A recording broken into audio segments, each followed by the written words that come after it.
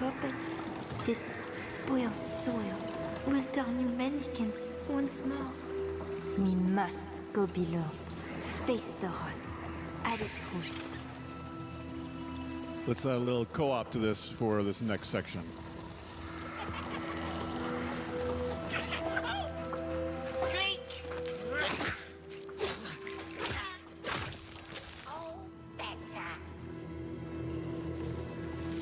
I'm early. What do you mean? What do you mean? This was the time I was supposed to start. Wait, let me pause the video. I was playing in the background. Whoa, that's loud. One sec, I'm here. Let's switch. 24 hour chatting. Oh, it's a little loud. One sec. Bear with me, guys. Give me a sec. Do I hear it now? Yes, I hear it. Perfect. Okay, awesome.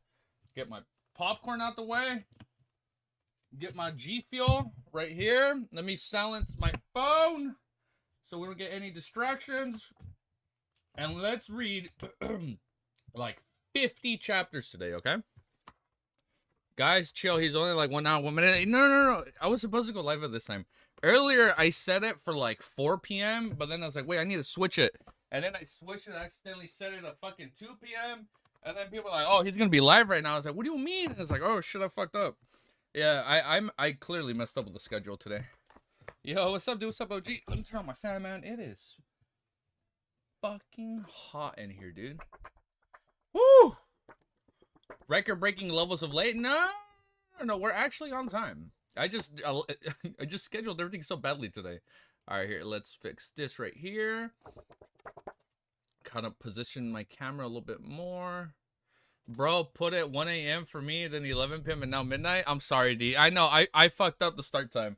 Yeah, I fucked up the start time pretty badly today. Yeah, that I fucked up on that one. All right, let me set this up. I'm gonna put this mic right here. Dude, oh my god. This is the one bad thing about my desk. There's like no space. Watched Superman yesterday. How'd you like it? I would judge you on your answer. I thought it was a really good movie. I had a lot of fun watching that movie. I found it crazy, man. You go on the internet, it's very toxic. It's like, oh, like they added all this, or like I can see how people wanted more from the movie. But for it being the first movie in like the next 10 years of DC, I liked it. It was really good. I had a fun time watching it. I had a big smile on my face at one part in the movie without getting into spoilers. Oh my, wow, it's such a good movie. And the fact that I have a dog now, it made me like the movie even more just because of Krypton. It was so cool, dude. All right, let me get Spotify ready. What about you, Wiz? Did you like it? It's the best Superman movie of my lifetime for sure. I love Henry Cavill. I know, man. They did Henry Cavill so fucking dirty, bro. They fucked him over, man. It was so bad. I was watching a lot of interviews. Let me set my music ready, and then we'll get ready. Don't worry, guys. I'm not stalling. Just get my music ready.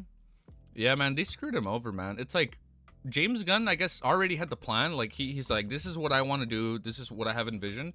And then Warner Brothers just signed him on without him knowing. And they're like, dude, that's not what we agreed on. And then he had to sit down and talk with him. It was sad, dude. I thought it was a good movie. I liked it. It was really fun. There's I'm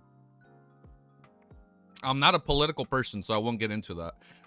But the movie covers a lot of political aspects that you can correlate to the real world, and that doesn't sit well with people.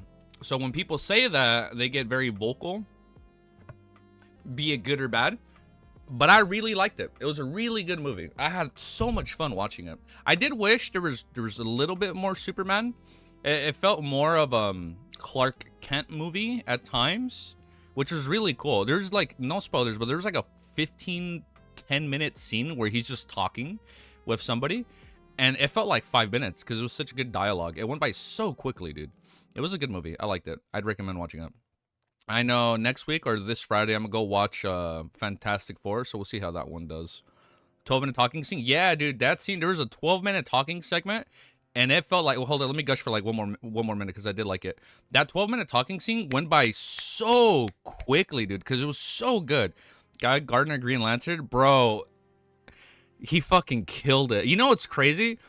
Wiz, for a Superman movie, the two characters I like the most was Guy and Mr. Terrific. It is crazy. That I guess that's like the only complaint you can say, quote unquote. How like you go watch a Superman movie, but the ones that stood out the most was Guy and Mr. Terrific. It is crazy, dude. It like there were such good characters, man. I liked it. The music was fucking crazy. I like the punk rock music they put in, and apparently that's another complaint. People don't like how, or people say like Superman ain't punk rock. It's like, okay, I get it, but it was really cool. I like the music choice in that movie. Now, okay, last bit. The only negative I did not like about movie, that haircut should be against your vows. That should be what? Wait, what? What haircut? Oh, that part was so fucking funny, dude. The great yap. The last yap is this part, okay? And then we're gonna read.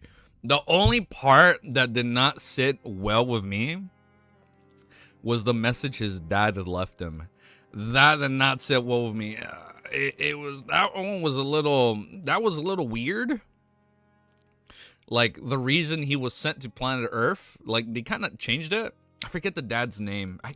Like his dad's name, it's always been like, you must go and be the hope for humanity on planet Earth. On this one, they added like a little something at the end. I'm like, that's a little weird, but I'm like, okay, all right. And then the rest of the movie was just good. It was good. All right, but now let's read. We got like 50 chapters to knock out today, so I hope you guys are free. I feel like it's going to be revealed it was edited by Lex in the next movie. I mean, that's what a lot of people were saying, right? Like, was it edited? But then everybody keeps saying no, or like the world's smartest people on Earth said like, no, this is real. But I feel like maybe the recording was so good at being manipulated by Lex that it's like, that's, I don't know. Wish trying to stall you? No, he's not stalling me. No, it's okay. I like the movie. I wanted to talk about the movie at least a little bit. I was planning to talk about it a little bit. Look, we haven't even stalled for 10 minutes. Usually when we stall, it'll be like 20 minutes sometimes. And people are like, yo, man, what happened to the chapter? I'm like, oh, shit. All right, chapter 795, though. All right, before we stall and yap for too long, today, on this beautiful, glorious day, we will be reading Lord of the Mysteries. I lost my fan. Volume 4. And we will be witnessing greatness. So the whole time you're gonna be reading with Curtin today, okay? Chapter 799 is called Patience. Before I forget my honorific, Easy's honor. Why do I keep reading that part? I keep reading Bullseye Easy honorific name. The reader who stalls for eternity, the tamer of beasts and dogs, the one who farms LOTM, Easy Geeky. All right, you guys ready? I'm excited. Let's go right into it. You know who it is. You know what we're here to read. Like, comment, sub, and it'll mean the world to me. All right, let's get into it. Do my timestamp. All right, let me do my timestamp before I forget. Hold up, before I forget how to stream. Yeah, dude, I was at the gym a lot longer than I thought I was gonna be. We fucking killed it, man. I was so fucking sore. I'm like, oh shit, man. I was so out of it. But we're good. We're ready. It's fucking Lex Luthor. If anyone can convince anyone it's real. You know what's crazy? Okay, last part. What the fuck was up with that alien in the void? It wasn't an alien, but there's some weird ass creature pulling the levers. I'm like, is no one gonna comment on what this creature is? But okay. All right, let's keep reading. Chapter 795 is called Patience. I feel like my audio is a little loud on my end. Let me know. As a Seguin who liked to stay home, the number of battles Emlyn had involved himself in could be counted on one hand. Furthermore, he had never attempted fighting in this state of a number of disadvantages. Oh my, we're getting a freaking vampire fight this chapter. I forgot about that. Be it his attack on a previous primordial moon believer or resisting Bishop Utrosky from the Harvest Church, he basically had the numerical advantage in being the worst at one-on-one fights. Thinking back to the failure of his family with the three attempting to defeat the half-giant bishop, Emlyn's expression turned livid as though he had recalled the torture he had suffered back at the Harvest Church. As there were many residents living here, and with Gillis Kevin having sharp senses as an artificial vampire, he didn't dare stay outside the door for too long. He quickly walked past the area and walked to the end of the corridor and hid in the shadows. What should I do next? Emlyn leaned against a random object that blocked the crimson sunlight as his thoughts rapidly whirled in an attempt to find a solution with his pitiful amount of experience. Gradually, the words which the hanged man had taught the sun surfaced in his mind. Patience is an important premise when dealing with many situations. Only by being able to curb your urgings and irascibility will you be able to avoid the danger of the greatest extent. I feel like I'm reading wrong. At times, tolerance is very important. Tolerance. Emlyn nodded indiscriminately and knew what he needed to do. He planned on laying in ambush until Argos left. And this was in the artificial vampire residence. It was certain that he would leave when the time came. Emlyn could deal with a one-on-one situation. Patience, tolerance, waiting. Emlyn repeated these words inwardly so as to resist the damage surroundings were dealing to him. The air wafting through the first floor on the condominium was filled with the stench of piss, rotting moisture, and the unflushed smell of feces. Ugh. The odor of some of the residents, as well as all kinds of nauseating, unpleasant, and disgusting smells mixed together, they weren't like a poison that ate at Emlyn's senses. For the first time in his life, Emlyn wished that he could slice off his nose. He had the feeling as though he was stuck in the abyss. Or there's so much. We need an abyss volume, man. If we don't get an abyss volume, I'm a riot. Finally, he saw Gallas Kevin door open. A thin, dark brow figure walked out. His cheekbone protruded, and he had a high, sharp, and crooked nose. He was none other than the primordial moon believer Argos. Argos. At that moment, his face had patches of swollen festering that looked disgusting. Average lower class smell versus the average Audrey smell. It's crazy, dude. The difference, man. The difference in lifestyle in this series is wild, man. Indeed, as a young boss, Ian said that fellows wearing clothes that are clean and tidy, completely unlike the residents of Eastborough. Emlyn became spirited as he walked Argos left the condominium. After patiently waiting for nearly 5 minutes, he stood up and decided to take action. As his target, Gallas Kevin, was an artificial vampire, Emlyn was rather aware of his opponent's strength and traits. Hence, he had made preparations in a targeted manner. Gallas Kevin sensed a sense of smell isn't weaker than mine when I just came out of age. This actually cannot be confirmed. For him to stay in such an environment, he might have already lost his nose and brains. Besides, his spirituality can't be weak, and he has an innate instinct that's geared towards danger. His vision and hearing can't be too bad either. As Emlyn viewed his opponent with scorn, he consumed a potion and sprayed out a liquid to cover his body's scent again. Right on the heels of that, by consuming the potion and spraying it on like last time, he hid his body and attire. Wow, I can't read. I'm sorry. I apologize. I'm a little like fatigued from the gym. It's going to take me a chapter or two. He hid his body and attire, dispersing as though he had been wiped away by a what? By an eraser. In a dark, uninhabited corner, in a palm-sized notebook, which was bronze green in color, had suddenly appeared out of thin air, and thought it had passed through a transparent screen. It began flipping itself almost silently before fixing onto a white page that was filled with astronomy symbols. As these symbols vanished, the surroundings brightened up a little. This was the disruption ability of an astrologer. Then Layman's Travels was retracted, disappearing inch by inch, and it was completely concealed by an invisible screen. Dude, this is such a good item, man. Layman's Travels. Prepared, Emlyn recalled his plans. He lightened his footsteps and silently arrived outside Gallas Kevin's apartment without approaching the door. The notebook appeared out of thin air once again before being flipped to the door opening page. An illusory door immediately resounded in Emlyn's mind as it prompted him to reach out a hand towards the wall. At the same time, Emlyn cautiously pulled back Layman's Travels into his clothes, using his invisible coat to hide it. When Emlyn palm finally pressed to the wall, he saw a ghostly blue, incorporeal, blurry door appear out of thin eyes. It was embedded in the wall, but it also showed signs of masonry at the bottom. Cocking his ears to hear the goings-on inside the house, he took a sniff of the air before taking a step back. He then passed through the ghostly blue door as it was passing a screen of water. Music? Oh wait, what am I doing? This is a battle. This is a fight. Bro, fight music? I know. Wait, I just realized that. Well, hold up. I probably would have put it as soon as he, like, lunged at him. But, yeah, what am I saying? The fight's already starting. Hold up. Wait, what am I doing? The fight already started. I have so much, like, scary ambience. Walls closing in. Yeah, we're in a fight. Bro was too locked in. Yeah, my bad. I'm sorry. Okay. Oh, hell yeah. Here we go. Here we go. There you go. That's a lot better. Let me lower it on my end. All right. I'm gonna lower it. I'll put it up a little bit more. Put it up right here a little bit. All right, let me make sure I have it looped. Perfect. Okay, now the song is looped.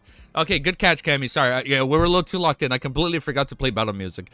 When Emlyn's palm finally pressed the wall, he saw a ghostly blue, incorporeal... Let me reread this paragraph. Incorporeal, blurry door open appeared before his eyes. It was embedded in the wall, but it also showed signs of masonry at the bottom. Cocking his ears to hear the goings-on inside the house, he took a sniff of the air before taking a step forward. He then passed through the ghostly blue door as if he was passing a screen of water. The scene before him changed immediately. It was filled with walls covered in stains and 3 wooden beds to the side, a worn-out cupboard, and all kinds of miscellaneous items. This was the inside of Gallas Kevin's apartment. Time to get 150 XP. As for the ghostly blue door behind Emlyn, it had long vanished if it had never experienced before. Cautiously surveying the area, Emlyn caught sight of his target, Gallas Kevin. This primordial moon believer was a good-looking mixed blood. He had long hair that reached his shoulders, and his eyes were a little red, as though he didn't fully acquire the eyes of a sanguine. At that moment, he was sitting by the side of the bed, staring at the door, his thoughts a mystery. Emlyn circled to his side without causing a commotion. He took out Layman's Travels, which he ensued was in a blind spot, and he flipped to a page that left his fingers slightly numb. It was a yellowish-brown goatskin page. The surface was filled with all kinds of ancient and distorted symbols and patterns. Together, they constructed a figure that looked like a thin tree with outstretched branches. After adjusting his angle, Emlyn slid his fingers across the page. Suddenly, the silver lightning illuminated the room as if it was daytime. A sizzling sound was heard as the lightning smote Gallas Kevin's on the head, charring the primordial moon believer instantly. His body convulsed as his eyes lost focus. The silver bolts of lightning continues. It keeps going? No, you're okay, dude. The silver bolts of lightning continues snaking around with Emlyn's fingers surfaced behind the frozen target's back. He reached out his right palm as he clenched his opponent's neck. Ka-cha. He calmly snapped Gallas Kevin's neck and yanked off his head and tossed the body away. It's over that quick? This is literally Twilight when you separate the head from the body, dude. Wait, what?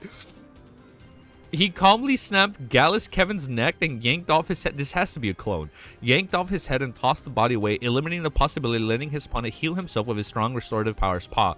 Gallas Kevin's headless corpse collapsed to the ground as blood sprayed everywhere. An artificial vampire lost its life just like that.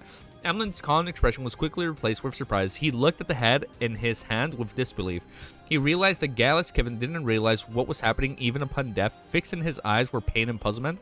It's that easy. It happened like a breeze. Although Emlyn was proud, he didn't believe that he could finish off an artificial vampire that easily. What's the catch? However, reality told him that it was easy as a breeze. A lightning strike that can cause paralysis together with my high movement speed had allowed me to instantly kill my target. No shot, dude. We got a Twilight fight and it ended that quickly. Man, the first Twilight movie, you had to wait until the freaking dismemberment part, and here he did it in like one page. The premise is that he's weak to lightning, allowing him... Oh, shit, you're right. We did say that. We did read that last stream. The premise is that he's weak to lightning, allowing him to be easily paralyzed. Also had interfered with the spiritual intuition ahead of time and avoided attacking him head-on by passing through the walls. Those were the key to my success. After a few seconds of surprise, Emlyn recalled the details and concluded plenty of useful experience. This made him truly realize the potency of matching beyond powers, as well as the value of Layman's Travels. It's no wonder Mr. Hangman was the first one to have thought of renting it. Emlyn reined in his thoughts and looked at the blood that gushed out of Gallas Kevin. His throat couldn't help but move. He hadn't had that much fresh blood in a while. However, he didn't dare drink it. This was because the deceased beyond characteristics had yet to appear. The blood would still contain parts of it, and drinking it would easily result in excessive beyond characteristics, adding the risk of losing control. Oh, that's true. That's true. You need like a sanguine's blood or like a vampire's blood. This wasn't conducive to his subsequent operations. Emlyn retracted his gaze and surveyed the surroundings. He found a stack of old newspapers in a tiny wooden chest. He planned on using that to store Gallas Kevin's head in, and before that, he sat down and waited for the beyond characteristic to appear. 2 minutes later, Emlyn suddenly looked up at the door. He heard the footsteps. Immediately after that, he caught scent of Argos. Emlyn is so cool. Dude, he's always been cool. Oh, he's always been sassy with Derek, but now he's pretty badass. And he had a lot of like sweet, like wholesome moments with Father Trotsky towards the end. Why is the artificial vampire back? He returned midway. Emlyn White instantly became a little nervous, unsure how he was going to handle the issue. Thump. Argos knocked on the door first from the outside without making a sound. This resulted in an abnormal silence. Emlyn was stunned. He immediately understood that Argos had caught scent of the blood and knew that something had happened inside. What should I do? Rush out and finish him? No others would see me if I do so. I would then be caught by the official Beyonders. Emlyn instinctively took out a potion. Ad planned on hiding himself again. Suddenly he had an idea. Exhaling silently, Emlyn placed Gallas Kevin on the bed as he drank an invisibility potion and spewed out the corresponding amount of liquid. Slowly and very gently, he moved to a corner of the room and hid there. This way, it made it seem like the assassination was completed by the murderer that had long fled the scene. As time passed, aside from the occasional passing by the residents, there was silence both inside and outside. Suddenly, Gallas Kevin's window cracked open as a pair of eyes shot its gaze inside. After careful inspection, Argos, with its festering face, leaped into the room and slowly walked into the corpse, which was still indistinctively expelling the beyond characteristics. Oh, hasn't formed yet. In the corner, Emlyn White secretly took out Layman's Travels while Argos wasn't looking in his direction. He flipped to another page of Lightning Strike. No shot. 2 for 2. At this moment, Argos' sight landed on the bed and on his companion's head, as well as a stack of old newspapers and the tiny wooden chest. His pupils suddenly constricted. No shot he's gonna get a second one, right? All right, let's keep reading. Let's fucking keep reading. No stalling. We're just gonna keep reading. All right, timestamp 11 minutes 23 seconds. We're gonna copy and paste. Give me a sec. Copy, paste. Beautiful. Okay. All right, next chapter. Before I forget, I got to update up here. Okay. Emlyn on a rampage. Bro, he's going to be 2 for 2 right now. Dude, I'm telling you, D. Not only is he going to be a rampage, he's going to be 2 for 2. Watch right here. He's going to get him again with a lightning strike. Chapter 776 is called Slowly Becoming Proficient. Just a little bit. Not good. Emlyn's wife traces Argos' gaze and realized that he had forgotten to deal with the old newspapers in the tiny wooden chest. Ah, so he left evidence. Although they were part of the room, they were placed in different parts of the room. Now they were put together, making it appear rather odd. It was as though someone had wanted to do something with them before having to give up on the time being. Then why would there be a need to give up? Was the person alarmed by knocking over the door? That means that the murderer hadn't left and is hiding in a particular corner of the room. Similar thoughts flashed in Argos' mind and Emlyn's mind at the same time. Dang. Okay, now we're gonna get like an actual fight where they're not off guard. However, one of them was feeling perplexed while the other was reversed, inferring that the other party's thoughts. No good. The two vampires retracted at the same time as Argos lunged to the side as he emitted thick black gases that resembled a bat's wings. As for Emlyn White, his finger quickly swiped across the open layman's travels. Suddenly, a silver hue appeared, illuminating the room. Again, the lightning that branched out didn't hit Argos and ended up hitting the ground besides the bed. It broke up into countless thin bolts that snaked towards conductive materials. Here, the wing which Argos used thick black gases to create seemed to attract the lightning. Wait, it's attracting it? It was pierced by the snaking lightning as they struck him, spreading across his body. Argos became numb for a second and crashed down to the ground before he could leap up. Emlyn hurriedly flipped through layman's travels and once again slid his finger across the lightning strike page, and he's going to take him out. Although he didn't know why there were so many pages of lightning strike, with them taking up nearly half of the yellowish-brown goatskin, he was overjoyed that he could keep on using them. The silver bolts of lightning crashed down, smiting Argos, causing his body to make black smoke despite having just recovered from his numbed state. Failing to leap away, his body began to convulse uncontrollably. Seizing this opportunity, Emlyn White bent his knees and leaped forward with his feet, approaching Argos with after images trailing behind him. Then he wrapped his right arm around the target's head, easily flashing behind him. Kacha. Argos directly saw his back, his eyes filled with blood as few festering parts of his face burst open as deep and illusionary darkness poured from the outside. Wait, his face? His eyes filled with blood as a few festering parts of his face burst open as deep and illusionary darkness poured out from the inside. Emlyn had no idea what had happened. He slipped backwards instinctively as he kept chanting his positioning. Argos didn't pursue as his eyes lost rationality. All that was left was pure malice, intent, madness, and clear blankness. He raised his hands and pressed them against his head before forcefully twisting it, allowing it to return to its normal orientation with a crisp crack. And around this artificial vampire, the darkness surged as though it wanted to devour everything. Then Argos stretched his neck from side to side as his body swelled and oozed out disgusting pus. Ah, so gross. He had come to Gallas Kevin tonight because his body had shown signs of losing control. There was a need to discuss a solution, and this just pushed him past that breaking point, right? He returned midway because he suddenly came to the realization that perhaps the harsh environment had caused the intense negative effects to him due to his extraordinary sense of smell sensitivity, thus resulting in him having signs of losing control.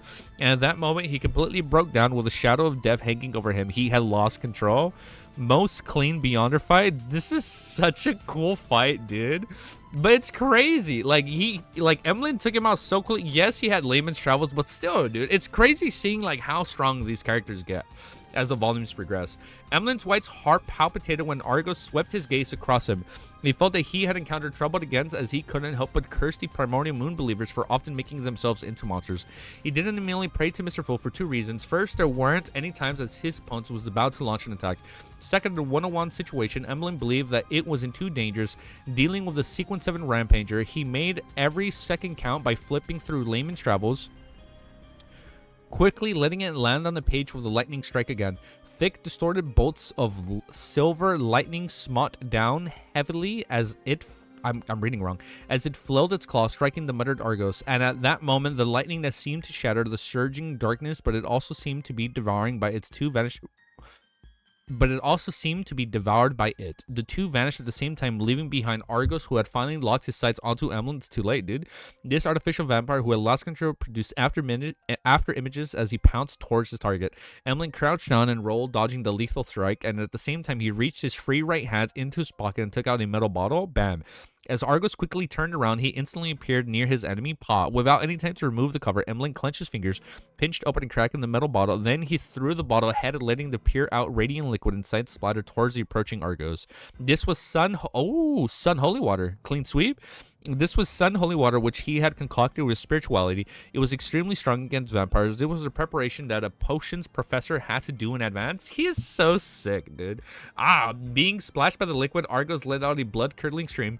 Wisps of black smoke billowed from his body as he lost his strength in midair. Bang. Although he collided with Emlyn, he failed to make him lose his balance. Emlyn tumbled twice, but he didn't suffer any actual damage. While tumbling, Emlyn ignored managing his injuries, he swapped his right hand, which had made contact with a few drops of the sun water, and quickly fripped Lehman Stravel's paw. Another bolt of silver lightning smote down, causing Argos' tragic cries to come to an end. This is so cool, dude. This vampire who had lost control had appeared to be suffering the radiance of the sun from a close distance as he fell into a state of intense paralysis. Emlyn seized this opportunity and took out another bottle of the sun water. He unscrewed the cap and poured it towards his opponent. This time, Argos didn't even manage to let out a cry. His body began to melt like wax. It was only then that Emlyn heaved a sigh of relief. He then conjured a thick black fog behind him, turning into illusory bats the size of a palm as they swarmed towards his target. The black bats landed on Argos, enveloping him completely. Following that, they separated and flew back as Emlyn before vanishing. Argos' body had shrunk quite noticeably, and he finally couldn't hold out any longer. In his half-melted state, he slowly collapsed. Only then did Emlyn raise his right hand to check on the remnant pain. He saw that his palm and a few fingers wounds that were corroding. What would the Terror Club do without amazing sealed artifacts? I don't know. They would not have made it this far. I'll tell you that much. However, the flesh inside was rapidly squirming as they heaved themselves. It's over. He killed freaking 2 vampires. It's over. I actually finished him. Emlyn retracted his gaze and looked at Argos' corpse in slight disbelief. Although this hunt had quite a few ups and downs, he hadn't encountered any real danger the entire time. This made him realize that the existence of the Terror Club made him far stronger than he imagined. If Argos had checked Gallas Kevin's corpse first and noticed that the newspapers and wooden chests, he definitely would have figured out that I possessed beyond powers like lightning strike. He wouldn't have used wings of darkness while dodging to end up being hit by the lightning. Oh, I guess that makes sense. Yeah, that's true, if he figured it out. This way, he wouldn't have discovered any abnormalities and wouldn't have made an evasive maneuvers ahead of time. My lightning strike would have struck him directly and things would have been easier. Viewing it from this angle, no matter what happened, I would be able to kill him as long as I didn't make a mistake in my handling of the matters. There's really weak, so I'm already this powerful. It's no wonder the ancestor made me join the Terror Club. This is a gathering that prepares the various races for the impending apocalypse. It's of a much higher level than the other secret organizations. Emlyn tipped his chin up a little and he couldn't help but curl his lips. Following that, he has the biggest smile on his face right now.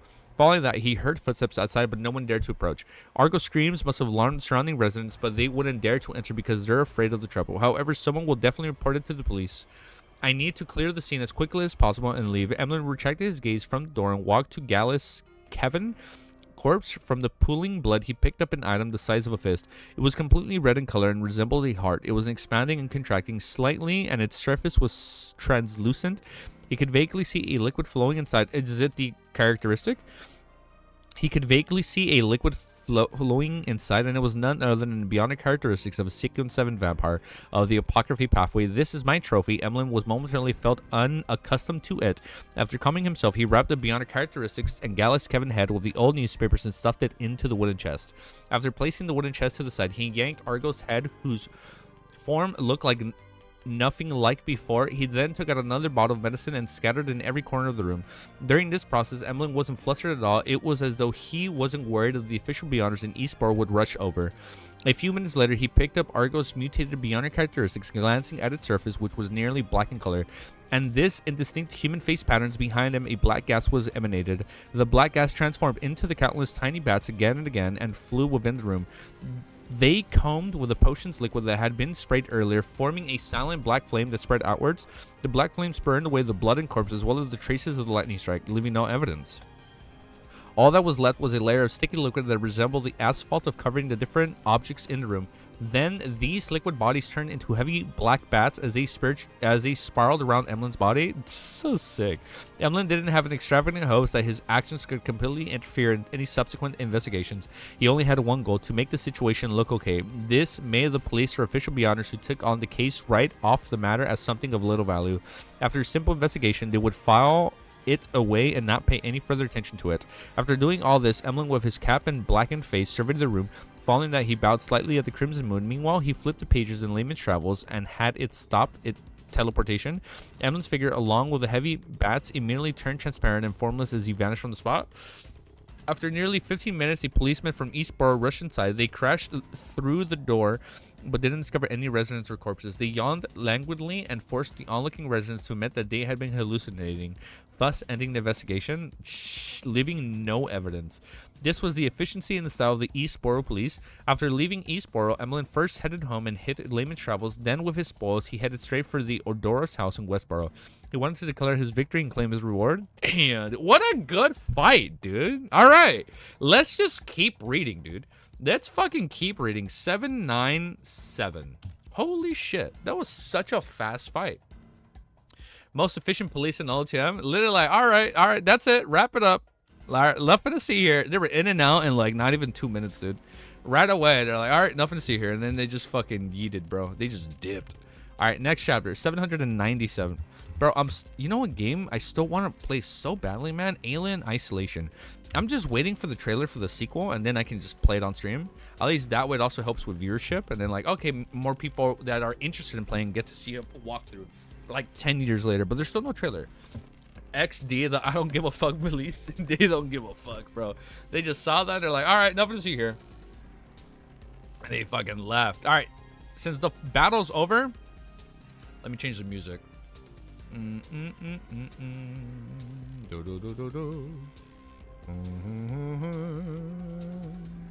Sorry if I'm always playing Expedition 33 music. Alien Isolation is the best horror game ever made, in my opinion. Dude, Cammy, once the trailer drops for the sequel, I'm gonna play it. I've had it on my PC for like 5 years, man. I've never touched it. And since I've been reading this since I've been reading more than gaming now, I also haven't had a chance to play it. I'm just waiting for like the right time. Oh yeah, how many chapters are you planning? I got all day, love. I'm free all day. Oh, I lied. In 30 minutes, I am going to quickly step outside to eat for like 5-10 minutes, and then I'm free all day. I'm a little bitch, but I watched a ton of playthroughs on YouTube. Fucking got me. I ain't playing it, but I do watch people play it. If you play Alien Isolation, you have to play it at night in a dark room. Yeah, no, that's the plan. You know what? I'll play it tonight with you know what? Maybe for fun of it. Maybe, we'll see. So 40 chapters, but we're gonna keep going as long as we can. All right, let's lower the volume down a smidge for you guys. Let me just lower the volume, just because it's a little bit loud for me. Just so it doesn't like, just so I can hear my thoughts. All right, chapter 797 is called Reward. Inside Odora's villas, Emlyn saw Cosme, who was also a baron like he was, but he ain't got no Layman's Travels on rat. This and Gwen, who seemed like a man in his prime, was Nibs, Odora's spokesperson. I'm also a baron, and one that recently achieved adulthood at that. Emlyn mumbled inwardly. He got up from the sofa in the activity room and bowed. Good evening, Mr. Lord. Cosme was just about to say something when his nose twitched. He then cast his gaze towards the wooden chest beside Emlyn's feet. Oh, that's where the head is, right? The smell of fresh blood. As he asked in puzzlement, he seemed to connect the dots and added after a second of thought, "You killed another target." Emlyn curled his lips and shook his head. No. Then, before Cosme could ask further, he smiled, turned profound. Not one, but two. Two! The middle-aged gentleman was taken aback as he watched Emlyn bend down to open the lid. During this process, Emlyn's facial muscles winched a little as a series of actions had touched the wound on his right hand. Damn, dude. That's so good, dude. Holding back the change in expression, Emlyn allowed his arm to hang down slightly, allowing the chest to tilt and reveal its contents to the sanguine baron opposite of him. Two charred, bloody heads were stuffed inside a pile of old newspapers. By the side were two transparent objects which resembled hearts, one red with vitality and the other nearly black. This impactful scene was reflected in Cosme's eyes, and he looked at him surprised, staring at Emlyn blankly as he blurted out, "You did this." Although he had only managed to recognize one head being Gallas Kevin's, but the two vampire beyond characteristics couldn't be faked.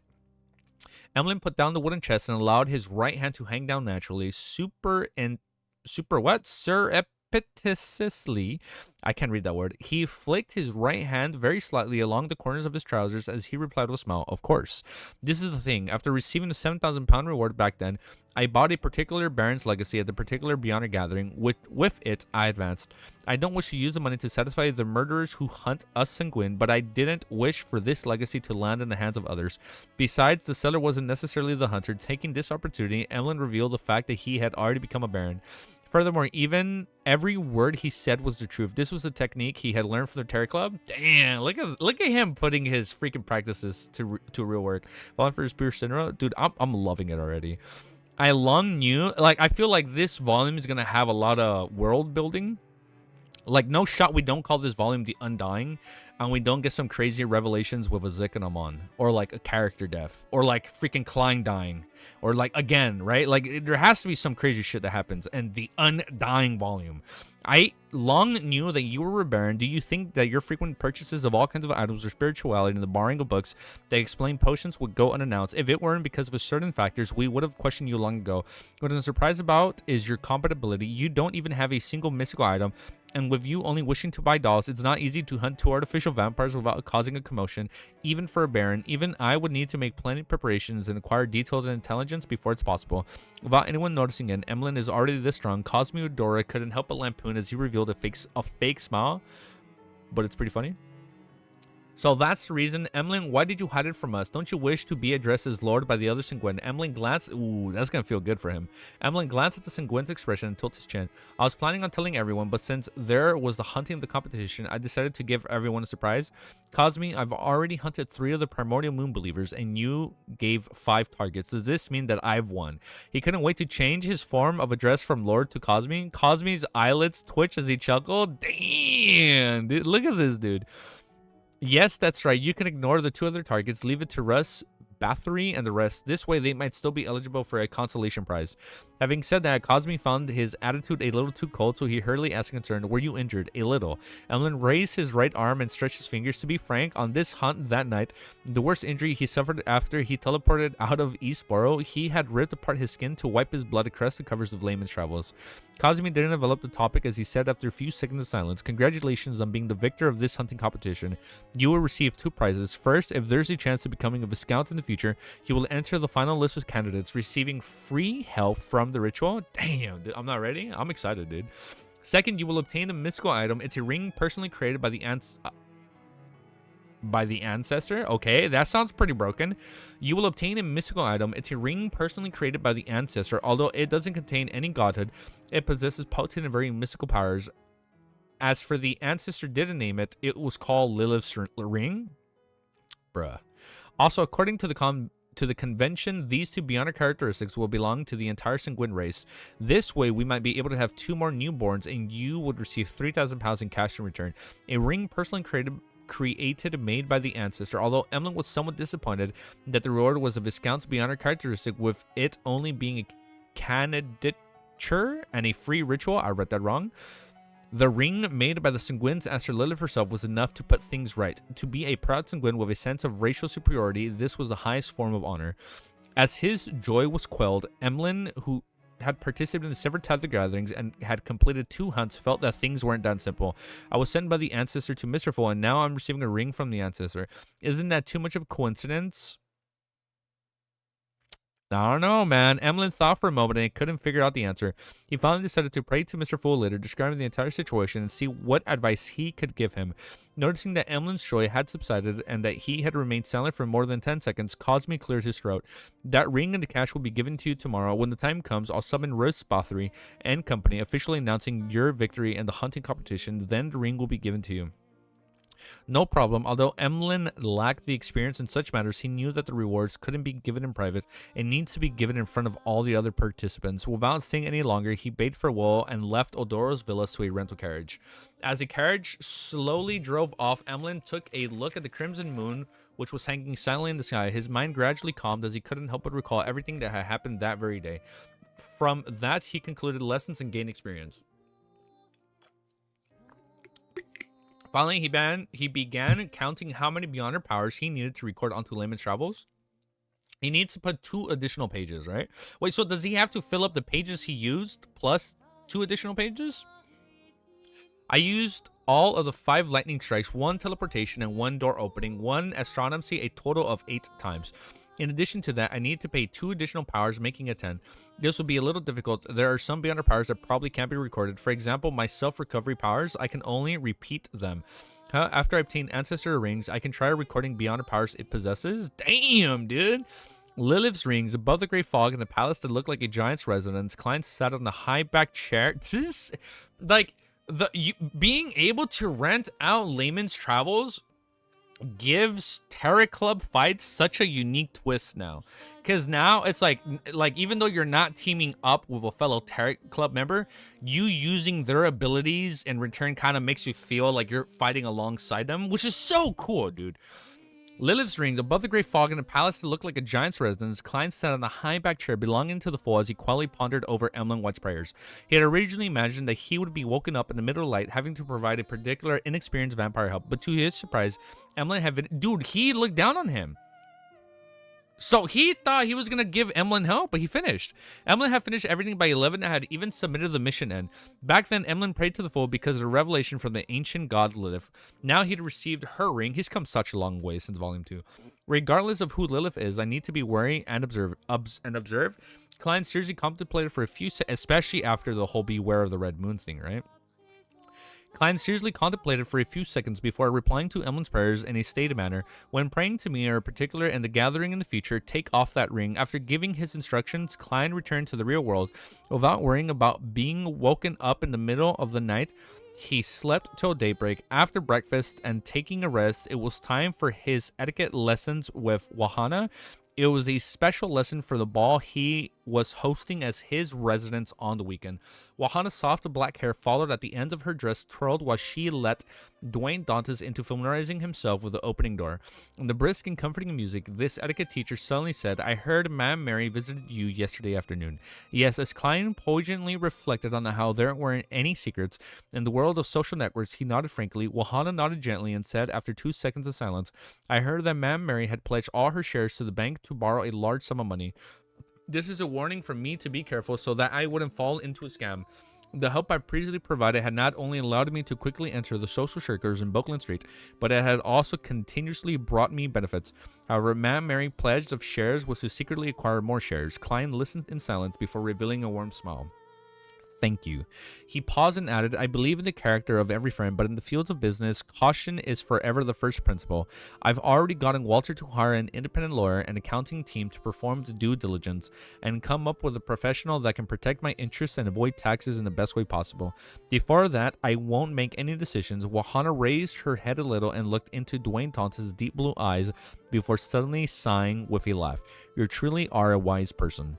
Klein originally wanted to attribute to it maturity by thinking back to how Wahana's husband had previously been scammed over his cloth, and he only managed to reduce his losses thanks to him. Such an answer easily made her imagine things and make comparisons, since it would appear like a mockery. He changed his excuse and said with a chuckle, "My wisdom comes from the lessons I received in the past.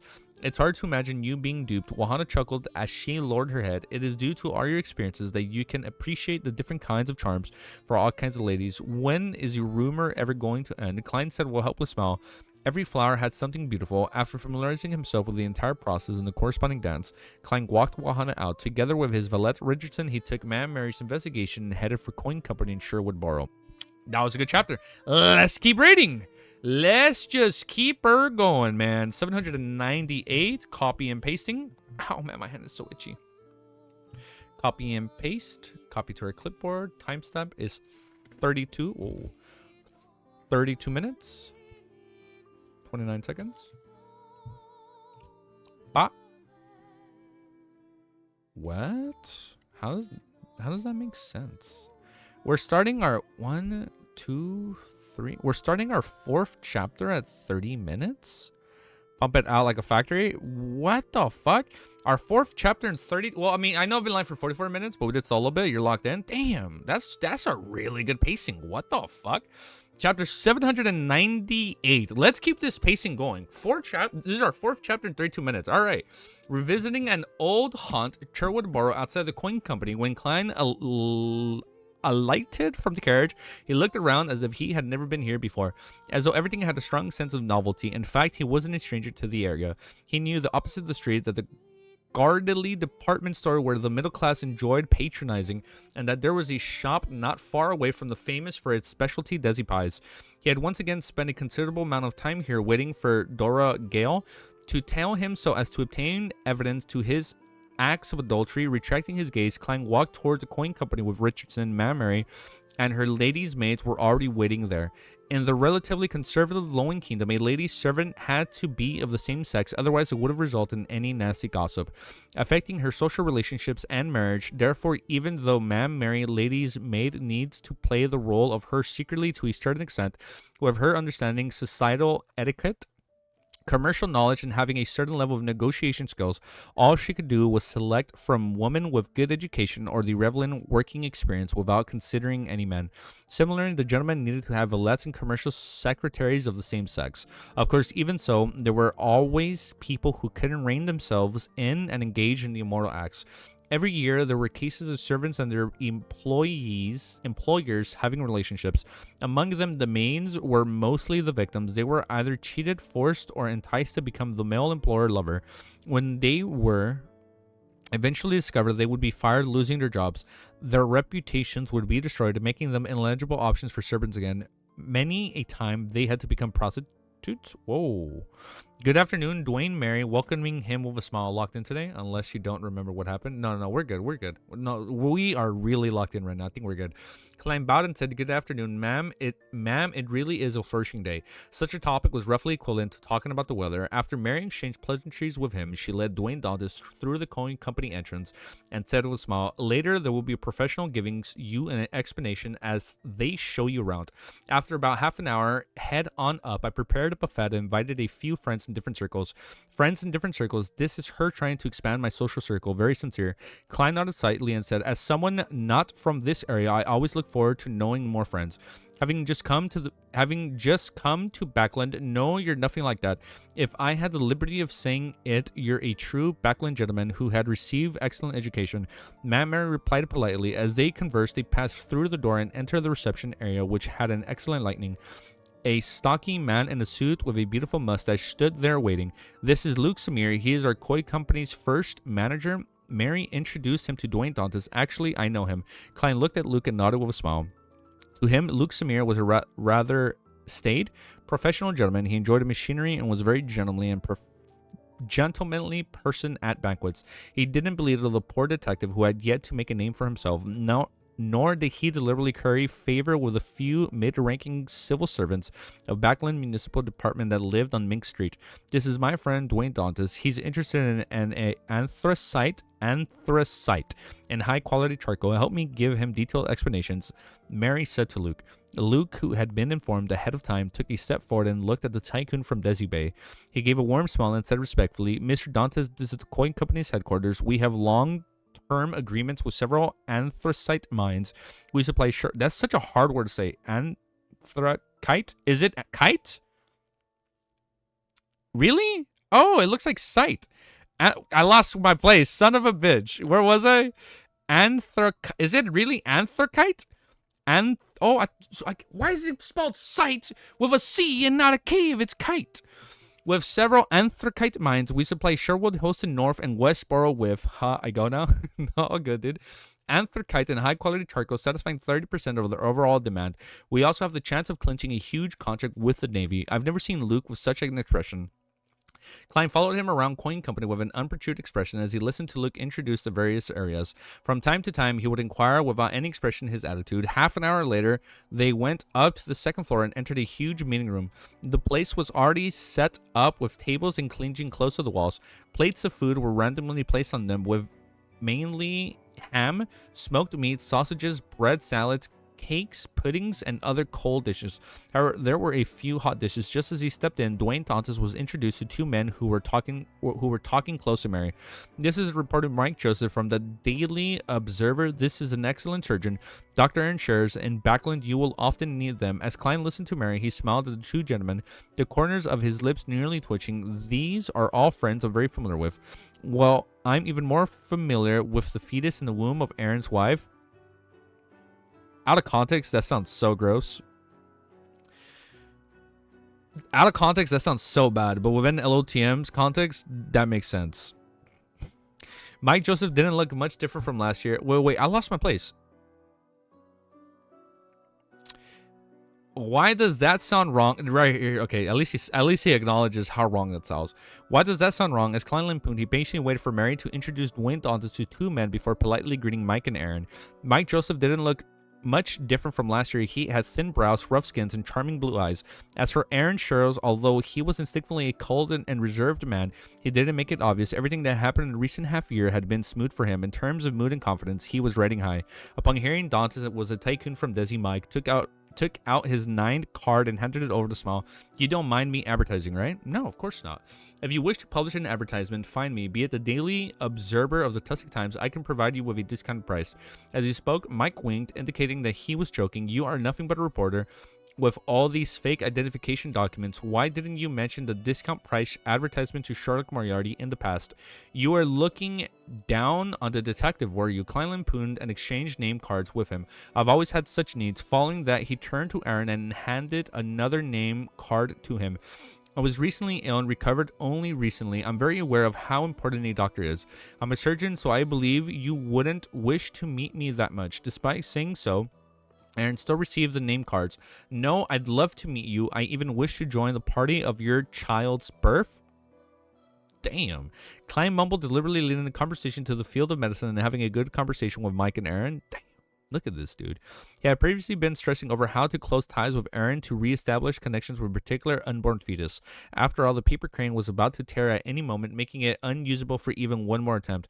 As for Sherlock Moriarty, it was difficult for him to openly appear in Backland to pay Aaron a visit, much less participate in the birth party. There aren't any problems now. With Ma'am Mary's introductions, I can very naturally get close to Aaron. When the time comes, I'll definitely be invited. I might even be made the godfather of a particular snake. That's a really good movie, by the way. If you haven't watched it, go watch The Godfather Part 1. Damn amazing movie. Of a particular snake of Mercury, after all, we are all believers of the goddess. Will this make a particular fetus angry? I'd be careful. I definitely wouldn't mention this unless Aaron mentions it. Klein thought in delight. He skillfully held himself back without appearing overly passionate on his first meeting. After a simple chat, he was introduced to other guests and Mary. He's trying to keep it chill on his first introduction. During this process, Klein didn't forget to get some food and water, making him appear to easily adapt himself to the environment. After completing a round, Mary stopped and said after some deliberation, everyone here is my friend. This means that you didn't invite anyone from other camp and you're also including me as your friend. Klein nodded gently. I probably shouldn't ask as a gentleman, but as a businessman, I need to know who is a person or who are the people vying for the coin company's controlling shares, right? Mary fell silent for 2 seconds. Baron Sinders and his friends, they wish to publicly listen to coin company and earn the sky-high valuation that will eventually happen. They are completely unconcerned with the company's future development. Baron Sinders, one of the richest men in Lowen, by donating to the Conservative Party, he became an aristocrat and is a banker, factory owner, and a powerful businessman. It's hard to tell where he stands, so even though he relied on the Conservative Party to obtain his aristocratic title, he's more aligned with the new party while being biased towards the merchants. Klein thought and asked with a smile, why didn't you get Mr. Hall to help? His father is a powerful noble and banker. He should be able to provide you with the necessary help. Get him young? Out of context, that sounds really bad. But yes, he is trying to get to that unborn fetus as quickly as he can to get on their good side. Why didn't you get Mr. Hall to help? His father is a powerful noble and banker. He should be able to provide you with the necessary help. Mary said with a warm smile, Mr. Hall doesn't wish to involve himself in this matter. He claims to be the chief secretary of the National Atmospheric Pollution Council, so he couldn't be involved in commercial activities that deal with the anthracite or charcoal. A man whose true ambitions lies in politics, however, he probably doesn't wish to be at odds with the Baron Sindras. If I were to choose another butler back then, I'd likely have established ties with the Baron Sindras. He's so rich, so if he really wants to raise the price, I wouldn't be able to beat him. With a trope of him using money to crush me appear. Klein didn't ask further as he said, I will wait for the investigation report. Realizing that Dwayne Dantes wasn't directly backing him, Mary said with a slight gratitude, in this age, chivalrous people are always few and far between. You are one of them. He's so excited. Klein smiled without promising anything. After the buffet was over, he began returning to Northborough on his high-end four-wheeled carriage. As he daydreamed while looking out the window, Klein suddenly said to Richardson, turn towards St. Samuel Cathedral. He he had failed to figure out the exact answer for the reason for the anomaly in the cathedral, which was later called. This made him wonder if he should find a chance to make contact with the keepers. He also remembered that every afternoon there would at least be a keeper who prayed to the goddess in the prayer hall. I feel like we're getting one step closer to getting a keeper, and then we go inside and we get the book. How should I make contact? In the environment, even in conservation, will appear noisy, and this will easily incur the suspicions of others. Klein frowned slightly as he decided to observe before coming up with a solution. The carriage didn't change directions as it continued driving towards Buckland Street, but it didn't stop, instead continued past it. Inside the carriage, Klein closed his eyes to calm his slightly anxious feelings. All right, next chapter, 799. It's called Spying. Next chapter. Before I forget, next chapter. We're going straight in. Timestamp. 43 minutes. After this chapter, I'm going to quickly step outside for like 5 to 10 minutes so I can eat, and then we'll be right back. Yeah, because I had food waiting for me to eat, but I was like, let me read a little bit since it's kind of early to eat. I was like, hold up. 799. So let me read this chapter, and after like 5-10 minutes, we'll resume with chapter 800, dude. Dwayne is going to enter the stem cell business. He's like, guys, I have an amazing idea. Holy shit, dude. What a good business opportunity for Dwayne. Oh, man. All right, let's keep reading. 799. Whew, man. We've made so much progress in this series. Chapter 799, Spying. One chapter away from the big 800, man. Damn. Northborough St. Samuel Cathedral. Just as Klein entered the main prayer hall, he used the points of light that shone from the back of the altar to survey his surroundings, taking in all the believers inside. In one glance, Klein rapidly locked onto a target. He followed the aisle and walked forward without showing any abnormal signs. In the first row was an elder wearing a black clergyman's robe, but he exuded a cold aura. His face was pale and his hair was withered and yellow. He had his eyes closed tightly as he prayed with great focus. He was one of the keepers that Klein had previously sensed. His shift is usually on Friday. Klein didn't approach him and instead sat 2 pews away from him. After finding a spot to sit down, he handed over his hat and cane to Richardson. Then, while sitting down, he tapped his left thumb on the first segment of his index finger twice, suddenly activating his spirit body threads vision. Suddenly, black illusionary threads appeared in front of Klein as they densely extended out of different spirit bodies endlessly. Having just taken his seat, Klein shifted his gaze, casting it onto the keeper. He nearly exclaimed from what he saw, but thanks to his self-control as a clown, and his ability to expect abnormal situations, he managed to relax and maintain his staid attitude. In his vision, although the yellow-haired elder had spirit body threads and extended out, his body was entirely black and cold. On the inside of the darkness swallowed the origins of illusionary threads in a way that was completely different from ordinary Beyonders. How? Different from ordinary Beyonders. Indeed, they have already been eroded by the core seal, causing a mutation at the level of the soul. From the looks of it, the problem is closer to my second guess. They are, in a sense, part of the core seal. Once they show signs of losing control, they will immediately trigger the item's instinctive reaction that forcibly quells them. It's no wonder that keepers need to be a voluntarily roll and be advanced in their years. They probably understand the outcome. Klein signed as they prepare to deactivate his spirit thread sense and retracted his gaze. So they only want people that willingly know that they could die, and they also only wanted people that are like older in age, like people that understand the risks. Klein sighed as he prepared to deactivate his spirit body thread, sensing and retracting his gaze. At this moment, he saw a pair of eyes. They were hidden stage. They were black without any emotions with them. Beside the eyes, they were producing wrinkles that extended bit by bit. Nope. As though they were distorted, strange mystical symbols. They were the keeper's eyes. At some point in time, he had straightened his body, turned around, and looked blankly at Dwayne Dantes. Klein's scalp instantly went numb as he forced a smile and nodded at him as though it was a normal meeting of the days. The keeper slowly moved his head in response. Then Klein fell as though he was extracting from his surroundings as things turned blurry. Wait. Then Klein felt as though he was extracted from his surroundings as things turned blurry before turning clear. At that instant, he knew that he had been pulled into a dream. Hence, as he maintained his image as Dwayne Dantes, he sized up the surroundings only to realize that he was still inside St. Samuel Cathedral. However, all the fuse that were either damaged or overturned and strewn everywhere. It looked as though it had met with a raid. The altar up ahead was filled with cracks and weeds. The thick layer of dust made it seem like it had been in such a desolate condition since a long time ago. The keeper with yellow, withered hair was in front of the collapsed donation box, coldly staring at Dwayne Dantes, who was suited in black. I've been in contact with Channis Gates so much. Wait, what was that, Dean? After being in contact with Channis Gates so much, they develop some problems and basically slowly wither away. So, and that's why they said, like, they technically become part of the seal. So only the old Beyonders and volunteers can do it. They are noble. That's kind of fucked up, dude. The Beyonder world is so cruel, dude. It is such a cruel world to live in. Upon seeing Klein look over, he widened his mouth to reveal white, sharp, irregular teeth.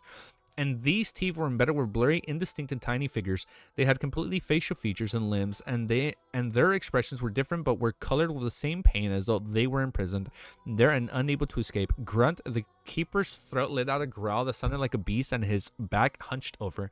By his spine and waist, his clothes swelled as 4 blood vessels covered arms without any skins growing out.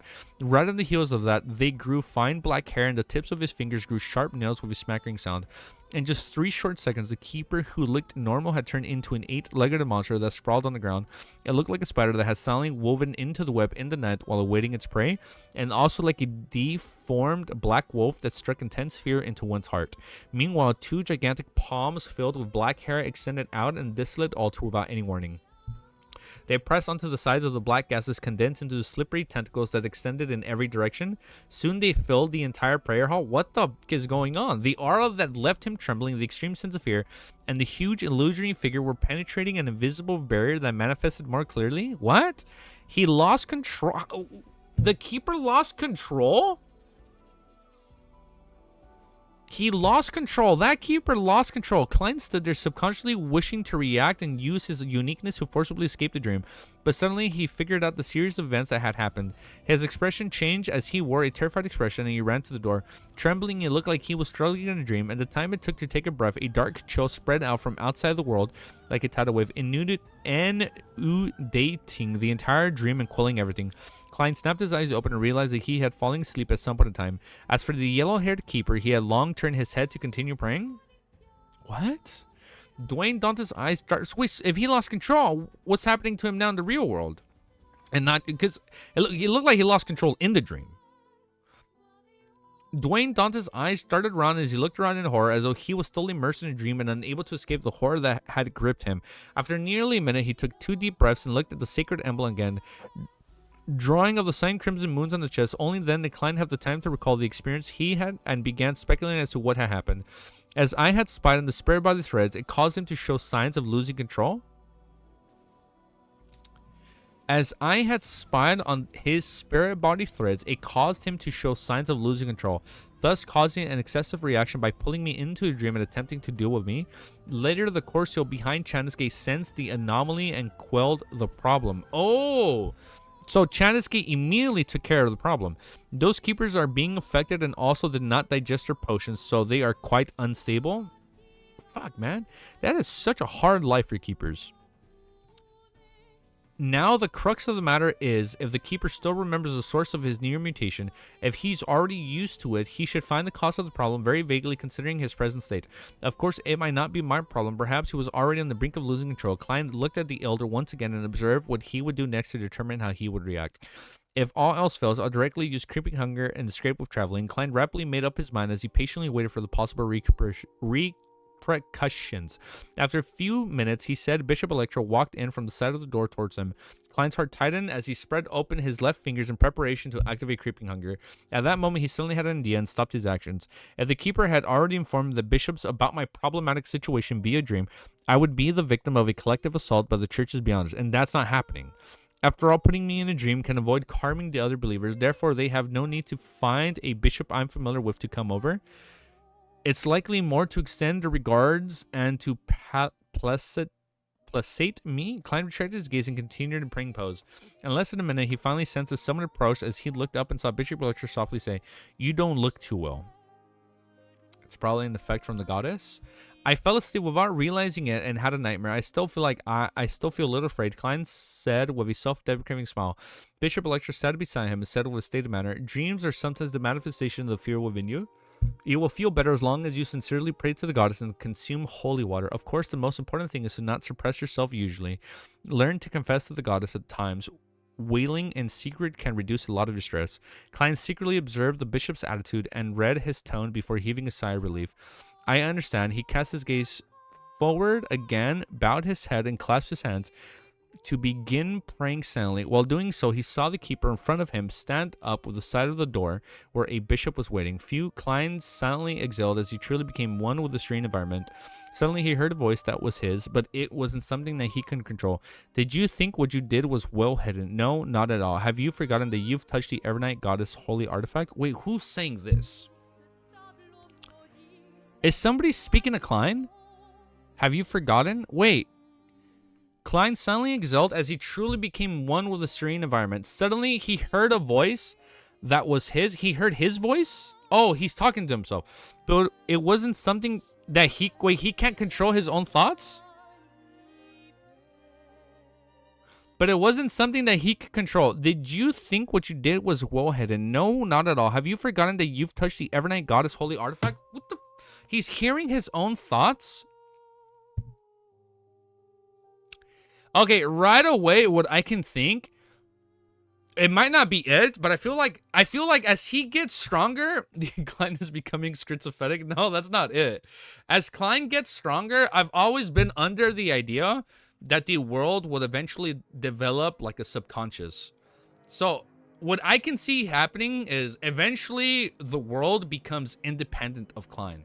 Like he can control the world, right? But I feel like at some point the world would become like autonomous, like, or he'd become sentient, and like maybe that's like the world becoming sentient. I don't know, man.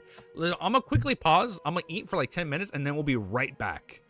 It's gonna be so quick. Okay, hold up. Oh shit, I'm moving this. Hold up. Before we keep reading, I'm gonna be gone for like 10-ish minutes. Holy shit, chapter 800, bro. Will he become Two-Face for Batman? That would be so fucking badass if that's actually what happens, dude. That goes so fucking hard, bro, if that happens. Klein has lost it. The following volume are the Asylum arc. It's the Asylum arc for Klein. You know what was a crazy movie where there's an asylum? Shutter Island. That was such a fucking good movie. I'd be down for that. Klein has lost it. The following volumes are the Asylum arcs for Klein. That'd be crazy if that happens. All right. I'm gonna be gone for a few minutes.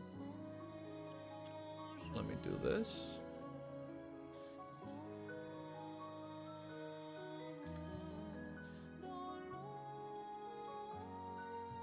Okay, I'll be right back, guys. BRB. Chill, hang out. Use the bathroom, go get a snack. I'll be right back. I'm gonna eat like my life depends on it, okay?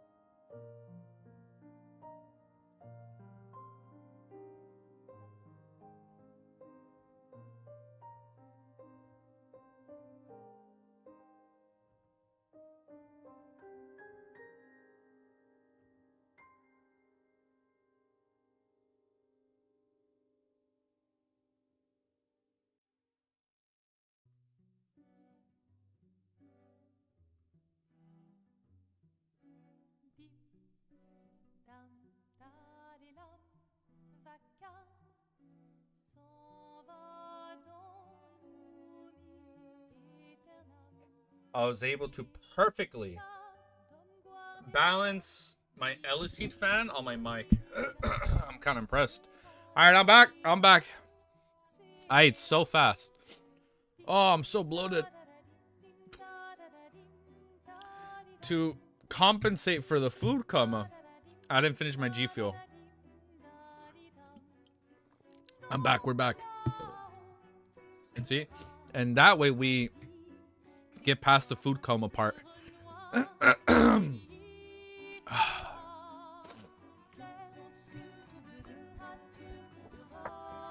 I gotta read the start. I gotta restart the song for this chapter. Lumiere. Dude, man. The more I hear this game, the more I come to terms that, like, this is my game of the year, man. There's a few games I still haven't played, but, like, from the ones I've played, Expedition, man. I think Expedition is my favorite PS5 game I've played. Or just my favorite game this generation. One of my favorite games this entire generation, man. At least from the games I've played. I've been able to play as much since we've been reading on stream, man. But we're back. We're back. What a fucking good game. Expedition was cooking. Bro, hands down, this is a 9x9 game. If I do want to make a 9x9 for like my top 9 video games. I want to try that out. But easily one of my 9x9 games. So, spoiler alert. Alright, we're back. We had some pretty bomb chicken and rice. We're back. It was a little spicy. We put some spicy sauce in it. So I'm a little on edge right now. But welcome back. Chapter 800. Another new milestone, bro. Psychology. When it's not psychology. Psychological becoming better. Is it maybe the world speaking to him? And so now he's like psychology becoming better? Okay. All right. Let's find out what that means. Who is it? Who is the one speaking? Klein's muscles tensed up as he nearly opened his eyes. Do I have everything updated? Yes, everything was updated before we went out. Perfect. Okay, cool. We're good. The plot thickens indeed. Let's find out what happens. Klein's muscles tensed up as he nearly opened his eyes. At that moment, wow, it's eating while you're streaming is such a bad idea, man. Food coma, you get bloated. It's so gross. Whew. At that moment, his back oozed with sweat that soaked his shirt. What he was more alarmed was that the wasn't the words said, but that it was directly sounded in his heart and has modulated the voice to sound exactly like his. Although I maintained my lucidity in that dream, I still had my spirit body tainted by the psyche that was on the verge of losing control. Or someone using that keeper to pass me a message. Countless guesses ran through Klein's mind. Finally combing the contents of what was said of and his own situation, he came up with a preliminary judgment. The number of people who knows about my identity as Klein is few to begin with. It has to be Leonard. It's Leonard. Leonard figured it out. Our dear poet figured it out. Oh, was Cameron being censored? Wait, what did he say? It has to be Leonard, dude. Although I maintained my lucidity in that dream, I still had my spirit body tainted by the psyche that was on the verge of losing control. Or someone using that keeper to pass me a message. Countless guesses ran through Klein's mind. Finally, combing the contents that was said from his own situation, he came to preliminary judgment. The number of people who knows about my identity as Klein Moretti is few to begin with. Likewise, for those who know that Klein Moretti had once sworn an oath while touching a holy artifact, is it Kristen Sesamir? What if it's the Evernight? No, you think it's her? No, I don't think Evernight is directly talking to him. No, I feel like it'd be too soon for that. Who had once sworn an... Who had once sworn an oath while touching a holy artifact? Furthermore, there's almost no intersection between the two. Mr. Zick had heard me mention that the format mattered before, but if he wants to give me any reminders, he can directly do it. He can directly do it through Messenger. There's no need to use such a frightening method. Will Ossipton might know. After all, he's a snake of Mercury who represents fate. But by the same logic, he can directly contact me. Of course, I can limit the possibility that he suddenly had the thought of frightening me. I just thought in the afternoon about having a chance of becoming his godfather. It's the reader's easy. It gets meta, but I can't wait for him to turn into Deadpool and break the fourth wall. That'd be pretty funny. The Antigonus family notebook had corrupted the keeper. Just like how... Does the Antigonus family notebook have human characteristics and it's speaking through the keeper to Klein? No, it's not that. The Antigonus family notebook had corrupted the keeper, just like how it used a misfortune cloth puppet to deliver the symbols. But if it really is the Antigone family notebook, why didn't it just give me the potion formula directly, or try negotiating with me to help in a notebook jailbreak? St. Simon Cathedral is the headquarters of Backlund Diocese, making it a higher level than St. Selena Cathedral. The notebook shouldn't have the ability to do anything further. It should be securely sealed. Apart from them, there's also one entity who is aware of both matters, the Evernight Goddess. Okay, here we go. However, with a deity's pride, she has no need to pretend to act as a passerby to call me out with polite and estranged tone. Yeah, no. Breaking the four's wall. That's such a funny ass joke, dude. I'm at St. Samuel Cathedral. So, wow, dude, my nose is so stuffy from eating. Oh, that was so spicy. Woo, give me a sec. It's gonna take me a chapter for that to go away. I apologize. I'm at St. Samuel Cathedral, so all she needs to do is produce a revelation and dozens of beyonders who will appear to mow me down. And as a diocese headquarters with sufficient preparations, they can probably disrupt traveling, therefore there's no need to go through so much trouble. Huh? There's still one more person who's aware of both the matters. That's myself. Before planning my operations, I'm actually considered the corresponding problem. Back then, my conclusion was that I didn't need to worry too much about it because only after advancing to Faceless will some of the Grey Fox powers enter the real world, allowing certain demigods to sense my uniqueness. Before this, only Beyonders from the monster pathway could discover a tiny bit of my uniqueness. And back when I touched the holy sword and made the oath, I had yet to become a clown, so they wouldn't have sensed it. Just because of the secret connection establishing from the oath, it made the goddess slowly sense something about me. It's been so long and I haven't seen her take any action. That female angel? What female angel? She should be an angel. She has even smiled at me when she wiped away. I'm sorry, are we talking about the angel from Volume 2? Wait. Is she talking to Klein? It's been so long and I haven't seen her take any action. That female angel, huh? 0017? That female what? Wait, oh my god, who is she, bro? How does she know Klein? Why, like, what does she want to do? What does she want with Klein? That female angel, she should be an angel. She even smiled at me when she wiped away Mr. A. Therefore, the goddess might be happy to see me take away the Antigonus family notebook. Although I'm not sure of her motives, I can only accept it and subsequently think of ways to deal with it at my current level. This is ultimately safer than climbing the main peak of the Hornicus mountain range. I still think we should go there. Of course, that is built on the premise of the lady which wiped away Mr. A is an angel of the church. Although I had undergone all kinds of acting during Faceless Stage and got to know myself well, I've consumed additional potions without any complimentary digesting them. And Marionettis requires even a marionette to adhere to a specific persona. This is also so easily causes a personality disassociation. Also, to steal the Antigonus family notebook and to act as Dwayne thought this, I'm under immense stress. Yeah, because knowing Dwayne wouldn't necessarily steal it. If you go by mysteries in all caps, I know, I get it. Now we're truly getting to the mysteries. I'm under immense stress. I am subconsciously wavering at my suspicions. In this state, the keeper corrupted psyche of nearly losing control had agitated my spirit body, causing me to have a split personality. Okay. Just as Klein thought of this, the familiar yet unfamiliar voice resounded in his mind again. Hey, your consciousness are too idolized. All of your actions are fundamentally all thanks to luck. We might get to 900 today, Boza. You never know, man. How long will that take us with our average 10 minutes? 10 minutes a chapter? I can't do math. If that high-ranking Daikon Crescent Sesamir with a holy sword was here in Backlund to handle the Beyonder cases, can you guarantee that the holy sword wouldn't sense you when you are in the same cathedral? Both of you are linked, and both of you linked by an oath. If Daikon Sesamir were to come, I'll abandon this plan. Besides, I'll also not be possible to avoid it ahead of time. I'll find an excuse or reason to be out of town for some time. Klein mumbled inwardly. Then he heard the voice belonging to himself and sounded in his mind. This makes it a situation prone to many accidents, unpredictable developments. Before coming to the cathedral, didn't you also consider that the mere observation of spare body threads would result in a mutation? My nervousness back then was the anxiety that something happened beyond my expectations. However, as it's a mere observation without me making any direct contact, I didn't believe that there would be too great of a problem. I should be more cautious in the future. Also, accidents and developments exist for the evening. Who exactly are you? Klein closed his eyes as he pretended to focus on praying. The voice hesitated and said, I'm Klein. You... Wait, what? I am Klein. What the fuck?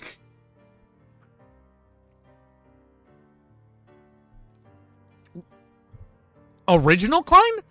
The voice hesitated and said, I'm Klein. You are... What the... You are Zominguri? No. I'm Zominguri. You are Klein. Whoa.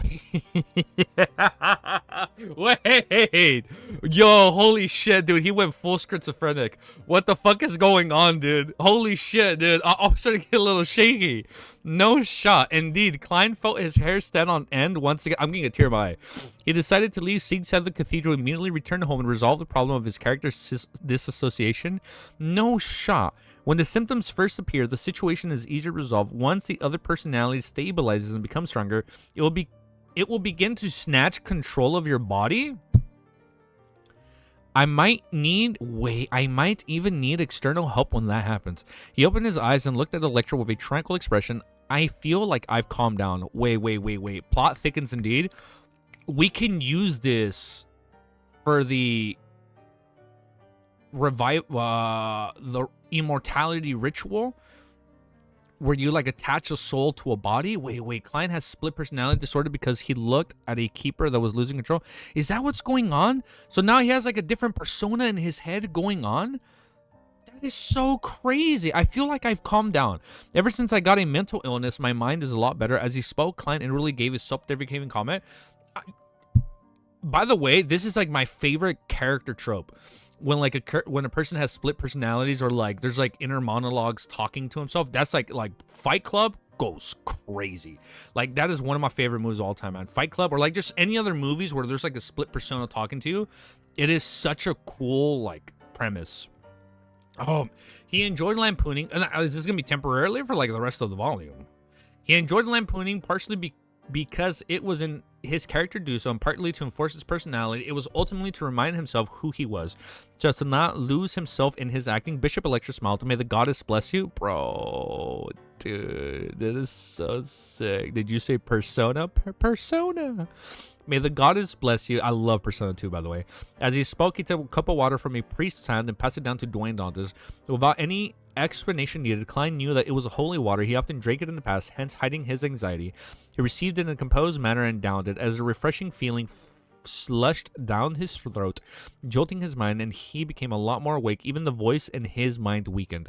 This has the effect of placating the spirit body. The church does view Dwayne Dantes with great importance. Of course, this is created by the Beyonders. As Klein nodded at Bishop Electra, he drew the signs of the Crimson Moon and steadily walked to the altar and donated 50 pounds in a donation box. After doing everything, he led Richardson and left the cathedral, riding the carriage back to Boatland Street. On the trip back, he didn't feed the pigeons because an ordinary person who had just encountered something would hardly have the peace of mind to do so.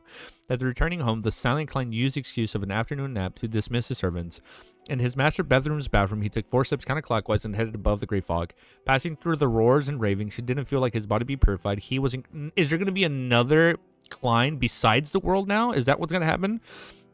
Sitting in the high back chair of the fool, Klein immediately studied his spirit body situation. He discovered that there were some signs of chaos without it being pure. That does not sound good. Okay. The corresponding aura colors were somewhat spotted. After serious contemplation for 2 minutes and ignoring the echoing noise in his head, Klein conjured the world. German Spura made him devoutly pray. Honorable Mr. Fool, please inform the moon that I wish to rent the mental terror candle for half a day. I know he has the means of attaining it. Very early on, his identity as a world had been prepared for Sherlock Moriarty, so Klein wasn't worried about it. South of the bridge, Harvest Church, Emlyn White, who was anticipating his obtaining of leather rings in the evening, suddenly saw the endless gray fog in the world. Alarmed, he muttered in silence, how does he know that I can get the mental terror card? Is this where he figures it out? Oh, man. The Lord of Bathroom strikes again. This is getting really good, dude. This is so sick. All right, chapter 801. It's called Plea. Oh, man. My nose is so stuffy. I apologize. Man, I need to not eat on stream. Why is my phone ringing? I thought I muted it. Okay, we're good. Oof, man, my nose. The Lord of the Bathrooms. All right, let me get another sip. Okay, we're good. Do my timestamp. Oh, I almost read without doing my timestamp. That would have been bad. 1 hour, 5 minutes. 1 hour, 5 minutes, 57 seconds.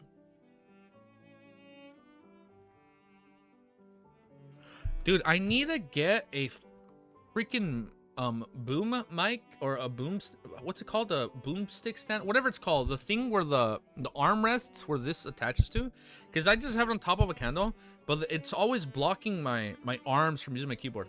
I need to find something and like stick it right here to this wood beam, and then I can just like drag it down here, and I can kind of have it like this, and I can pull it close, and then that way it doesn't really like block my mic. Oh, if I do this, it sounds bad. Yeah, I guess it'll be trial and error.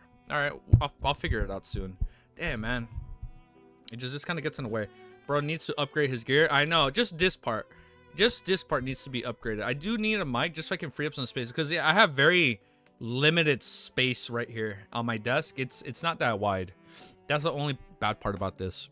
All right, 801. Let's keep reading. Chapter 801. Yeah, dude, we need to upgrade at least that part of our stream setup right here. Chapter 801 is called Plea. After a brief moment of stupefaction, Emlyn couldn't help but look around. He suspected the world was lurking around, and as though he was one of the nearby believers. After all, he had never mentioned the mental terror candle at the Terror Club. Bishop Petrosky seldom had conflicts with others, so he almost never used any mystical items. If it wasn't because Emlyn had been planted with psychological cues to frequently head to the Harvest Church and receive the heads up for Sherlock Moriarty, he wouldn't have asked the bishop and learned of the existence of the mental terror card. At that instant, everyone looked like the world to Emlyn, but in the plump middle-aged man, the granny with a grayish headscarf of the fashionable beauty, he felt that all of them looked like they had something similar to the world. I must figure it out. He's actually so aware of my surroundings. I haven't mentioned certain things even while in front of Mr. Fool.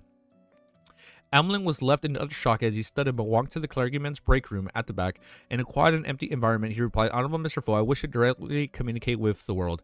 In less than 10 seconds, Emlyn saw a dark red glow surge forward like a tidal wave and devour him.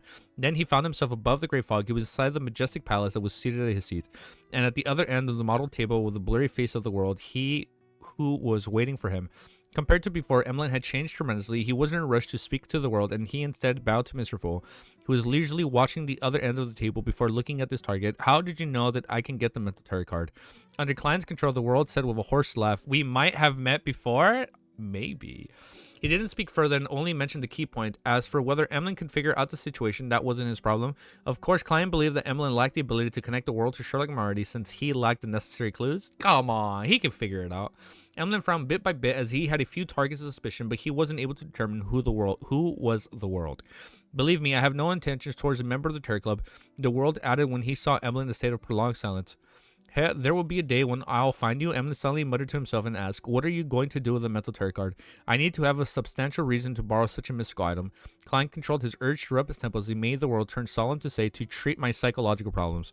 Treat psychological problems. Emlyn couldn't help but shrink his body back before straightening it again. Looking back at the world, his eyes clearly indicated that the world really was a dangerous lunatic. The mental terror candle does have such effects. Emlyn thought for a moment and said, "I can only borrow it for half a day. There wouldn't be any problems, right?" Klein held back the horror and pleas that were running through his mind as he controlled the world to answer, "No problem." If the mental terror candle was effective, Klein could finish the problem within 15 minutes. If it wasn't of any use, it would be the same even if he possessed it for a day or a month. Therefore, the rental duration wasn't critical.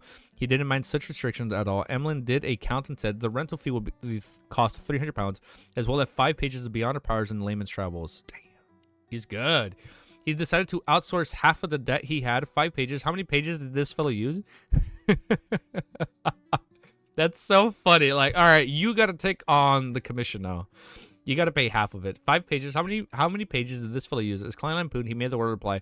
That wouldn't be an issue. After closing the deal, Emlyn immediately returned to the real world and walked into the Harvest Church break room for the clergyman. Casting a gaze to the side of the altar and waited for Bishop Utrowski to finish talking to the believers, Emlyn suddenly fell into a dilemma. Although he sounded confident in front of the world, he had never tried borrowing similar items from the bishop. He had no idea what kind of attitude the bishop would have. As his gaze started around, Emlyn consciously served in the tiny prayer hall. "I helped Father rescue many commoners who were infected by the plague, and have been teaching those who wish to learn about herbs. I've made the faith of Earth Mother spread quite significantly in this borough. What's wrong with borrowing the mental terror candle for half a day?" Emlyn raised his chin and walked to the Bishop Petrosky, who needed to look up and cleared up his throat. "I have a friend that has a psychological problem. I wish to borrow the mental terror card." He directly mentioned his contributions because his pride didn't permit him to do so. Petrosky looked down at the priest-robed Emlyn and smiled warmly. "Okay. Dude, they have such a good bond." Emlyn be like, "I pray for the whole book. I'm gonna use the whole damn book. And now you gotta help me fill up the pages."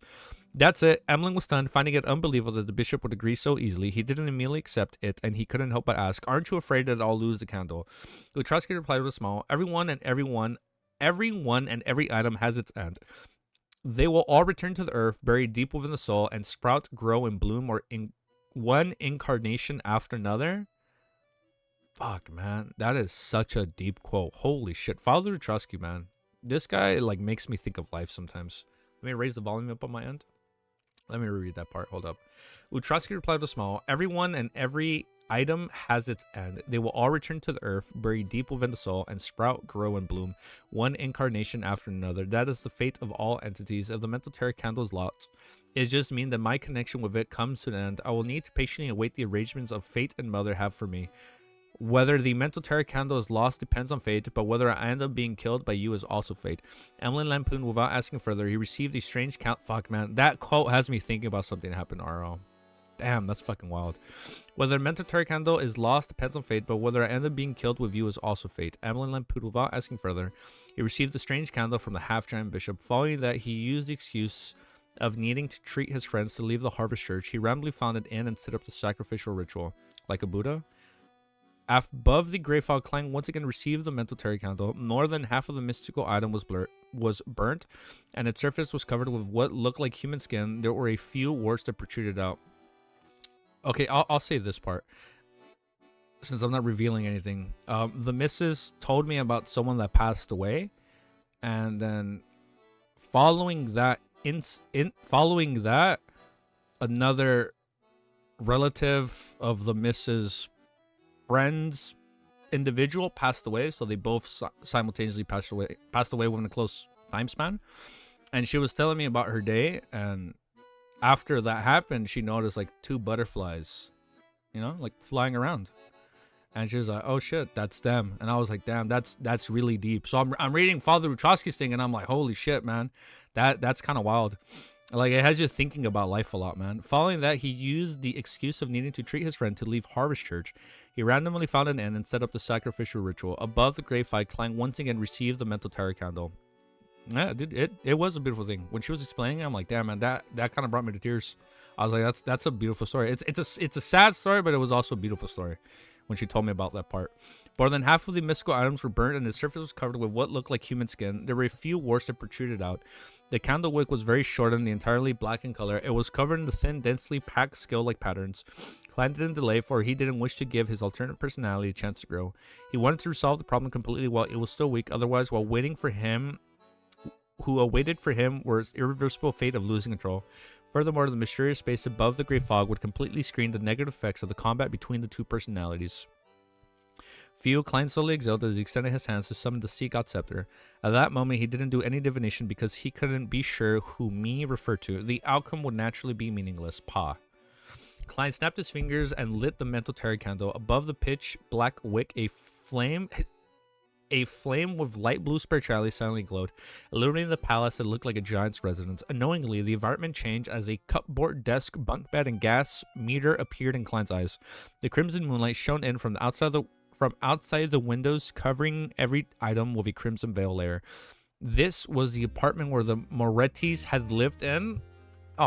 This was the place where Klein Moretti had shot. Oh shit! This was the place where Klein Moretti had shot himself to death. At that moment, a figure was sitting at the bottom of the bunk, licking the Sea God Scepter, wielding Klein with a warped expression. He had traits like black hair, brown eyes, thin build, average-looking features, and a rather deep outline, and a scholarly air to him. He was another Klein. This Klein revealed a fierce expression. He said, "You occupied my body, and now you wish for my soul to be obliterated? What the fuck? I should be Klein Moretti, you despicable, shameless transmigrator, you parasite." You parasite. Shit, man. I wonder if that's implying something. He appeared to have just grown in strength, and he wasn't able to, like, for him to drop the word "you parasite," that's a very strong word to drop. Hold up. He appeared to have just grown in strength, and he wasn't able to use the objects in the external world. I'm sorry, is he gonna fight himself? Klein didn't reply as he walked over with a heavy expression. The expression of Klein slowly changed as fear occupied his eyes. His body scrunched as he pleaded with a slight tremble, "Let me go, let me go. You snatched my brother, my sister, my life from me. I'm about to cry. Isn't that enough? I'll remain quietly in your body, helping you analyze problems and giving you suggestions. I'll definitely not wrestle control with you over the body. Dude, what the fuck? This is such a deep chapter now all of a sudden. Let me go, let me go. Klein remained silent as he raised his sea god scepter, wielding his right hand. The Klein was already washed with tears as he yelled angrily and fearfully. Oh man, I'm about to cry. I only wanted to remind you, if I wasn't, I'm about to cry. Oh shit, even though like this isn't this is so sad. If I wasn't trying to remind you, why would I have exposed myself? Let me go, let me go. I have no ill intentions. Oh shit, this is straight up O'Neill. I have no ill intentions. Klein suddenly looked up at him and made the blue gems on the tip of Seagod's scepter light up one after another. Lightning bolts instantly appeared as they twisted and entangled Klein like a storm. Amid shrill cries, the figure rapidly dissipated as a bolt of lightning wiped all traces of it. As expected of myself, to know the soft spots in my heart and which are the most effective ways to play. However, I've already come to know who I am. I'm Zoe McGurry, who has fused with Klein's memories and emotions. If I were to let you go, it would be equivalent to splitting the two up, admitting that they are opposing parties. That way, I'll immediately lose control once I return to the real world. Klein lowered the scepter and because if you acknowledge you're different, you would have lost control when you returned. I'll immediately lose control once I return to the real world. Klein lowered his scepter and closed his eyes as he sighed silently. Then he ultimately maintained his lucidity as he left the mind world. What a good chapter, dude. The way they plead for life. Dude, it was like, the way he pleaded for life was just like old Neil, man. Let me go, let me go. I have no intentions. I would have definitely fallen for that. I would have fallen for that. I would have fallen for everything in the series so long ago. Damn, man. You know what this reminds me of? It reminds me of that one Final Fantasy 16 scene, dude. Oh, shit. Can I just show you this quickly before I read? As I, like, gain my fucking, as I, like, catch my air. I got a little emotional that chapter. Holy fucking shit, dude. Look at this. Damn, I got fucking emotional today. What the fuck? Look at this scene.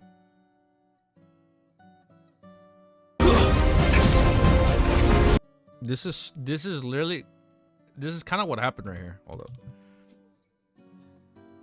If you get, wait, wrong one. My ears, man. I know that was way too loud. I know.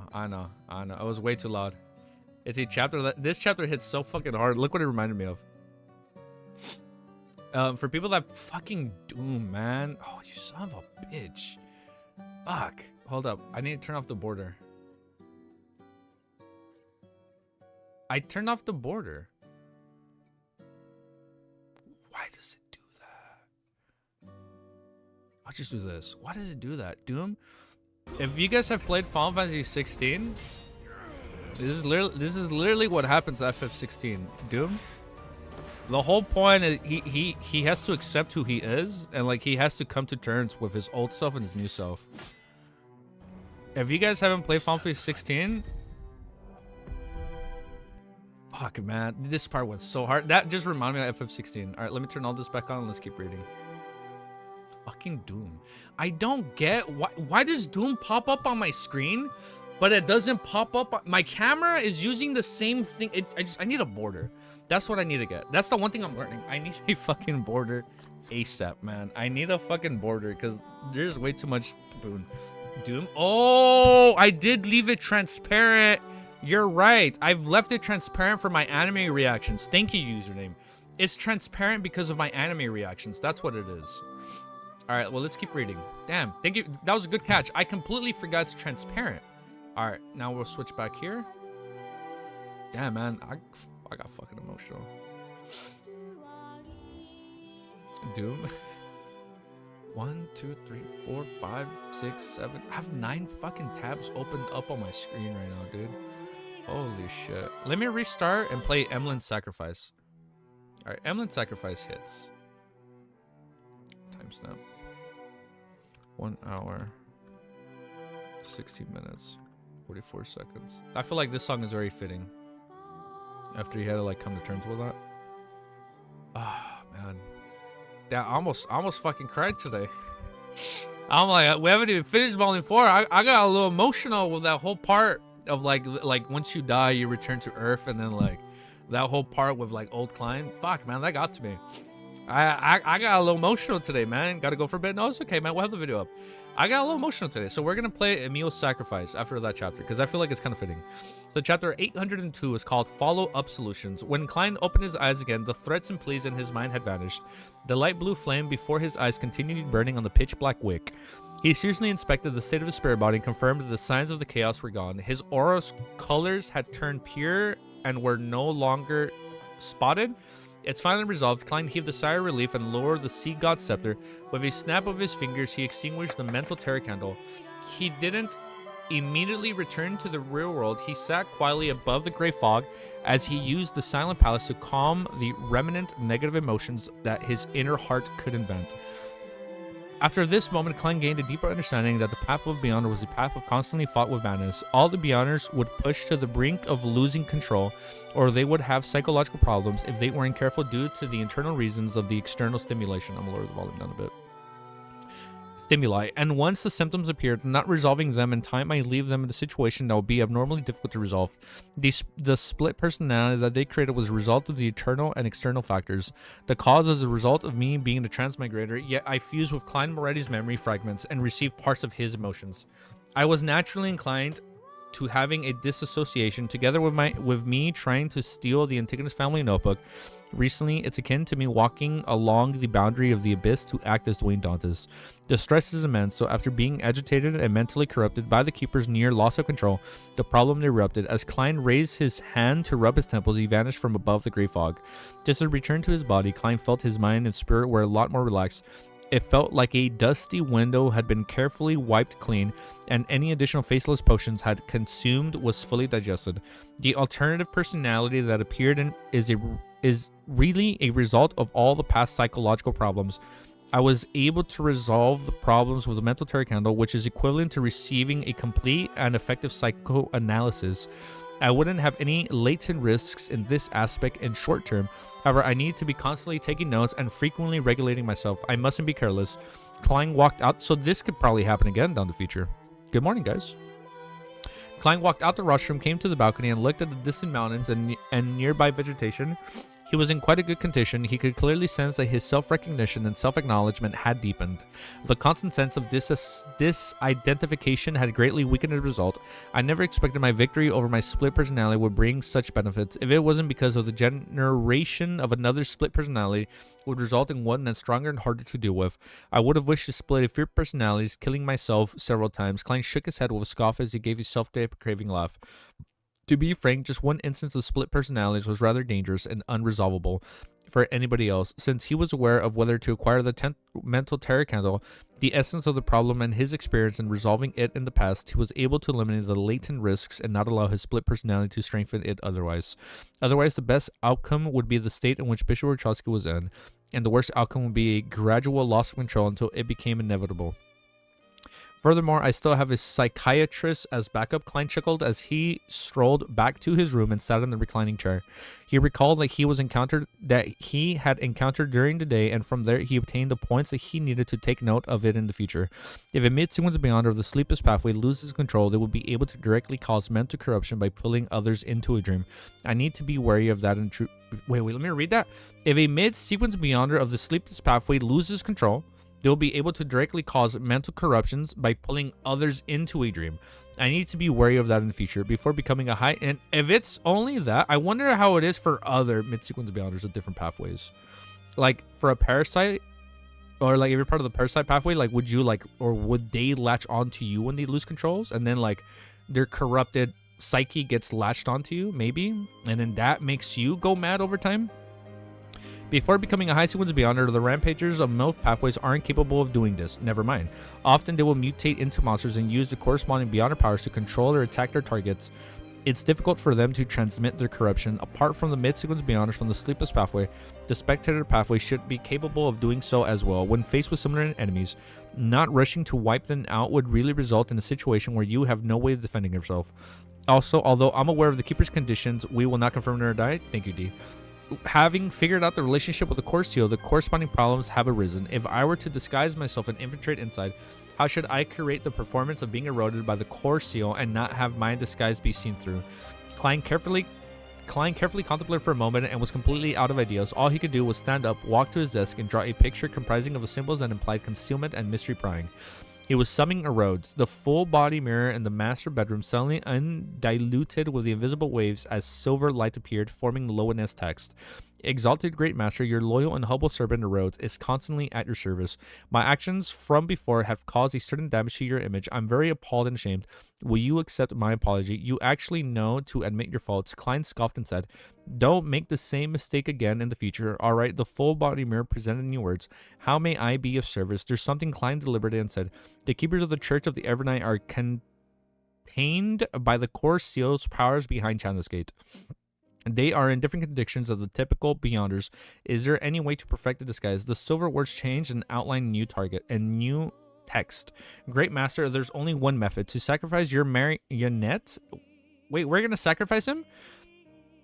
To sacrifice your marionette and allow it to receive the contamination of the core seal? It will gradually change and become identical to the keepers. Then you can hold it in your body to fool the core seal. Oh, so now your marionette gets corrupted, but you can still hold on to that, and it looks like it's you. That actually works. It's an idea. However, a marionette that's made from a Sequence 5 Rave can't be bought with money. I really need to pay an extremely high price to obtain a high sequence potion formulas and ingredients. Klein thought and said, then how do I get the marionette to receive the core seal's contamination? Typically speaking, a Wraith marionette might be detected by the seal before being forcibly purified and dispelled just as it approaches Chandler's Gate, or even just appear in the prayer hall. I can't believe we're going to do a recon mission and go into Chandler's Gate, man. Like, we're going to do a heist mission, bro. We will not going to use some trickery. Typically speaking, a Wraith marionette might be... Let me read this part. A Wraith marionette might be detected by the seal before being forcibly purified and dispelled just as it approaches Chandler's Gate, or even just appear in the prayer hall. The full body's mirrors waved, stirred again as it accentuated the figure. The figure wore an old-fashioned veiled hat. She was tall with long chestnut hair. She was none other than Queen Mystic Bernadette. Great Master, you can seek her help. Erodes explained with a sentence made from her silver words. Her, Queen Mystic, isn't from the Evernight pathway. How can she provide any help? Or does she have a sealed artifact that corresponds to the high sequence of the Evernight pathway, making it similar to the core seal behind Chandler's Gate? Thankfully, Admiral Stars needs a drop of blood from a mythical creature. When the time comes, apart from providing an item that can satisfy Will Ospton, there's still a middleman fee for me. This will be the middleman fee. Klein thought as he nodded and said, very good, you may return. Yes, exalted Great Master, your humble servant Erodes awaits your next summoning. As a silver line of text appeared, Erodes outlined a palm of a handkerchief in his hand as he shook it. The corners of Klein's mouth twitched as he looked at it, momentarily unsure of how to respond. Westboro, within the Odero family villa, Emlyn White wore a faint smile as he randomly found a single-seater to sit in the activity room. Diagonally across him, another sanguine baron, Roose Bothry, was holding a wine cup filled with blood. He was observing him with narrowed eyes. Without concealing his disgust and hatred, Roose Bothry had not only been injured during the hunt for the first primordial moon believer, but he had also had Emlyn steal away his spoils of war. Oh, he's mad at him now, right? Such an act from you will only please me. Fucking Emlyn. He's so happy. Such an act from you will only please me. Emlyn chuckled inwardly as he turned his head to look at Cosme Eudora, who had just entered. He waited for Baron to declare the results and reward him. Cosme, I wonder what he's gonna get, man. Cosme forced himself to ignore. Oh, he's gonna get Lilith's ring. I wonder what the ring is gonna have though. Cosme forced himself to ignore Emlyn gaze as he walked to the fireplace and said to all the Sanguine present, I'm gathering all of you today because the final victor had emerged from the hunting competition. Who is it? The Sanguines looked around as they exchanged looks, guessing as it who could have clinched victory. Most of their gazes landed on Roose Bothry, with no one believing that it could be Emlyn White. Damn. Only Russ Bothry had a hunch as he looked in surprise at the darn fellow. Cosme secretly sighed and said, Emlyn White has already hunted 3 targets, automatically clinching victory. What? A young Sanguine blurted out in disbelief. The Sanguine was a race with fewer members than humans. In Backland, they are all part of the smaller community, therefore they weren't unfamiliar with each other. Everyone knew what kind of Sanguine Emlyn was. I'm sorry, does Emlyn have... He has a poor reputation within the Sanguines. Oh, snap. I'm just realizing that. Like, the Sanguines are looking down on him. I don't like that. He's gonna, like, work his way up. Oh, it's gonna be so good. Yeah? Alright, let's keep reading, dude. I love how we're getting, like, this whole little Twilight arc. This whole, like, Vampire Council is reminding me of the Council in Twilight. I've been recently watching the movies with the missus, man. Shit, we made it to the last movie, and I hear this council speaking, And I just think of the council from the second Twilight movie, but he's still our goat. He's my goat. He's an underdog in this story, man. When it comes to the Sanguines, dude. All right, next chapter. Let's keep reading. All right, chapter 800 and T. 800 and T. It's almost tea time, so we can soothe our voice and then we can keep streaming a lot longer. That is the goal.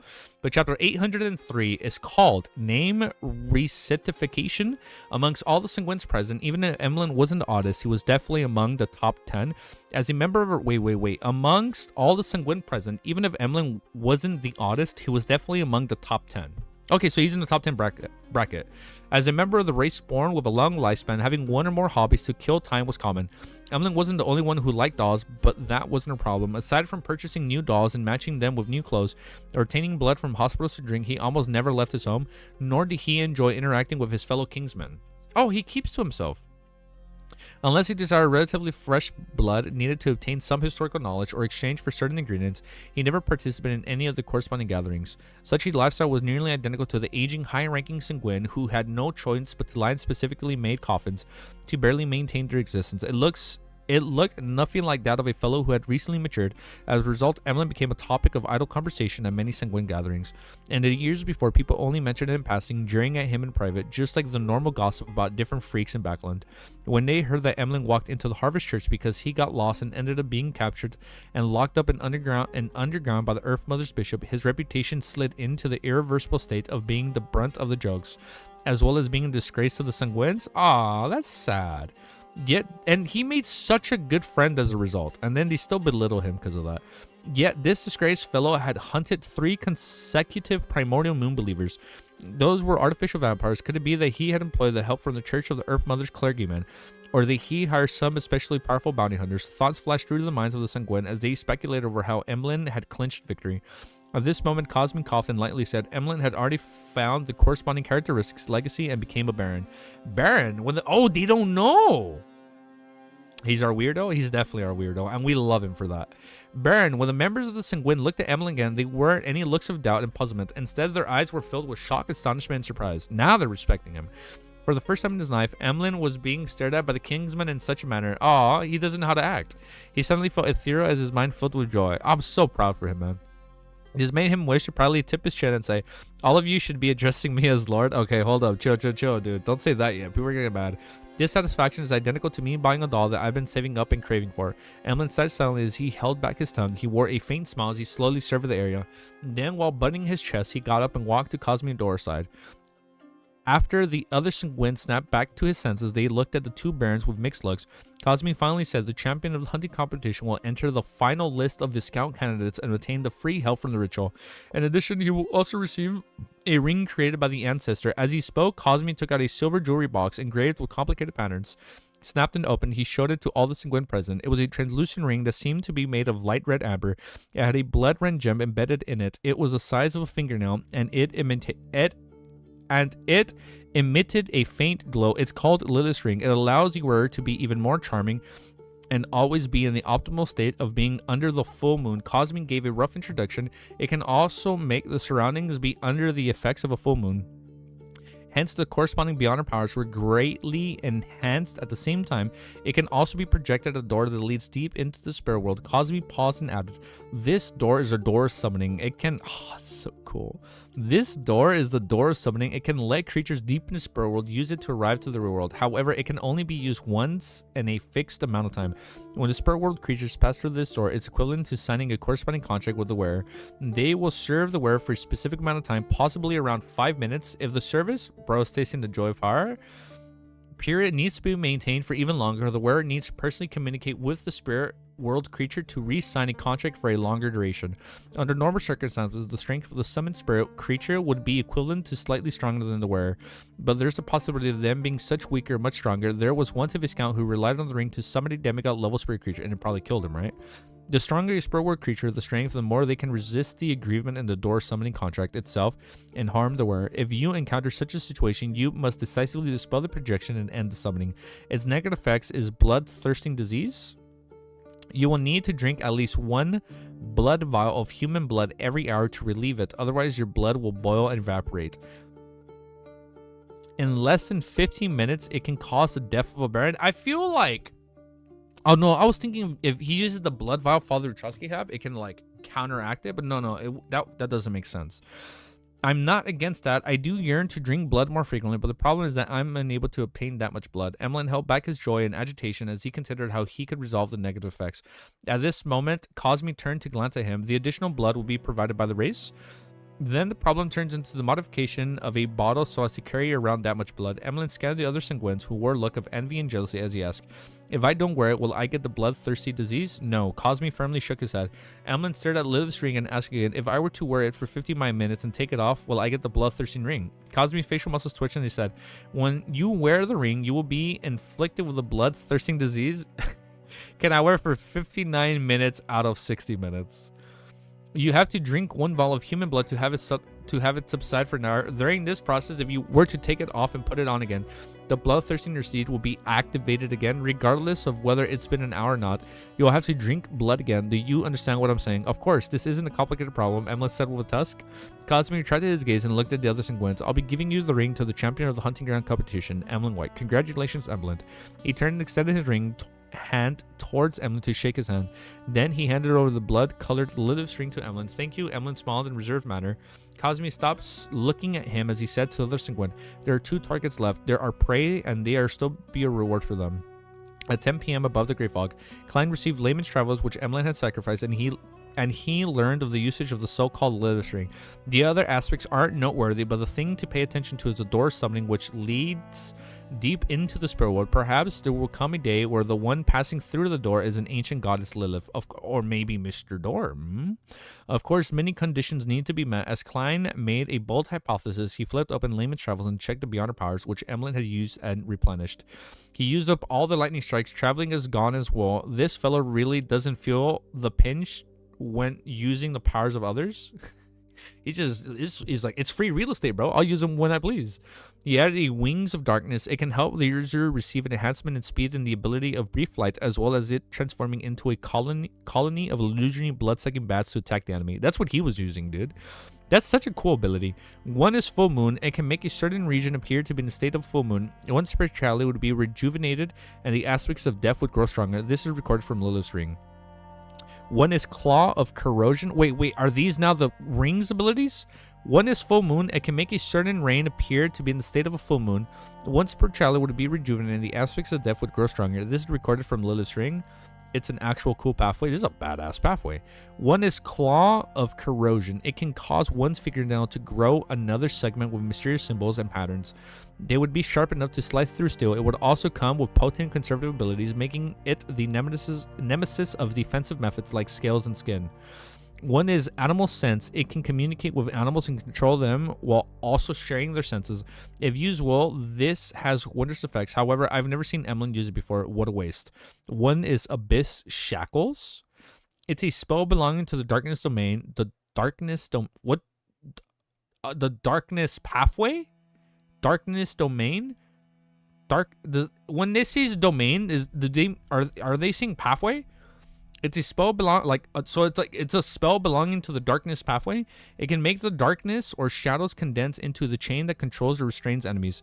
There's no door summoning. That's right. It should be very difficult to record. With Emlyn's personality, he wouldn't give it up after a few failures. As Klein flipped through layman's travels, he used divination as mystical item knowledge to interpret the new Beyond Our Powers. Retracting his gaze, he summoned the Sea God Scepter over, added a few pages of lightning strike. This was in line with his fear of lacking firepower. Then Klein used a sun brooch to record holy light summoning and holy water creation, allowing layman's travels Beyond Our Powers to become more varied. After doing all this, he closed the notebook and picked up the mental terror candle, Abyss. It's an actual cool pathway. After doing all this, he closed the notebook and picked up the mental terror candle. After settling the split personality in the afternoon, he didn't immediately return to the mystical item. Instead, he had the idea that since it belonged to the spectator domain, it was possible that it could help him explore the sea of the collective subconscious inside Grizel's travels. Therefore, he planned on delaying it for half a day before returning it to Emlyn. To his surprise, he found from his research that the mental terror candle didn't have any effects of placating the mind or eliminating negative emotions. All it could do was let one enter the depths of the target's mind, and from there, one could plant a cue or resolve a problem. Klein started through the bestowment ritual, returned the mental terror candle and layman's travels to Emlyn and Forrest respectively. Returning to the real world, he had a comfortable bath and he read some papers and magazines before heading to bed. Amidst his reverie, Klein suddenly woke up aware that someone had entered his dream. Bernadette? He saw the scene before him change as the sky was dark and deep. Oh, it's Will. They were adored with resplendent diamonds that left him awed and strange. A distant away, a singing voice sounded.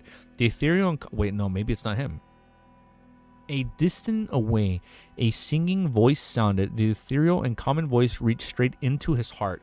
Meanwhile, the clouds moved and the crimson half moon revealed itself. Okay, now we're seeing the red moon, scattering down its mild glow. All of this made Klein feel as though he had arrived in the Evernight goddess' divine kingdom.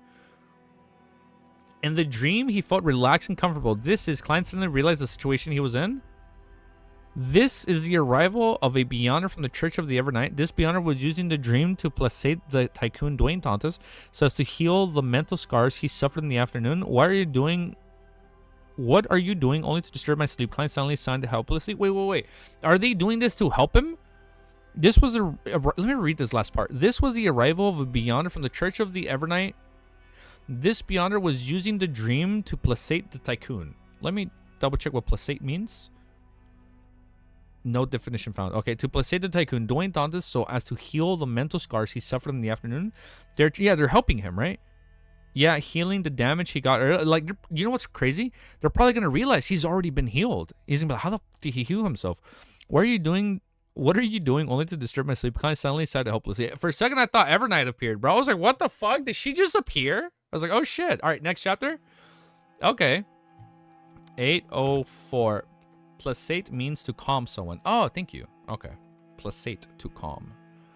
8. We are at 804. Let me do my timestamp. 1 hour, 37 minutes, 46 seconds. All right, let's keep reading. Chapter 804 is Archaeological Team. As he said, Klein indulged himself by relaxing like an ordinary person, enjoying a rare instance of serenity and comfort in his dream.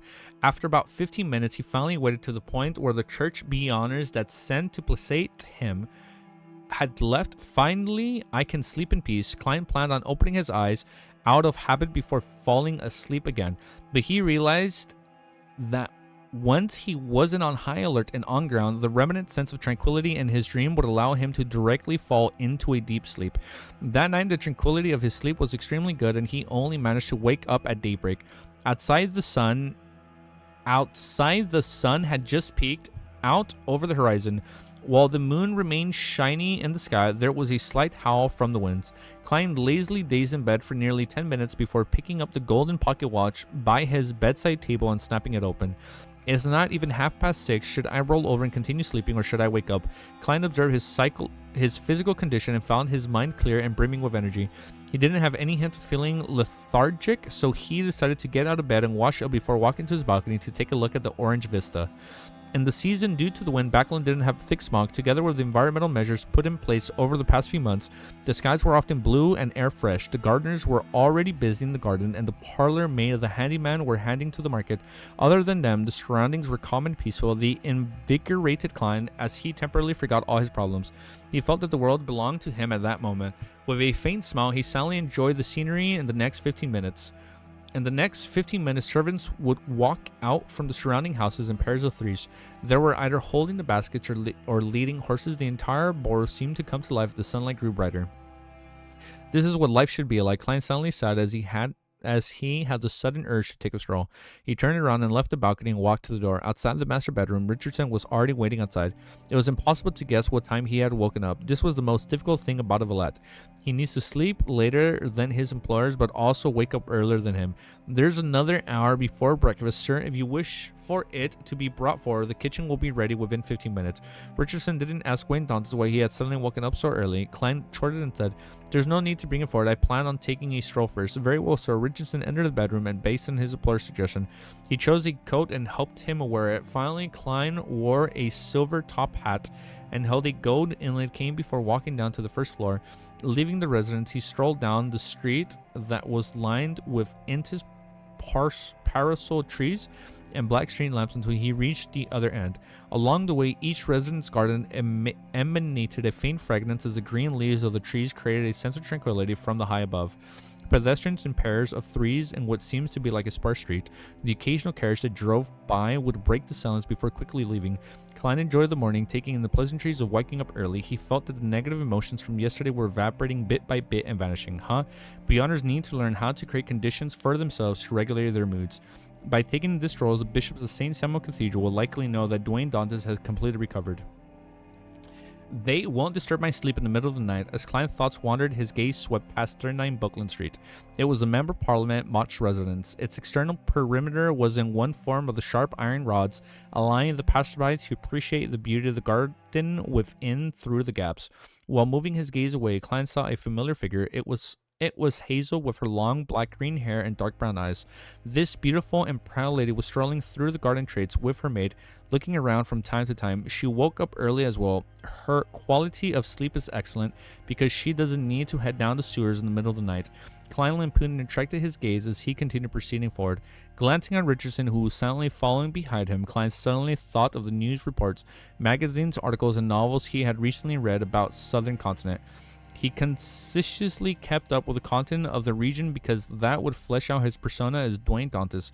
After all, a lot of what he knew about the southern continent stemmed from the pirates, adventurers, and the Foxsea's strongest hunter, Anderson. He had no idea if they were exaggerated or fabricated. Man, I feel like it's a little bit of both. Knowing Anderson's personality, the information I've read recently and in the past were about people who struck it rich in the southern continent before returning or had just decided to stay here. This makes Backland residents believe that there's gold everywhere in the southern continent and that there are opportunities to strike rich. Even common wood and sap can be used for many things, allowing one to exchange for plenty of pounds. That's why the kingdom frequently goes to war with countries like Fasek and Intis to via the colonial lands. If not for the commoners' inability to save up for the ferry tickets or dare to smuggle themselves there, I'm sure a large number of people would swarm it. As for Klein's thoughts world, he casually asked his valet, "What's your impression of the southern continent? Yo, Geeky, are you gonna stream for long? You said your whole day." Yeah, I have the whole day, so I'll probably keep going for a good while. As long as I don't lose my voice, knock on wood, I think we're fine, Cammy. He remembered that Richardson was born in the manor over there. He had only been brought in Backland when he was an adult. Yeah, I want to see like how much I can read today. Yeah, all right. Richardson paused for a few seconds and said, "Sir, I actually don't know much about the southern continent because I spent most of my time at the manor. I had few opportunities to head out. Just tell me of your impressions, your true impressions. You don't have to hold back. I just want to have a general understanding. As you know, they all believe me to be an expert of the southern continent, but in fact, my experiences are only limited to a few places and merchants." Klein said with a chuckle. Richardson nodded and bowed his head as he looked at his toes that were walking forward. "My impression of the southern continent is hunger, exhaustion, pain, as well as pinging for the world after death." Hunger, exhaustion, pain. Klein repeated those three words as he walked into Buckland Street without making any further inquiries. East Chester County, in a building beside Stone University, Audrey was looking at the collections obtained by the Relic Search and Preservation Foundation. She had originally planned on coming Tuesday afternoon, but Associate Professor Michelle Duth had participated in an academic conference in Backland, therefore only returning today. As a result, she had no choice but to change her plans. This pair of boots was discovered by a farmer in the mountain ruins in Stone. Its sharpened traits matched societal trends of the fourth epoch. Mitchell introduced the item inside the glass cabinet to the beautiful aristocrat. Audrey looked over with interest and discovered that the ends of the boots were curled like a clown's. The height of the curled parts weren't uniform. One was 3 centimeters and the other was 5 centimeters. They didn't look like a pair. The fourth epoch's asymmetrical style. Yeah, what's up? Welcome back. Oh, so this is the fourth epoch's asymmetrical style. I wonder what level it is for the 3 on the left and the 5 on the right. Audrey retracted her gaze and followed Associate Professor Mitchell to the next exhibit. At the end of the tour, Mitchell pointed at the glass case diagonally ahead of them and said, "This coat of arms was delivered a few days ago. It involved very ancient worship of dragons." I forgot what it was. Was it in Amon's tomb where they said how they found glass, but glass never existed in the fourth epoch? That was mentioned, right? Glass never existed in the fourth epoch due to their style or whatever. And they're like, how is there glass in this tomb? Dragons. Audrey strode forward in a reserved manner, saw the grayish-white dragon with its wings spread out engraved on the coat of arms. No, it was not that. Oh, it was probably something else then. "Where does it come from?" Audrey asked just as she did before. Mitchell answered, "It's from a village named Hartlark. Okay. This Loannis word doesn't have an archetype in ancient Phasic. Apparently, it was written like how it's read. Hearthluck. It's text-to-speech. Heartlark. Oh, Heartlark. Heartlark. That's the village where I previously visited that had the folk tradition of worshipping dragons. And to see a collective subconscious of the people there, there's a mind dragon in it. Oh, the one Audrey went to last volume. The 20-year war notebook, which I previously obtained from the associate professor Michelle, was from a local knight named Lindelira. He was suspected to have something to do with the mind dragon. Audrey nodded and thought as she deliberated over the words, wishing to ask about the person who had found the coat of arms. At that moment, Associate Professor Michelle's expression turned abnormally heavy. Accompanying the discovery of this coat of arms was a tragedy. A tragedy. Audrey didn't hide her surprise. Associate Professor Michelle signed and said, an archaeological team entered the village to study the folk tradition of worshipping dragons. But that night, one of the members went mad, and this mental illness was apparently contagious. The entire archaeological team later went mad, killing themselves or each other. In the end, none of them survived. This coat of arms was found among the remains. It was first taken away by the police, and after confirming that it's without problems, only then did they donate to us. I'm waiting for this epic moment. Ooh, I'm excited to see what's going to happen. An archaeological team entered the village, and the members went mad, one after another. Audrey's eyes dilated as she inwardly repeated Associate Professor Michelle's words. Suddenly, an idea came to mind. Psychology alchemists. The member of the archaeological team were members of the psychology alchemists. Okay, next chapter. Meeting up. What could possibly go down? Let's see what happens. 8:05. What's up, man? How you guys? I hope you guys are having a good day, man. Let me just do my timestamp. We'll keep reading. 1 hour, 47 minutes, 21 seconds. Copy paste. Let me sip this G Fuel. Get another kick.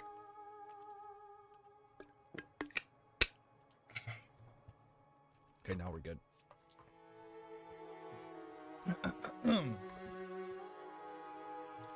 Do music changes soon? Bet. All right, you let me know. You let me know. When it's time for music change, let me know, Cami. I got you. You got me? I got you. I just realized you have a new profile picture.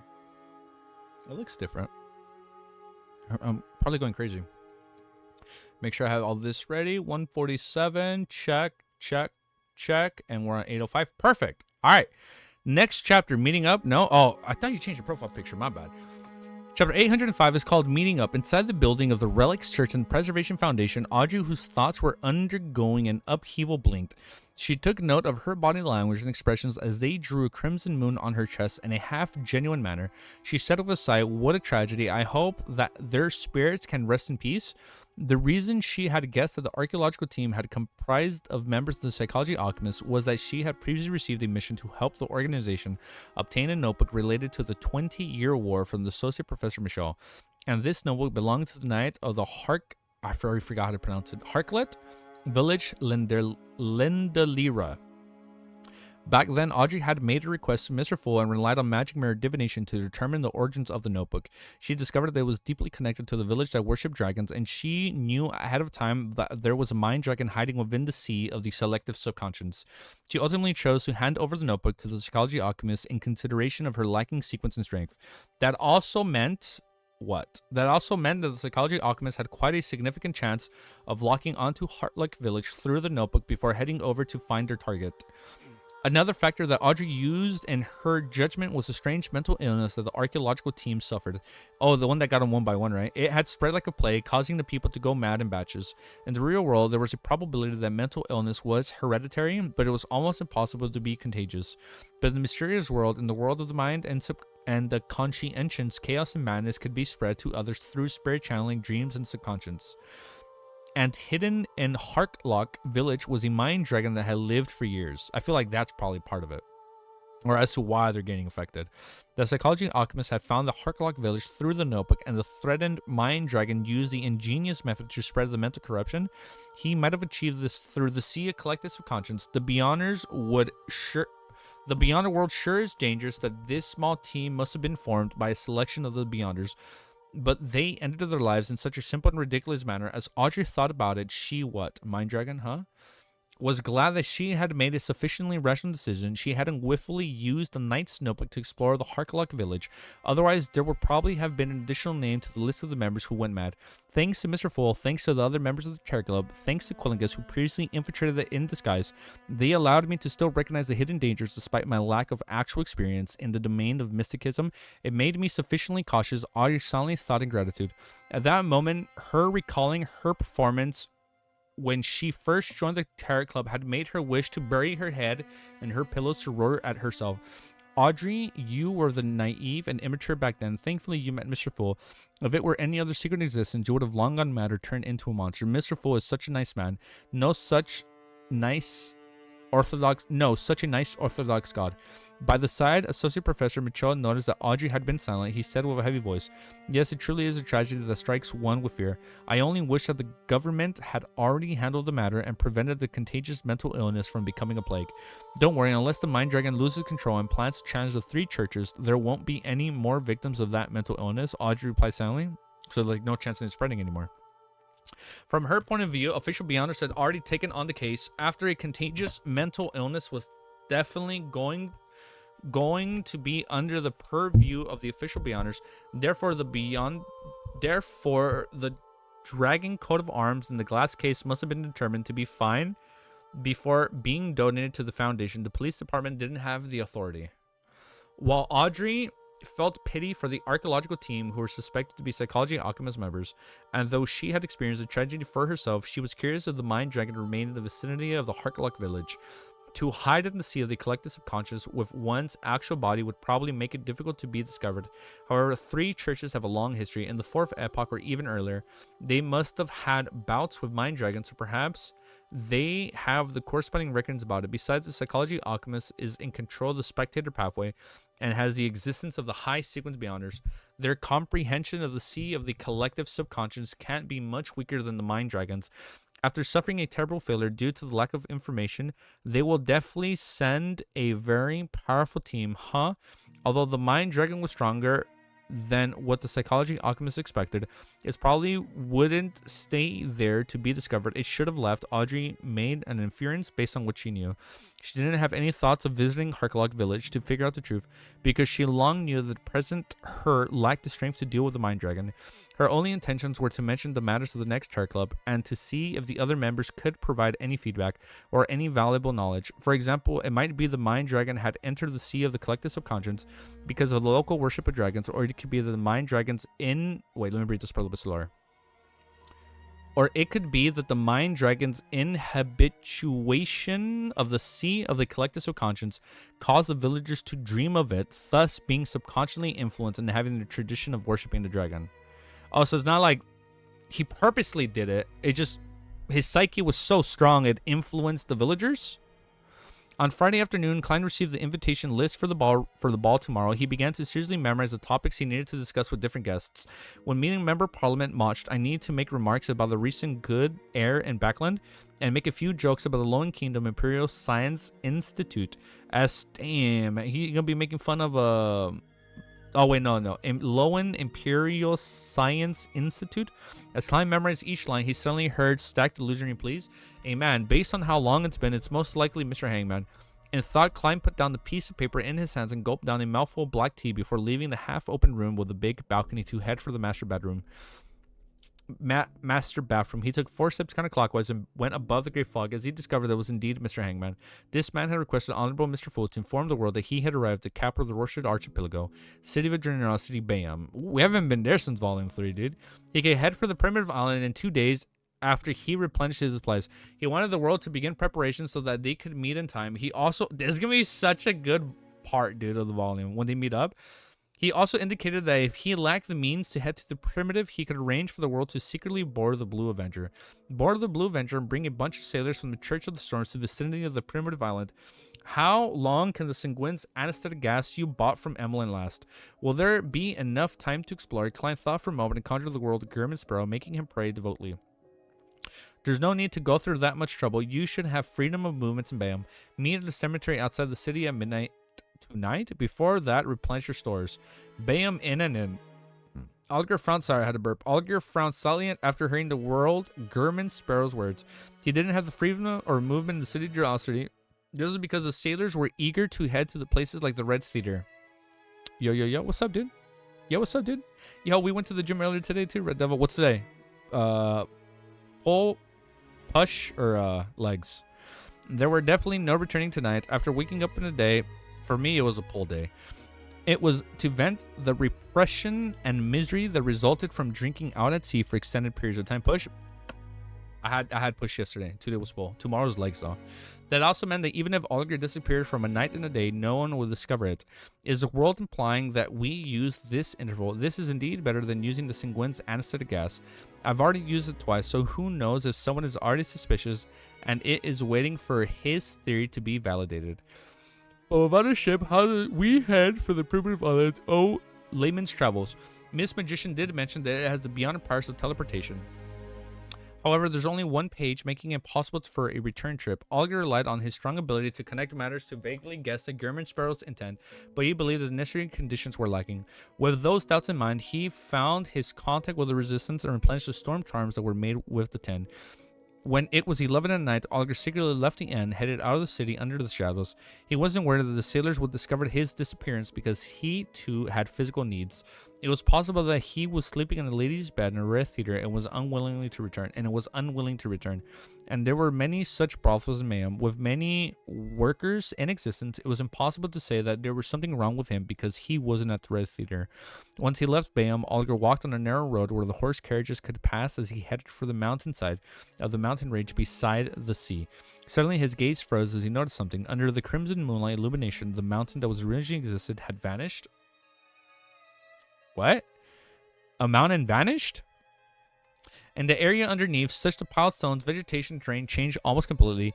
This Olger had come from the Resistance private harbor earlier. He had managed to pay close attention to the mountain, hence he only noticed the abnormality at the moment. Did something happen?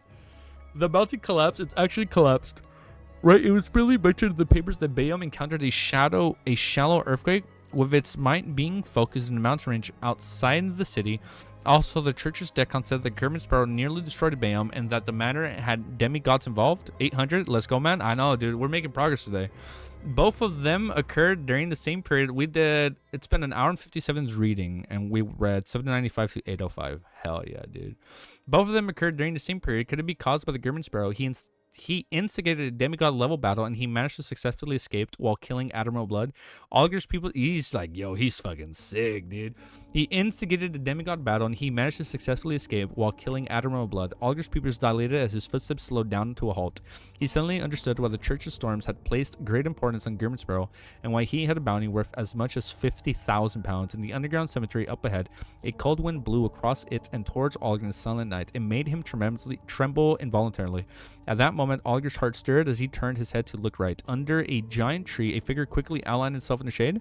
The figure had his hand on the top of his hat while slowly looking up, revealing a thin... Oh, it's him! Yo, dude! Revealing a thin face and cut features, the emotionless dark brown eyes were none other than German Sparrow. Oh, this is gonna be such a good team up, dude. Oh, snap, bro. Chapter 806. Entering the island in the middle of the night. Oh, it's gonna be so sick, dude. All right, let me do my time stamp. I need to finish my fucking G Fuel because I can catch myself yawning one too many times. Things are getting real. Oh, it's gonna be such a fucking hype-ass moment once we go to the island. All right, man. Hold up. This is Unk Energy. I gotta stretch my back. Hold up. Let me stretch my back. Let me finish my G Fuel. Wake up because it is too damn hot. 1 hour, 58 minutes, 13 seconds. Okay. Copy. Paste. Beautiful. Is that the Razer mic? Hell yeah, it's a Razer mic. I've had this one for a while. Yeah, it's a Razer mic. Dude, I don't have anything to balance my mic like you guys do. So look what I'm balancing this off. I have a candle and I'm having... So it's a candle, 2 decks of Magic the Gathering cards, and then I have my mic on top. That's how I'm balancing my shit. So it's not so far away from my voice. Let me stretch, finish my G Fuel, and let's keep reading. Oh, my back! Oh. Ow, that hurt. Oh, man. that hurt. Woo. You know what's crazy? The one thing I've never shown you guys. So I have my weeb section. Let me kind of like, let me kill like 5 minutes before fire setup. Before I read, give me like 5 minutes to kind of like not talk too much or too consecutively, so I can not lose my voice right away. Give me a sec. I've never shown you guys, but on this side I have like a travel. Shelf. Well, my whole cabinet is split up into different rows, and one row is just dedicated to a lot of shit I've had from when I've traveled. So I have this bad boy. After we went to where the fuck did I get this again?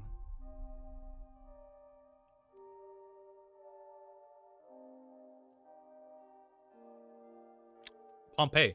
Yeah, in Italy. Yeah. This was after we got back from going to Pompeii. I bought this. This guy was trying to fucking haggle me for $50 or $50 US. I'm like, hell no. I fucking walked away, dude.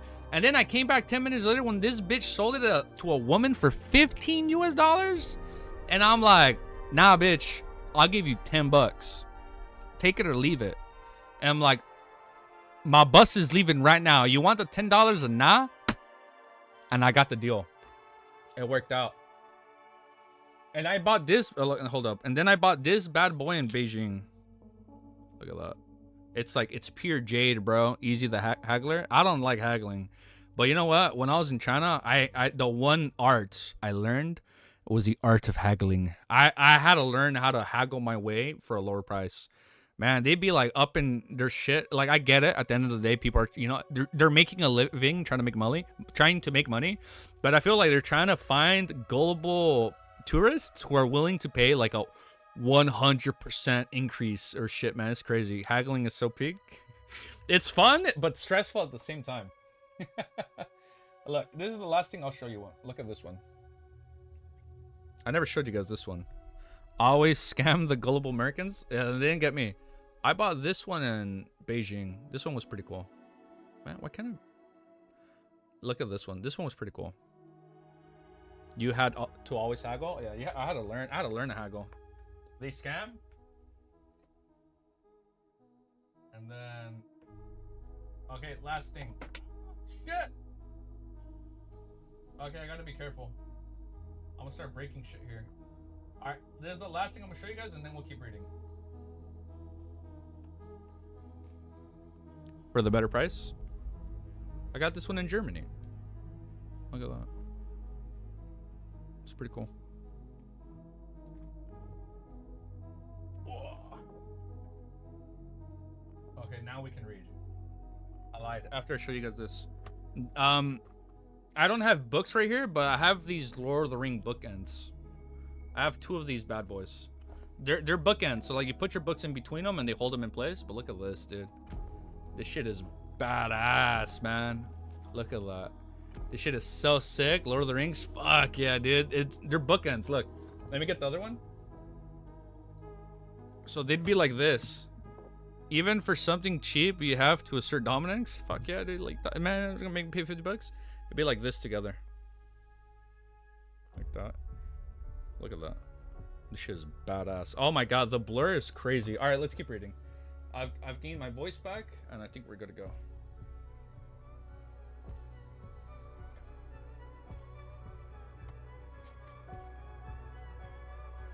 Even for something cheap. Yeah, I like that one. Yeah, I have a lot more stuff up here. There's a lot of stuff up here. I have this giant ass Harry Potter coffee mug that I bought years ago when we went to was it Universal Studios? Right? Yeah. It's a giant ass coffee mug. It's so fucking cool. Agrofag RO is the name of them. Agronef. By the way, I'm already late. I am going to head out. Need my sleep. No, it's okay, OG. Dude, thank you for tuning in for a little bit, man. The Statue of Lord of the Ring, good night. Oh my god, I forgot the names of them, man. Argonef? Oh, is that what they were?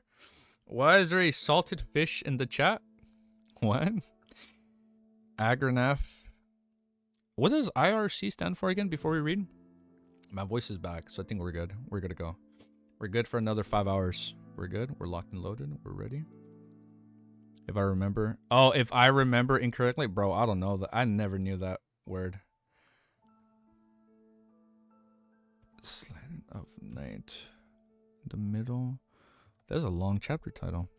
Okay, this is posted. 806. We're ready here.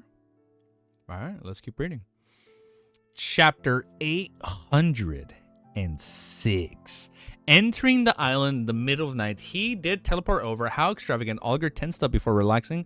However, he did not let his guard down at all. Upon meeting German Spur again, he discovered that there wasn't much of a change to him. However, his every action had the indescribable air of a powerhouse. And the... Shit, this is so sick, dude.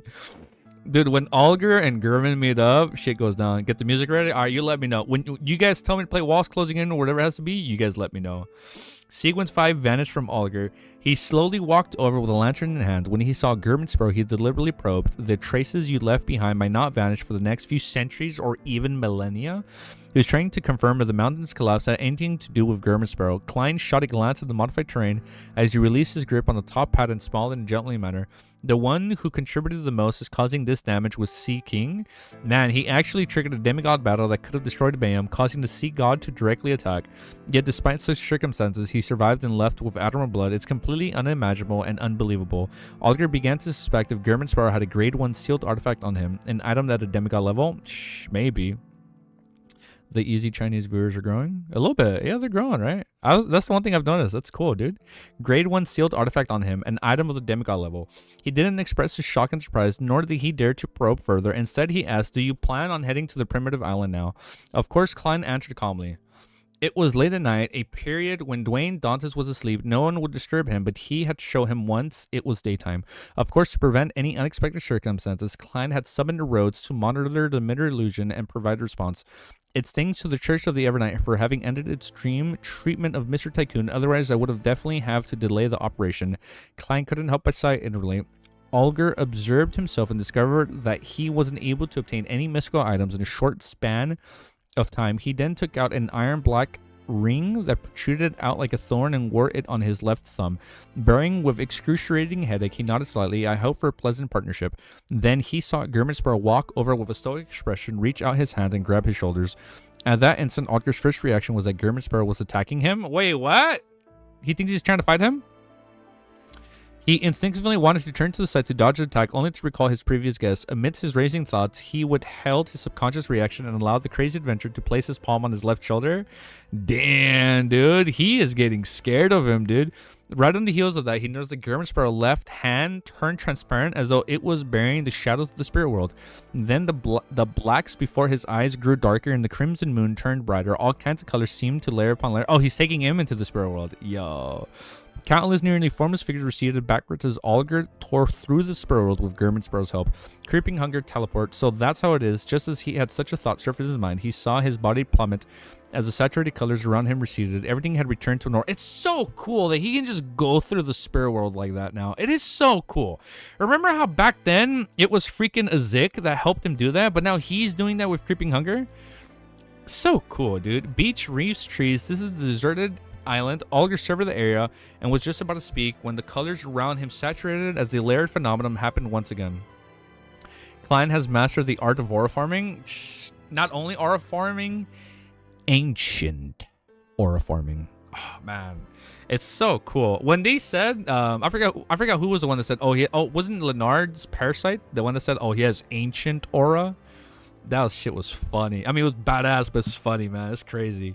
This time when he left the spirit world, he was in midair with undiluting waves beneath him.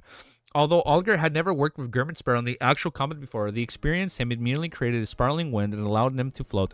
It was a tactic display of teamwork. Look at that. They've never teamed up like that together, and look at them working together. Hence, the teleportation triggered successfully once again as Olger and Germenspar's figure rapidly phased away. When the surroundings were restored again, the two had arrived at the periphery of the gigantic island. There was a heavy mist in the midair, and the crimson moonlight was unable to fully penetrate. This not only failed to disperse the darkness in the forest and mountain, but it also added an eerie charm to it. We're here, Alger said as he looked around. Klein wore an indifferent expression, but in fact, he was cautiously observing his surroundings. He found the place extremely quiet. There weren't any birds tweeting, wolves howling, or bugs chirping. It exuded a deathly silence. As though guessing his feelings, Alger raised the lantern and illuminated the shrubs ahead, where there was a natural trail made up of a beast-type footprints. He said, if you come in today, it will be quite a lively sight. You will even see birds that only exist in myths, flies in the forest. Very nice collab. It is a really good collab. Did I lose my place? I didn't lose my place. But at night, the power that rules this place will change. Many beyond creatures will hide as they await daybreak. Mr. Hangman has come here for more than once. At the very least, he has experience of a day and night here. Klein silently nodded without speaking further. Alger thought for a few seconds and put it ahead. If we follow this trail and enter the dark forest all the way to the end, we will arrive at the ancient ruins of the unknown age. Walls closing in? Shut up. Really? Alright, let's play it, dude. Let's fucking play it. Let's fucking play it. Really? Alright, bet. I got it right here. Let's loop this bitch. We're looping the song. It's going to start off low, but we'll raise it in a little bit. The volume's going to be a little low, but we'll raise it in a little bit, okay? Let me know if it's too low or too loud, and we'll see. I'll gauge it right here. On the way, we can hunt the beyond creatures that we encounter are able to deal with. If it's killed independently, the corresponding ingredients will belong to the killer. Those who jointly killed will be held in your custody. When we leave this place, we can take turns to choose. We will determine the owner based on our contribution to decide who has the priority to choose, as well as the number of priority choices. Oh, I can't wait. Instead of being in a rush to take action, he first made clear the route and planned to split the loot.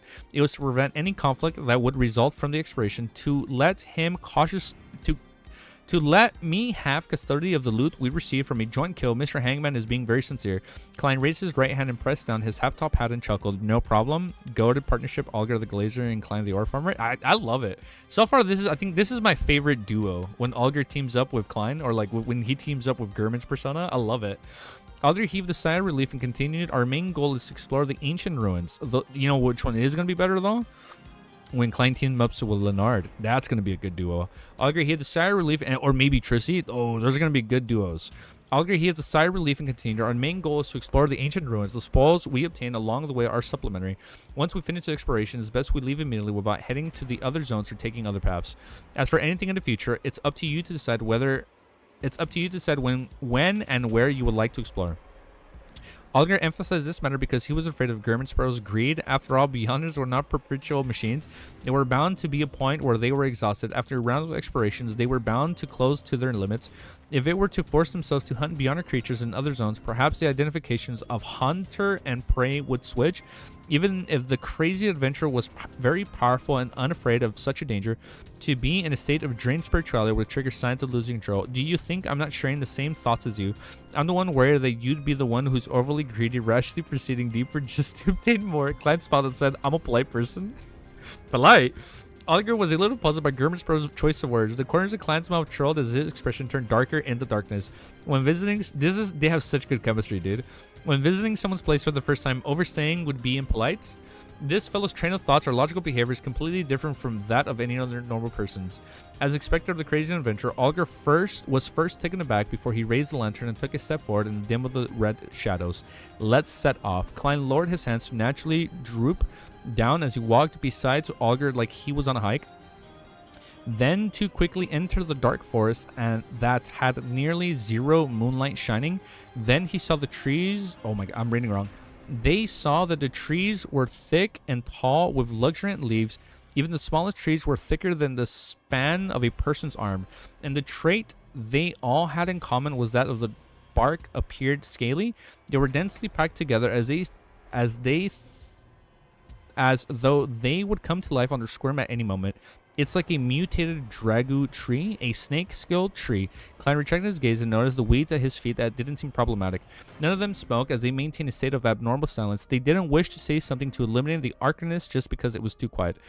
As they walked, the duo saw the distribution of trees ahead of true sparser, thanks to the lantern's light. Thump, thump, thump. A dull knocking sound echoed through the area as Olger and Gurman approached it because clear and obvious. When the duo entered the sparse area, the lantern's light finally revealed the hunch of a prostrate figures. Amongst the tree figures were humans, baboons, goats, and tigers. They were either holding rocks or using their claws and teeth to constantly burnish the stacked trees and rocks as though they were building a palace. While in obstruction from the luxuriant leaves, the crimson moonlight that penetrated the heavy mist cloaked these figures, dyeing them with a faint blood-red layer. They are humans. Klein's eyes focus as he... What? They are humans? Klein's eyes focus as he immediately spread his left finger. Augur slowed down, preparing his vocal cords to be activated at any moment. Oh, because he's a songster now. Suddenly, the figures seemed to sense something as they stopped their actions unison before uniformly turning around to look at the other two outsiders. They either had pale faces, withered skin, or festering bodies. None of them looked alive. Corpses, a beyond Corpses? A beyond creatures driving these corpses to build up a palace for it. Klein cast his gaze past them and saw a dark cave that led deep into the ground. The surroundings were covered in weeds. Oh, I caught that. I paused my recording. Oh shit, I caught that. Oh, I'm so happy I caught me pausing the video. Oh, that's awkward. Okay. Ooh, that would have been bad. The surroundings were covered in weeds as white feathers stayed with yellow oil scattered among them. Feathers, corpses. These instantly reminded Klein of the products of the numinous Episcopate artificial death project, as well as the infectious aura that made him grow feathers. This zone's sovereign won't be weak. He calmly made a judgment. At that moment, Olger, who had carefully observed for a while, hesitated for 2 seconds before suggesting, "I've never seen such a situation before. I'm not sure of the level of the beyond creatures. Why don't we circle around it and choose a target which we have more confidence in?" His instincts told him that something extremely dangerous was hidden in a dark underground cave.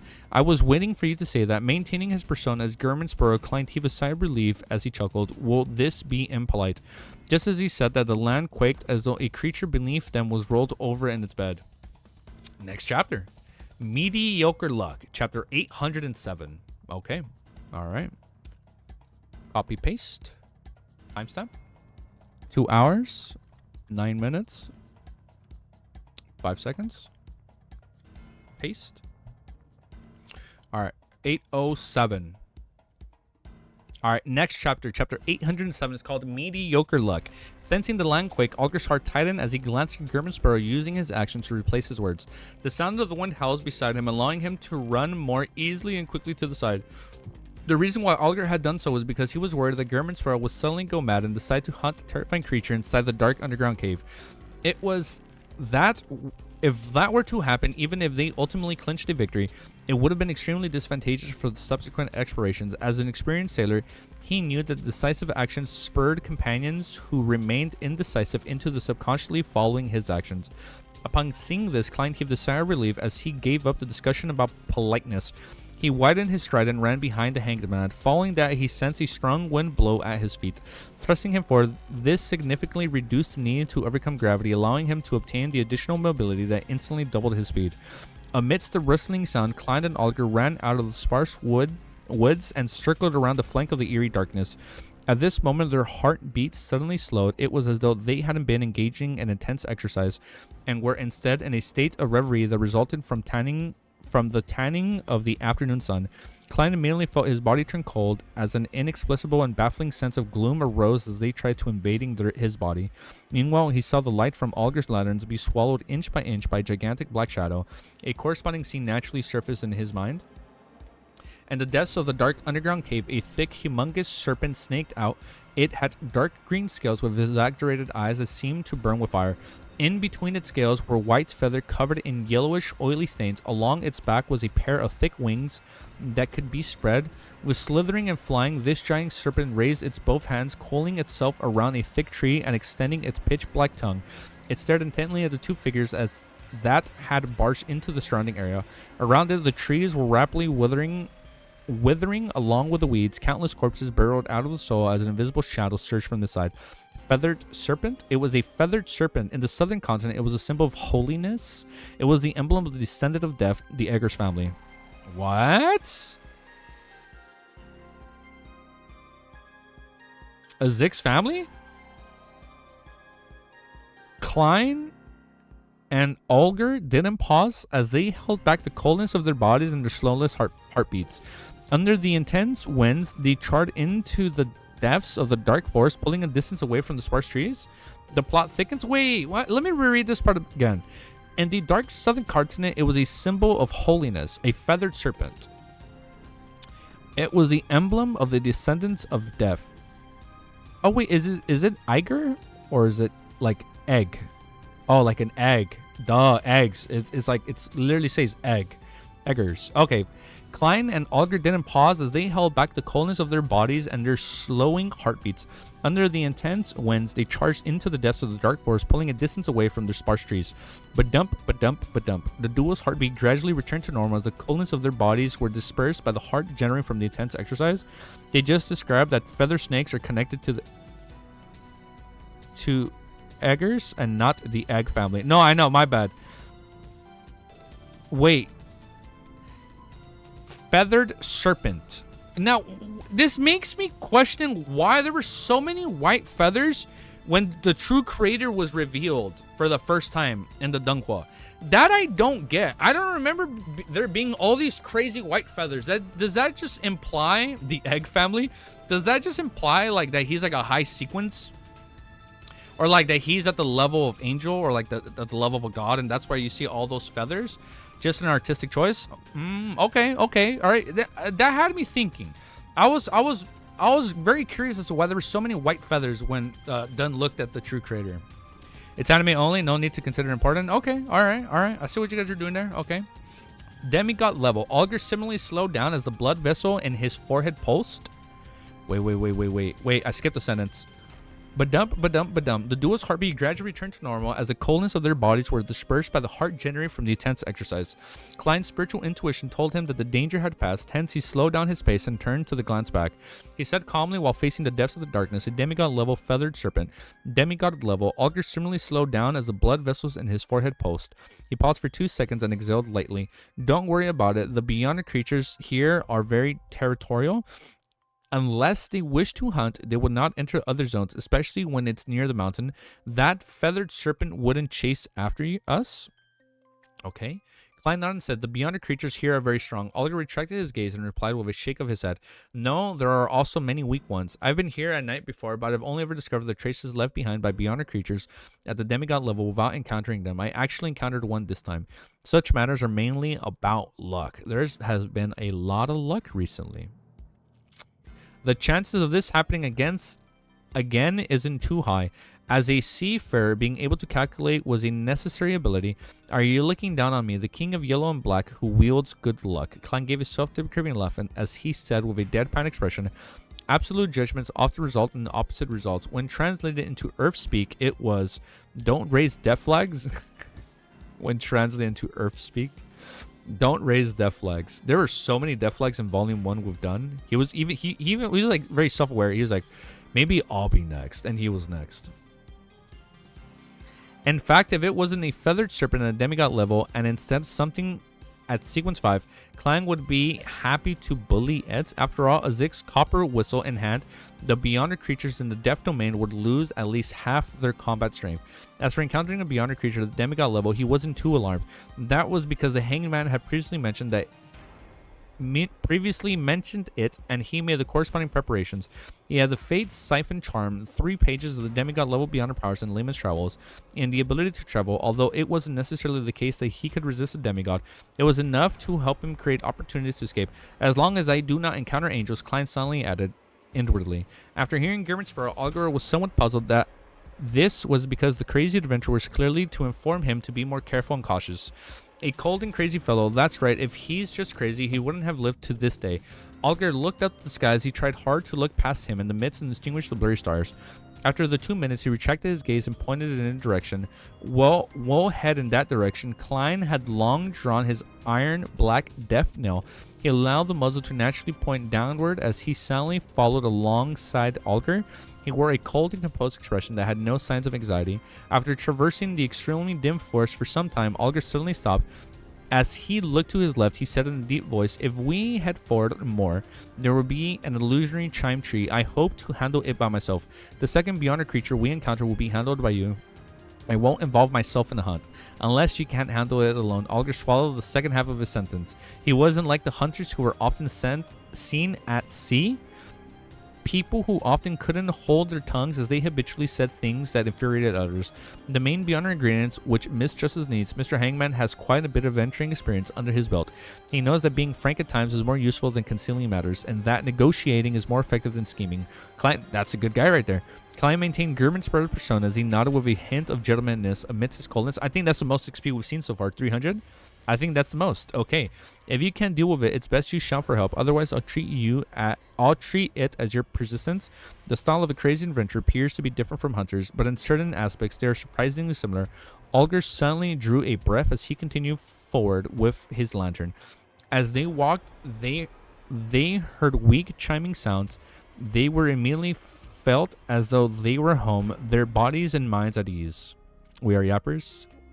The yappers who read LO2EM. 300 is the most. That. Oh, is that like the cap? Klein acutely sensed that his wariness was melting away in an irreversible manner. No matter how much he emphasized it to himself, he was unable to tense up. At that instant, he even had the urge to head for the source of the chimes, believing that there was something extremely dear and familiar to him located over there. As they were quite a distance away, the chiming was sporadic. Klein was barely able to hold himself back as he turned to look at Mr. Hangman. Alger no longer looked at the state as before. The eyes of his rugged face was slightly red. It was unknown if he had recalled something that caused him to plunge into some emotional state. I wonder what Mr. Hangman looks like when he's crying. It must be quite terrifying. Klein couldn't help but muse. At this moment, Alger said softly with a hoarse voice, "Leave it to me." Just as he said that, he put down the lantern and slightly turned the sinister ring on his left thumb. He made a protruded thorn that looked like it was stained with old bloodstains turned brighter.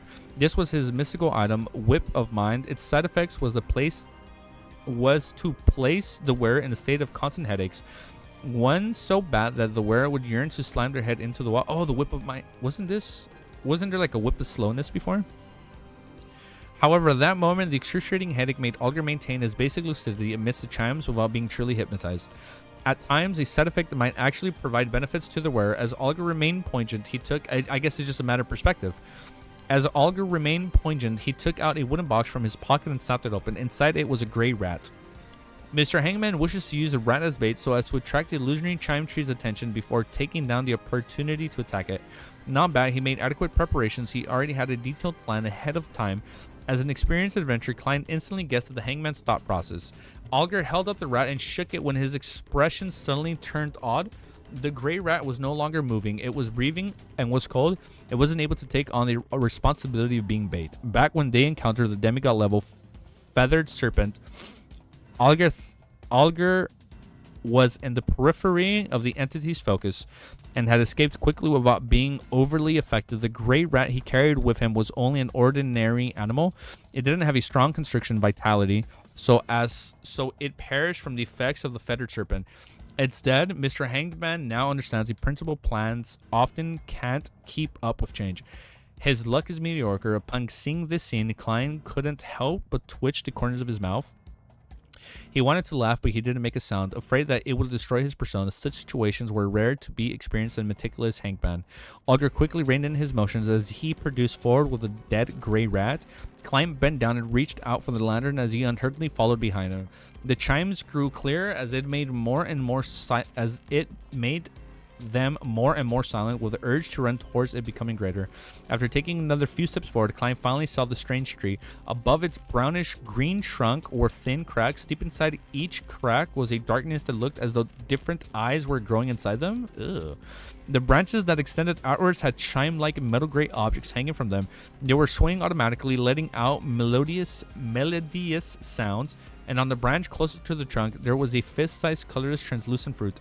Alger stared into the direction as he pressed at his throat before saying to German with a heavy voice, "It's best you cover your ears and converge your spirituality." Yapaholics in chat. Dude, may the yapping never end. May it never end indeed. Next chapter, 808. Oh my goodness. Well, we are reading a lot. Let me pop a window open right here. Starting to get a little hot. Gotta get some fresh air in here.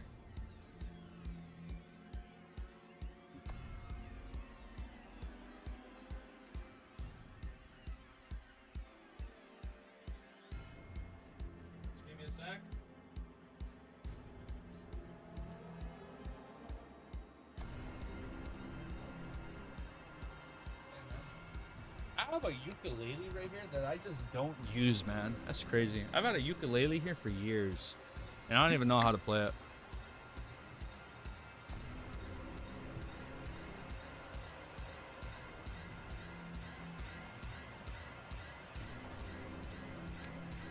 "808" is one of your favorite chapters? Okay. I have high expectations. Alright. Let me just get my ears.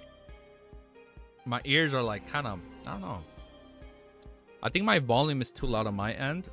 Test, test, test. 1, 2, 3. 1, 2, 3. Test, test, test. How does my audio sound? This sounds a little bit better. So I'm going to keep my volume at 60. Okay, let me test this. What happens if I put it at 0? This is too low. This sounds okay. It's still too low. It can go higher. It can go higher. Go higher. I think that's just about right. Oh, wow. 56? 50. Yeah, we'll keep it at 60. So 60 is a good part for my ears, where it's not too loud. Volume is good for now. All right. Oh, no. I was adjusting the volume on my end. My bad. Yeah, luckily with this, I can adjust it on my end. So for you guys, it doesn't get adjusted because I already have it set on OBS. I'm just lowering the volume on my end so it's not too loud. That confuses me sometimes. When I adjust the volume, I'm technically adjusting it for me, unless I adjust the volume directly from the application. It's weird. I keep forgetting. There's like 3 different ways to adjust the volume. I love how in the past few minutes we've been referring to yapping as a skill, a noun, as an addiction. Truly a diverse word. Truly. Wait, I cannot even comprehend what I just read. I love how in past few minutes we've referred to yapping as a skill, a noun, and as an addiction. Truly a diverse word. Yapping is a very diverse word. It has several meanings. That's funny. It's a skill, noun, and an addiction. I mean in chat? No, I get you. I get you though. All right, let's keep reading. 808. 808. You say this is one of your favorite chapters? I now have high expectations. Let's see how it turns out. Oh, I didn't do my timestamp for last chapter. Ah, messed up big time.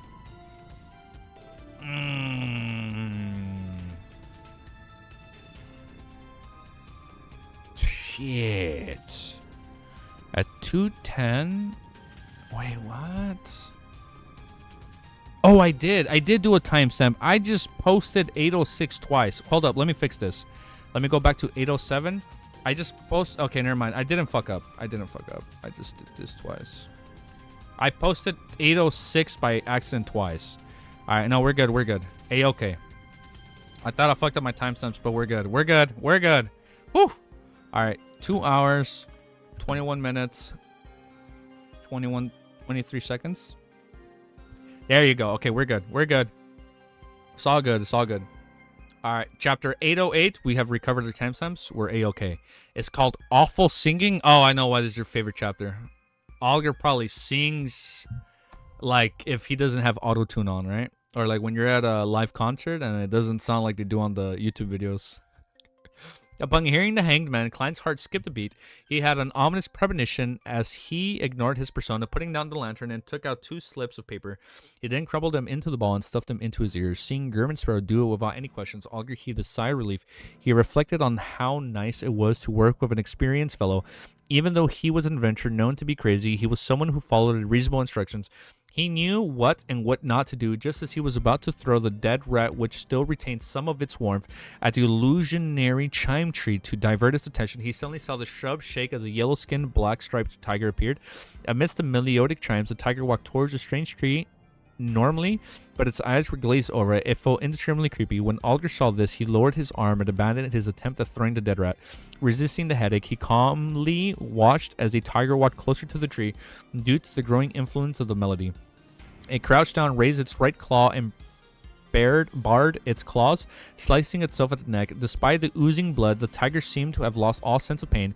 It continued digging in deeper, engrossing the wounds before it began to skin itself, revealing a naked body covered in mangled flesh and blood. The chimes gradually weakened as the branch suddenly came alive. It extended downward, stabbing it into the tiger's sorry, unprotected body. Augur, who was already prepared, immediately drew his dagger, opened his mouth, and sang hoarsely, "Break, break, break." On the cold gray stones, O.C., break, break, break. At the foot of the cages, O.C. His voice, it has a author's note, so I assume that's a reference to something. His voice had bold overtones, but it was completely out of tune. It was at complete odds with the comprehension of both humans and creatures. It was a jarring boom that had metallic sound to it. It was filled with powers that left one frustrated and disgusted. Meanwhile, the illusionary chime tree branches trembled as they retracted like they were huddling together. Following that, a melodious chime lessened the terrifying noise to a small extent. At Olger's side, although Klein had used paper ball to stuff his ears and had converged his spirituality, he immediately felt his forehead's blood vessel throb. He instantly had the urge to kill the singing, destroy everything before him. Furthermore, his mind had the feeling of being ripped apart. His muscles and vessels were squirming as a result. Others charged people money to sing. Mr. Hangman's singing charges you with death. Klein lampooned as he resisted the irascibility in his art. Break, break, break. Every word Olger said burst out like waves of striking reefs. Bolts of silver lightning descended and turned, as though in a euphoric phrase. As silver flashed light lit up one after another, they smote down the illusionary chime tree's surface, causing it to tremble incessantly. Its branches shook and numb in a random manner, making it difficult for it to produce the melodic, hypnotic music. Olger took this opportunity and threw the dead rat and thrust a dagger in his hand forward. With a howling wind, invisible blades swooshed over, slicing at a branch at the top of the nearest illusionary chime tree chunk. Ah, yes, the beauty of Olger's singing. It's funny, dude. Olger's singing has a unique effect of making others homicidal. Acha. The coldless palms. You think by default he learned how to sing beautifully, but he didn't. The colorless palm-sized translucent fruit fell as it was swept at by the gust of winds and flew into Olger's palm. The tree bark, which was covered with eye-like cracks, froze as the remaining branches dropped down, having lost their ability to move. Indeed, as long as you gather the correct intel ahead of time beyond our vegetation at the same level is a lot easier to deal with than animals due to its lacking intelligence. Olger took out a golden container and he had prepared, and he put away the illusionary chime tree's fruit. Then he turned around to look at German Sparrow. Let's continue. He suddenly stopped speaking at the word forward, vanished from his vocal cords. At that instant, he saw German Sparrow's cold expression look somewhat warped. The whites around his brown irises were slightly red, as though he would unleash an attack upon him at any moment. Olger felt tense as he slowly drew a gasp and completed his sentence. Let's continue work. Let's go. German Sparrow replied softly. He first circled around at the withered illusionary chime tree and walked deep into the dark forest. He didn't get any bark branches or materials that were rich in spirituality because they were bound to encounter many beyonder creatures later. Furthermore, he didn't have any so-called storage artifacts. Naturally, he left whatever space he had for a worthwhile spoils. See, he's wearing for the good one. He's waiting for the good spoils of war. Besides, having too many things on him would only weigh him down to prevent him from fully displaying his agility of a clown. Unfortunately, doors are materials without any vitality or blood, making it impossible to enter Grisel's travels. I can let my marionettes bring them in, but that will be very troublesome and determine the subsequent expiration. As Klein signed, he calmed his mind, extricating himself from the remnant effects of the hangman singing. This was the most jarring and terrible singing that he heard in both his lives. If the hangman continued for another 1 or 2 minutes, he couldn't guarantee that he could stop himself from beating him up. He's like, shut the fuck up, dude. Using just paper dolls to stuff my ear. Oh shit, dude. That's funny. Oh shit. Using just paper dolls to stuff my ears and converging my spirituality can only weaken the effects. There's no way to really block it out. Even a deaf person can hear it. This includes an exchange of spirituality level. This is probably the most indefensible attack from an ocean songster. Furthermore, there's no way of dodging it once it happens. There's only lightning strike, which can be dodged ahead of time. This is a rather powerful sequence 5 as well. However, why does Mr. Hangman's singing feel completely different from Elven songster Sciatus? As Klein surmised an ally's expression, he was somewhat puzzled. At this moment, the lantern holding Olger, who was walking beside him, couldn't help but consider the question. Even German Sparrow can't stand my singing. How should I act as an ocean songster? Oh, he realized that? Even German Sparrow can't stand my singing. How should I act as an ocean songster? In that silent environment, the two quickly proceeded forward. He's like, shit, man, maybe my singing is bad. In the silent environment, the two quickly proceeded forward amidst the thick trees that appeared to be covered in the snake's skin as they approached the ancient ruins. With a seafarer beside him, Klein saved himself the trouble of using dowsing rod seeking. He focused on watching out for any sudden attacks. The dark and silent environment resembled a horror story. As the two proceeded forward for an unknown amount of time, they discovered that these trees were beginning to systematically become sparse. This was completely different from the situation back when they met the demigod-level feathered serpent. The trees there had abruptly become sparse, while they were encountering now was a progressive change. and made them have the misconception that they were about to leave the dark forest. My theory is that Olger has been cursed by the Lord of Storms to have a bad voice because he is not devoted enough. Oh, that's a good theory. Oh, so he's like, because you truly don't devote myself to you, I will give you bad singing. That's a pretty good theory, dude. After pausing through the zone, we will arrive at the periphery. I wouldn't even be able to think that up. I just assumed he's just a really bad singer. I'm not a good singer. I'm not going to pretend and tell you I'm a good singer. So, from one bad singer to another, I just thought he was a bad singer. After passing through the zone, we arrived at the periphery of the ancient ruins. Olger broke the silence. He paused and then added, seemingly causally, based on my experience, is because more dangerous. It becomes more dangerous as we approach it.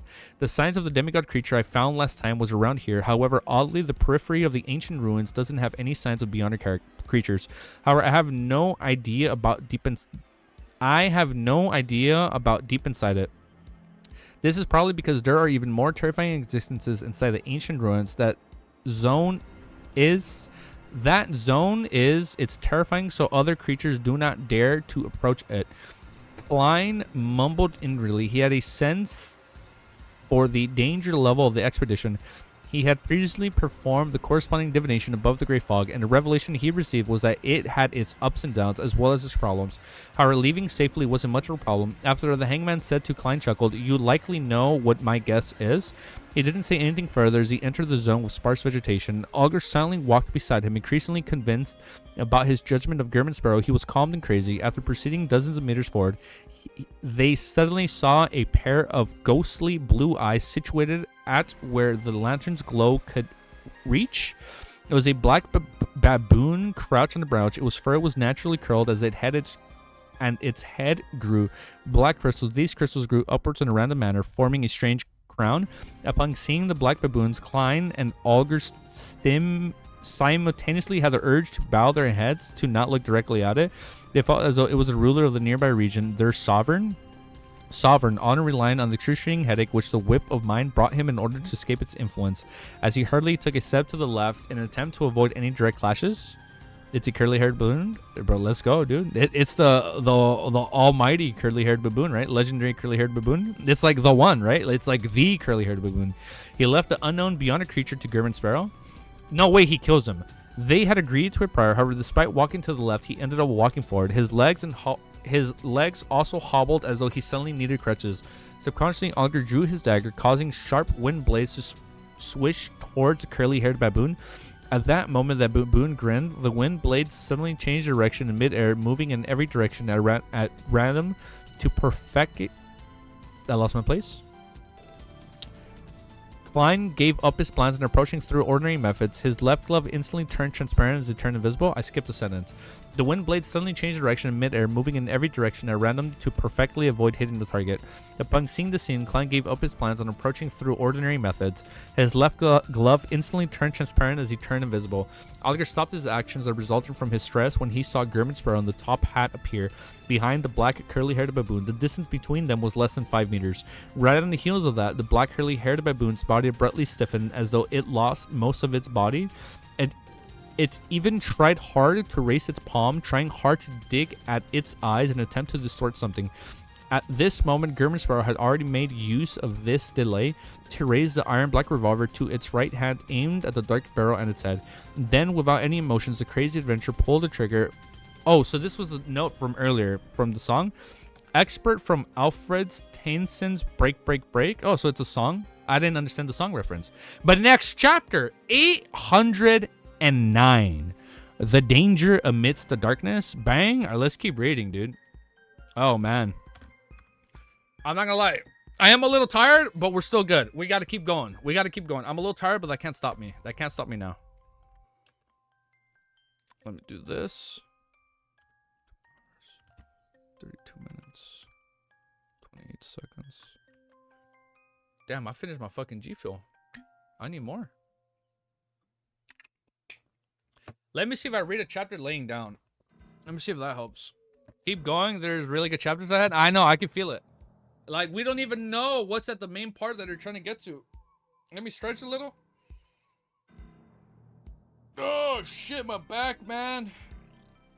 Woo! Dude, back in the day, I could play for like 12 hours straight, bro. And I'd be completely fine. I wouldn't even need to move, man. Like, back in the day when I rent games out, I would beat them in a day and return them the next day. I do like the one day rentals. You can use the end of the expedition as a stopping point. That's probably what I'm gonna do. Probably once we get to the end of the island, I'll do a good stop point right there.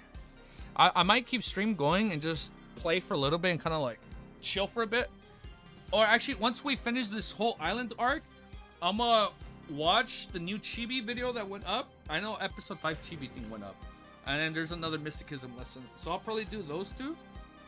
And then I'll probably just game for a little bit. I downloaded the Soulframe open playtesting since it's up right now. I guess it's just the intro part. And I want to check it out. I've been playing Warframe on and off for the better part of a few years. But I've never been that deep into it.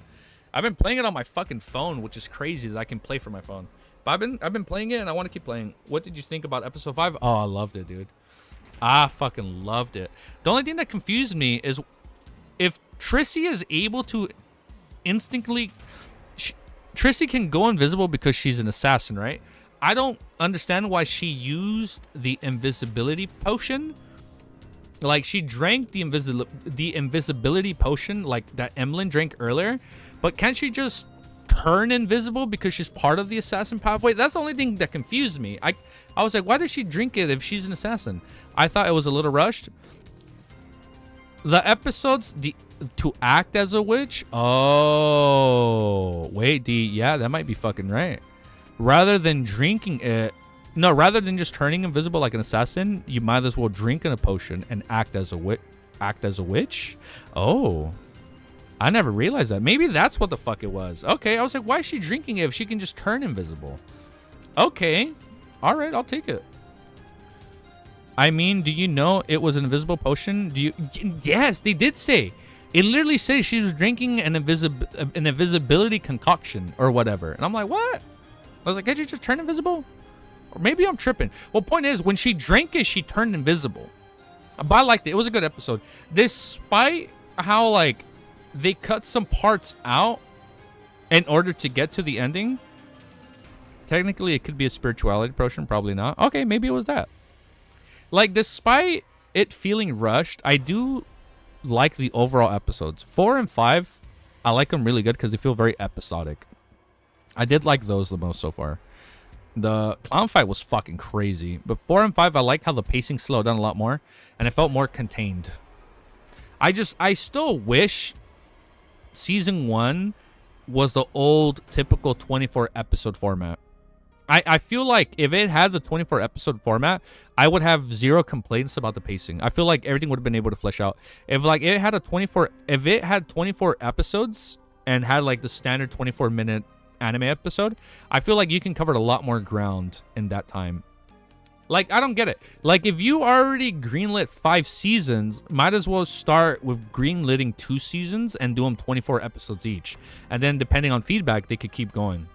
I think that would have been a better idea. But I mean, I would, like, I'm the last person that can say, like, oh, this is how you should, like, animate it, because I know how hard it is to do it. Well, they haven't greenlit 5 seasons. I thought they announced 5 seasons. Yeah, indicate why they have to do 13 episodes. Yeah, I don't get it, man. And especially because typically a season is 12 episodes. You get 12 episodes and that's it. But back in the day, it'd be like 2 seasons back to back. 12 episodes for one season and then 12 episodes for the second season of the year. Or they would take a season off and come back and it'd be like bi-season. They announced they'll need 5 seasons. They're planning to do 5+, but they aren't greenlit. Oh, okay. Fuck. Only season 2 is confirmed. You see, if season 2 was confirmed, I think what they should have done, just do 1 season, 24 episodes. I think that, like now I'm starting to get a little bit more critical. Now that I've watched the episodes, I love the episodes, but I can tell that they've cut some corners. And I know Cuttlefish is being very sincere when he says, like, oh, they're doing, like, they're reorganizing the series and following, I forget what's the word he used. Like, they're following it on an event way. Exactly, the one who decided to put the whole volume 1 into 20 episodes should be responsible for this. Yeah, man. Event-based structure. There you go. I'm not sure how I feel, but it seems like the whole show will be episodic. I think if it's episodic from now on, I'm completely fine with that. Event-based structure. There you go. Event-based structure. And the thing that's crazy, I don't know if they're taking out the whole serious chasing, because that was also another hint for Klein. I feel like they might still end that. They might still add that. I don't know, man. Yes, he said so? Okay, well, let's keep reading. Semi-episodic and tie into the end. Dude, I'm excited to see when they're going to introduce fucking Magoose, man. Oh, that's going to be fucking crazy. Oh, that's going to be a sick-ass scene. Bro, when she comes out, I'm going to be fucking wearing my pillow, man. I'll just be pregnant.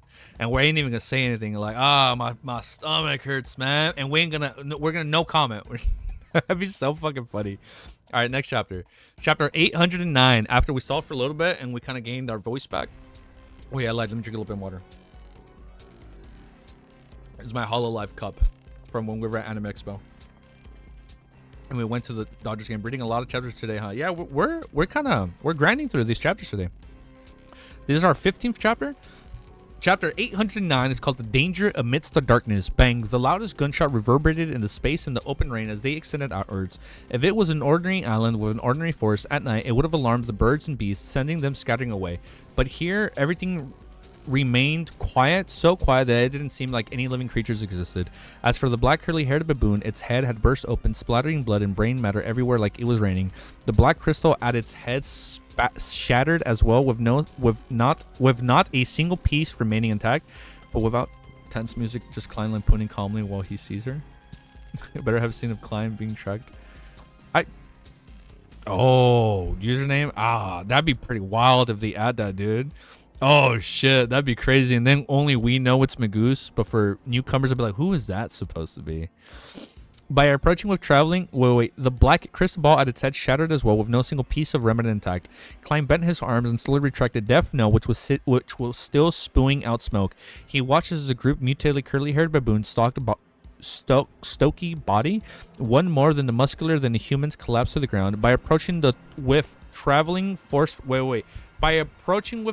forcefully controlling with Wraith and seizing the opportunity to deal a lethal strike with Death Note, it was an instant kill. Klein wasn't doing this to flaunt his strength, but via his observations. He believed that the mutated curly-haired baboon had unique powers. If he didn't quickly finish it off while it didn't understand anything about him, there was a very high chance that the situation would be reversed, making the battle rather tricky. Besides, on such a dangerous primitive island, it was imperative he avoided the situation from escalating, for no one knew what things could be lured by an intense battle. Therefore, after Klein possessed a mutated curly-haired baboon with a wraith, he gave up on the more reliable and more unnoticeable method of controlling the spirit body threats, because it took longer. Instead, he chose to cock the gun and use Death Note to finish it off while it was stiff and slow as a result of the Wraith's influence. The effects were identical to his expectations. The possible accidents that could happen midway were as he imagined. With the help of distortion and disorder, the mutated curly-haired baboon did possess the ability to extract itself from the unfavorable situations of the Wraith possession, and it would allow the bullet's trajectory to violate the laws of psyches and avoid its body. Unfortunately, its efforts had come to an abrupt stop before it could change its effects. Klein had seized the moment of sluggishness to decisively deliver the lethal strike. If he had switched to controlling the spirit body threats, the outcome might have been very different. It's worth it to suffer a weakness for it. Furthermore, there's a higher chance of me being needed to use Death Note later, compared to realizing what I'm afraid of in a more dangerous environment. It's better to know the problem ahead of time and avoid a similar situation. That's the better option. Klein allowed his revolver to point downwards as he walked to the side of the mutated curly-haired baboon. At this moment, under the Wraith's control, the Beyonder characteristic of the Beyonder creature rapidly appeared. Augur held up the lantern as he watched the scene from a distance away. It took him nearly a minute to snap back to his senses. Frozen in his mind was ultimately the scene of the flare for German Sparrow's muzzle and the bursting head of the curly-haired baboon. The disorder they encountered in the beginning had made him understand the Beyonder creatures they had encountered was at a sequence higher than that of illusionary chime tree. It was a relatively difficult creature to deal with, one that required sufficient caution during combat. Furthermore, there wasn't any guarantee of victory, yet German Sparrow had finished the battle in 3 seconds. The speed at which it happened was as though it was engaged in target practice. Being a Sequence 5 Beyonder as well, the difference was unbelievable. Combining a short distance teleportation ability and a strange power that can control an enemy for a certain amount of time, along with the wait, hold on, I'm getting lost. Along with that astonishingly potent revolver, the effects are unimaginably terrifying. If I were to encounter it for the first time, I would have definitely been killed instantly, and even if I'm prepared, it wouldn't be an easy to resist it. The best solution is to use my singing to affect my surroundings indiscriminately. It will prevent German Sparrow from successfully completing a teleportation, as expected of a crazy inventor with a bounty of 50,000 pounds. Even without Mr. Fool's help, just him alone isn't weaker than Admiral Hell. It's possible. Aura? Shit, dude. It's sick. It's so hype seeing Augur be like, shit, man. He's good, dude. It's possible that he's even stronger. While sighing poignantly, Augur reined in his thoughts as he considered how he could deal with the situation if he were in the curly-haired baboon's shoes. Compared to the descriptions from others at his own guesses, witnessing it himself was more convincing than shocking. Inside the corpse of the curly-haired baboon, where the shattered black crystals was a faint blob of light quickly appearing and converged together, turning it into a translucent pitch-black fist that was tightly clenching. Indifferently to other thoughts, it first produced a feeling of strength and sinisterness. The palms, lines, luster, and fingernails seemed to follow ordinary principles, but they were filled with abnormal charm. It seemed to hide large amounts of madness and disorder. Sequence 5, Mentor of Disorder from the Black Emperor Pathway. I wonder what weakness I receive. I hope it's not too odd, huh? I can use Deaf No as much as I want in the next 6 hours. As Klein muttered, he bent down to pick up the Bionic characteristic and stored it in a prepared metal container. In fact, he could attempt to graze the curly-haired baboon and see if he could obtain the corresponding banner powers of a Mentor of Disorder. Oh, he could probably graze him? You know what it's more hype than all your days? It's when the glazing is actually deserved. It is, dude. It is. Oh, you know what? That's true. Originally, Augur's like, oh, he's always glazing him, but yet now it's actually warranted, dude. Oh, man, it's so cool. I can use Death Knell as much as I want in the next... Wait. Inside the corpse of the curly-haired baboon, where the shattered black crystals, a faint blob of light quickly appeared and converged together, then turned into blue pitch black. Wait, I got lost. And definitely to their thoughts, at first producing a feeling of strength and sinisterness, the palm lines, luster, and fingernails seemed to follow the ordinary principles, but they were filled with abnormal charms that seemed to hide large amounts of madness and disorder. Sequence 5, Mentor of Disorder from the Black Emperor Pathway. I wonder what weaknesses I received. I hope it's not too bad, huh? I can use Death Knell as much as I want in the next 6 hours. What if he's scared of monkeys or curly-haired baboons? This would be pretty bad timing if that's what it is. As Klein muttered, he bent down to pick up the Bionic characteristic and stored it in the prepared metal container. In fact, he could attempt to graze the curly-haired baboon and see if he could obtain the corresponding Bionic powers of a Mentor of Disorder, so as to swap away his gloves, barons of corruptions. But ultimately, he did give up on that idea since he wasn't sure what the Bionic creature had done that made it deserve such torture. His encounter had been an encounter on the battlefield. Ensuring his enemy's death was nothing out of the ordinary, but grazing was an extremely excruciating pain that left his soul yearning for liberation. Klein had his own principles and stubbornness. He didn't easily violate them, so he often cautiously chose his targets. Of course, to him, creatures of lower intelligence were not the same as humans. Even if he attempted to graze it, it wasn't crossing the line. However, many of his past experiences told him that persisting to keep his principles and not relax requirements for himself was not only a moral question, but something to prevent himself from losing control. I feel like it's more of a moral thing, but yes, also from losing control.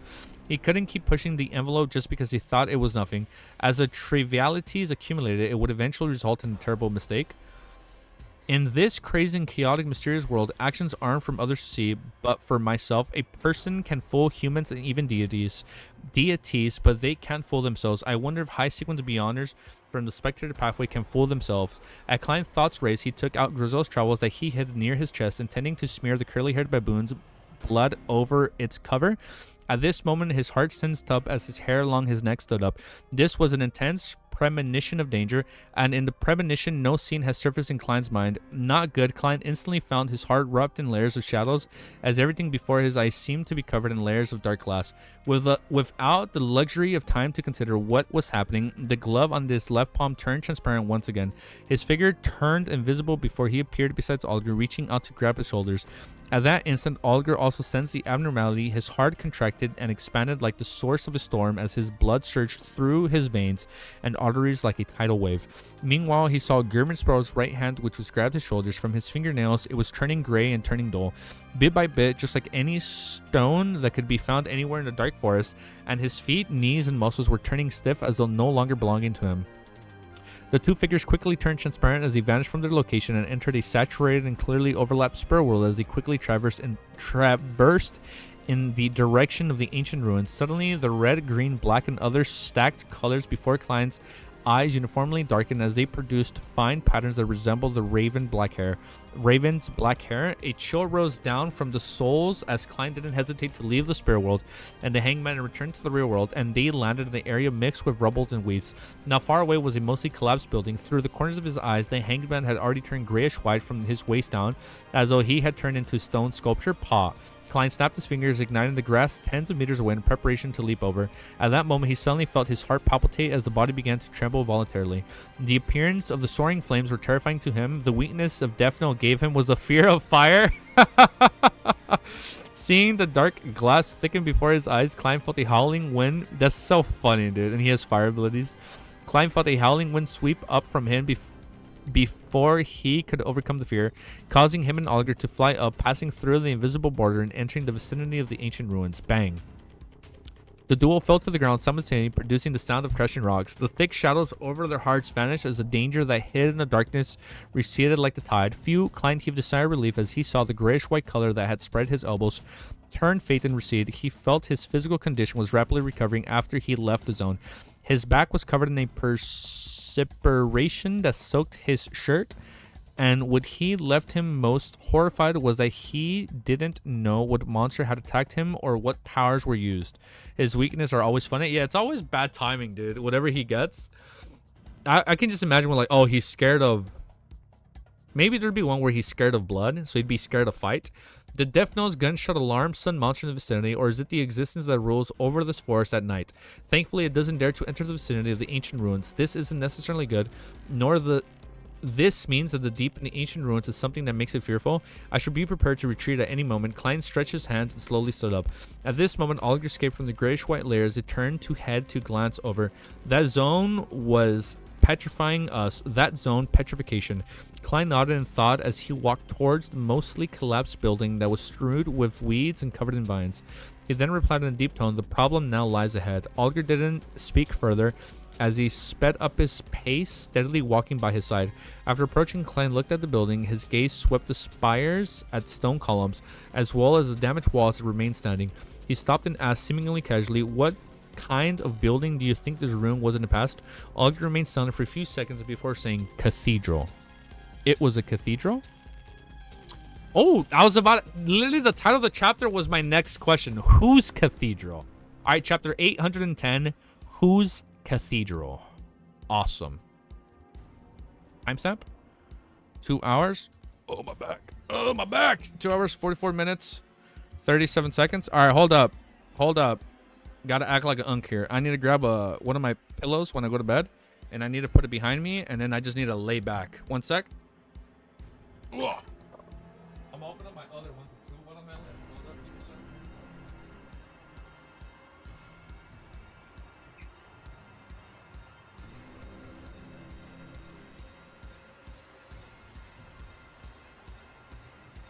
give me a sec. Give me a sec.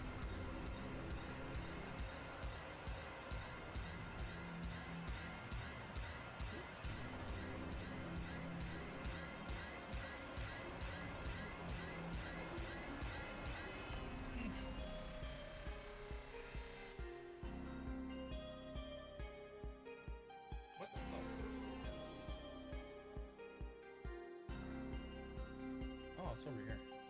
You know what I've been playing a lot recently? Hold up, let me show you. This is what I've been playing on my free time right now.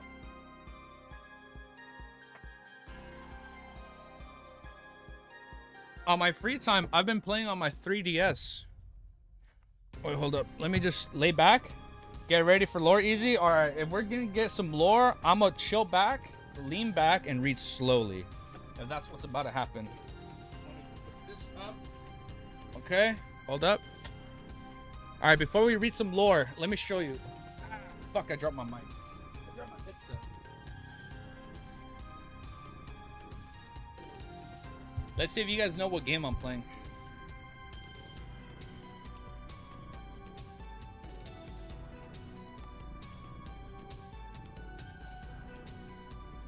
Wait for it.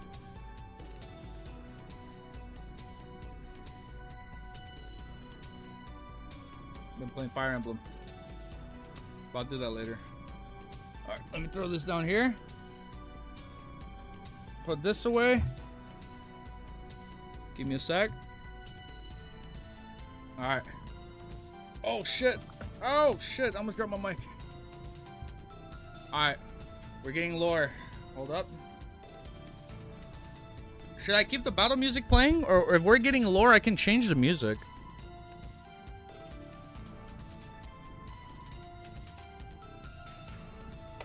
Let's see. Should I still keep the walls closing in playing, or can I change it? Change? Okay.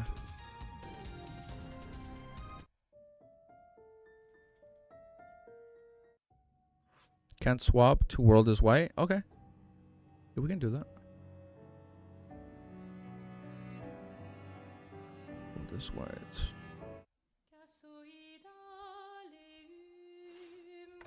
I am the music god. Do not trespass into my domain. Let me see if it's right here. World is white. Hold that. Let me get world is white. Just give me 1 sec. Go on YouTube. Let me look at world is white. Au loin, elle s'élève, seule, sans détour. World is white. Why my thing is all caps? Sans retour. Why the fuck am I getting the Joker? Great Big White World, Marilyn Manson, and it's the Joker M. That is the song called World is White? It's in Discord. It is. Oh, okay. What the fuck? For a while I was just looking it up on YouTube and it popped up. That's weird. Vapeur de nos chairs, respiration amère, lumière s'éteint. Okay. Contretemps volontaire. Discord domain. Contre-champ solitaire. Music domain. Lumière s'éteint. Si le temps se perd à contre-courant, les miroirs sans teint dévoilent leur nature. Shit, hold up. Let me scroll up a little bit. Notre amour Oh, I put world is white. Is the world looks white. That's why I couldn't find it. Now I know why I couldn't find it. Alright, I got it. I got the music.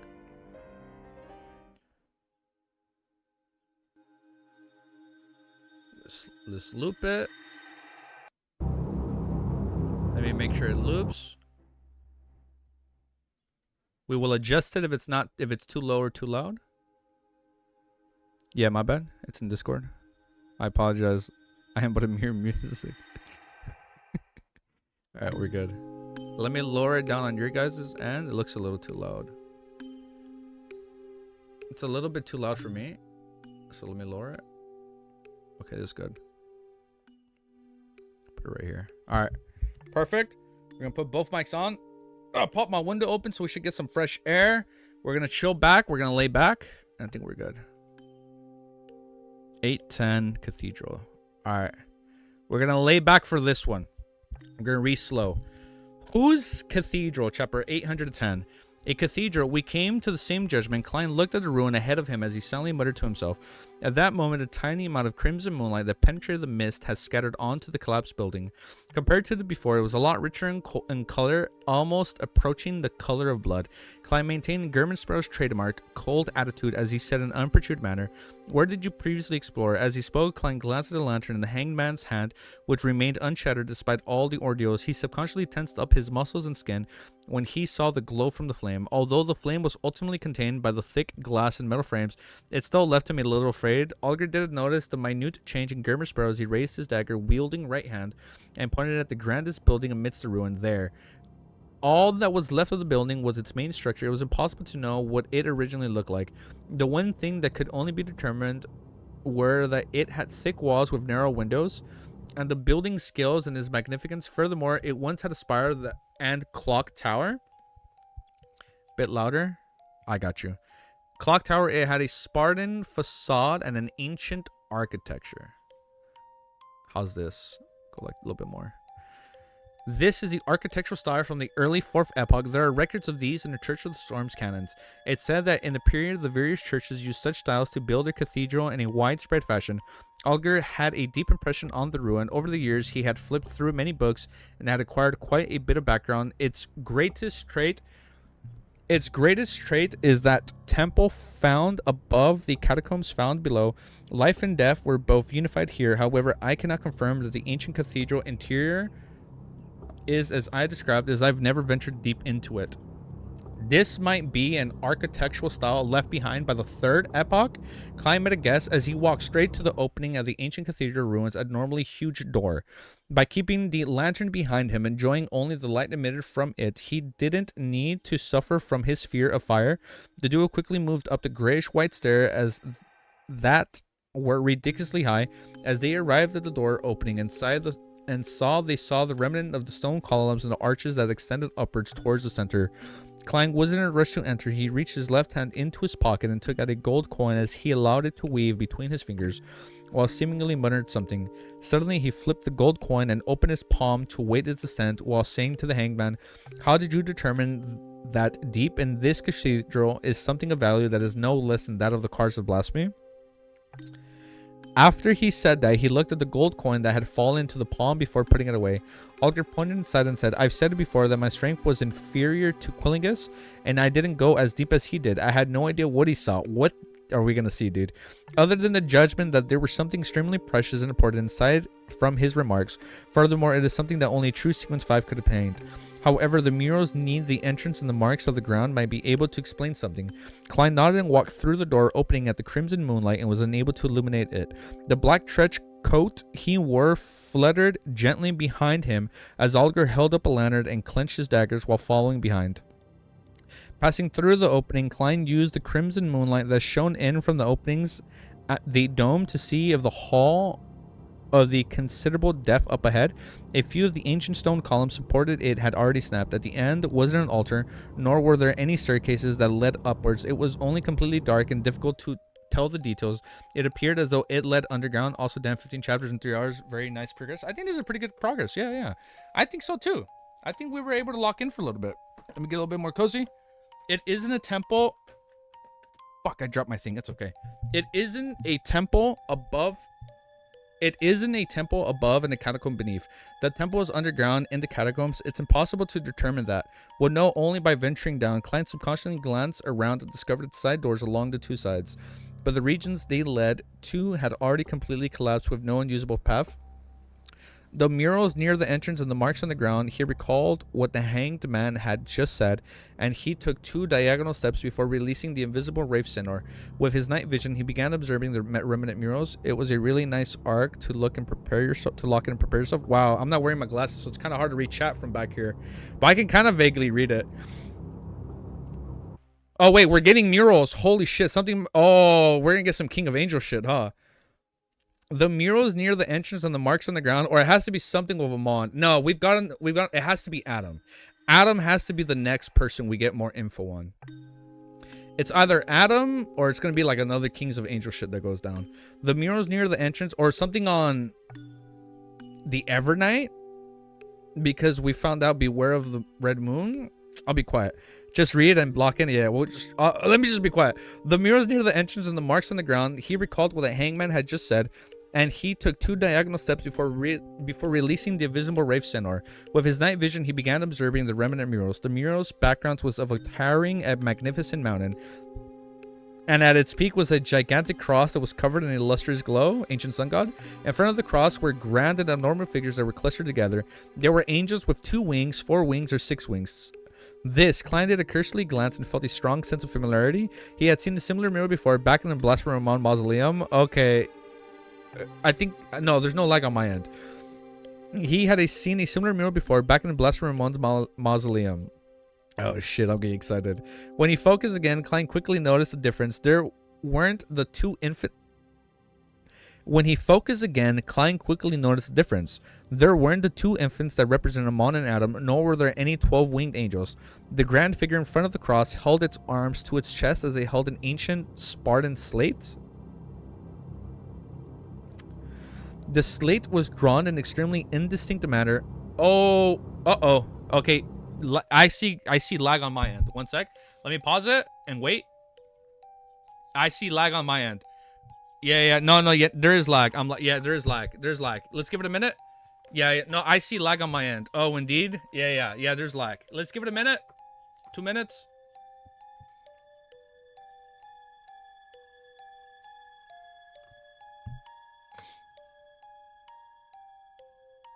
Hold on, I'm still waiting. It's still like at 1 bar on my end. Let's give it another minute. Hold up, wait a minute. Let's wait a minute.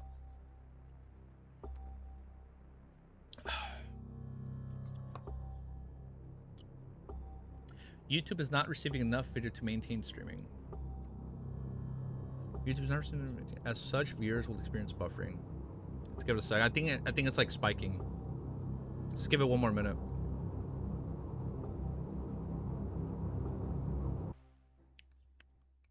How is it now? Still the same?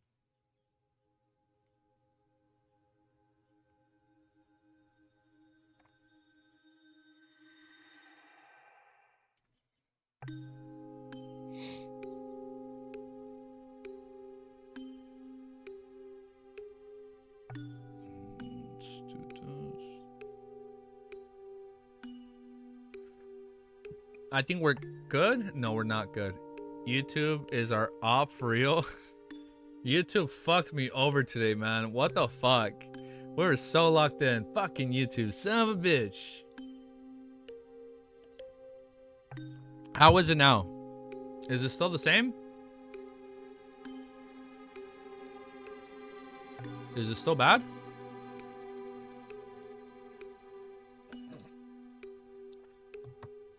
Shit. That was bad timing. Alright, let me find my place though.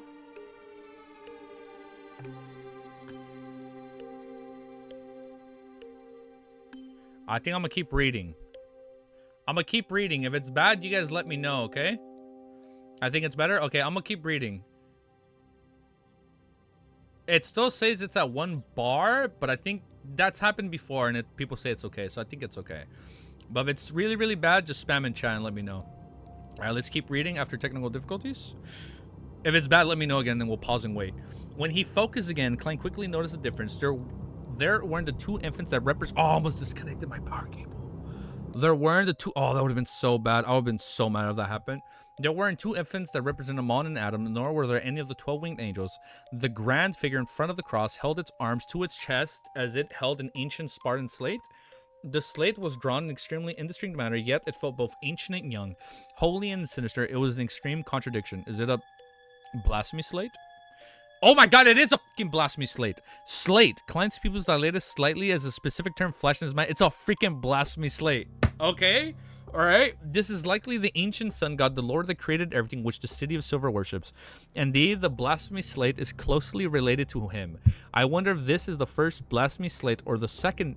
Klein roughly guessed at the cathedral's worshipping entity, and he also began to believe in the depths of the ruins hid items that were valuable and important. He withdrew Sinner's gaze and allowed the marionette to turn to face the ground. Apart from the slates being covered in cracks and some odd marks remaining, there were dark red in color, smaller than a human's forehead. They overlapped with one another at times and excluded all the way to the ends of the hall. At that instant, a scene naturally appeared in Klein's mind. Oh, bro gone?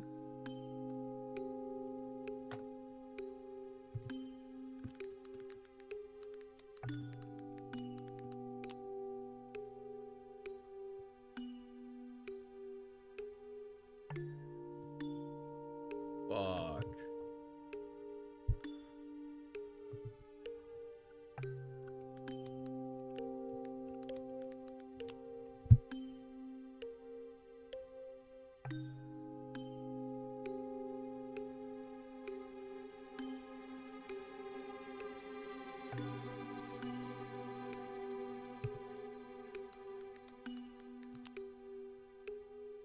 Wait.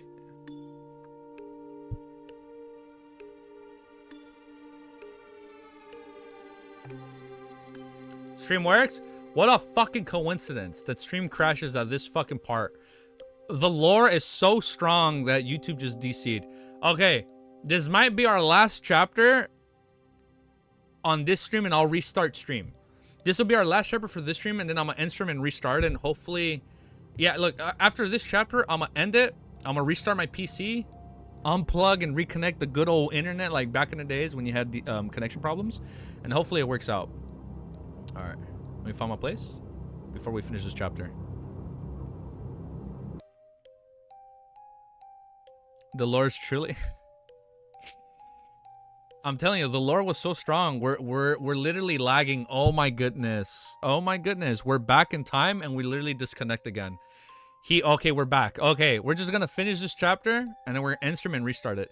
He withdrew Sender's gate, and we'll also end the video and hopefully do another video. Sorry, bear with me right here, guys. I apologize. He withdrew Sender's gaze and allowed the marionette to turn to face the ground.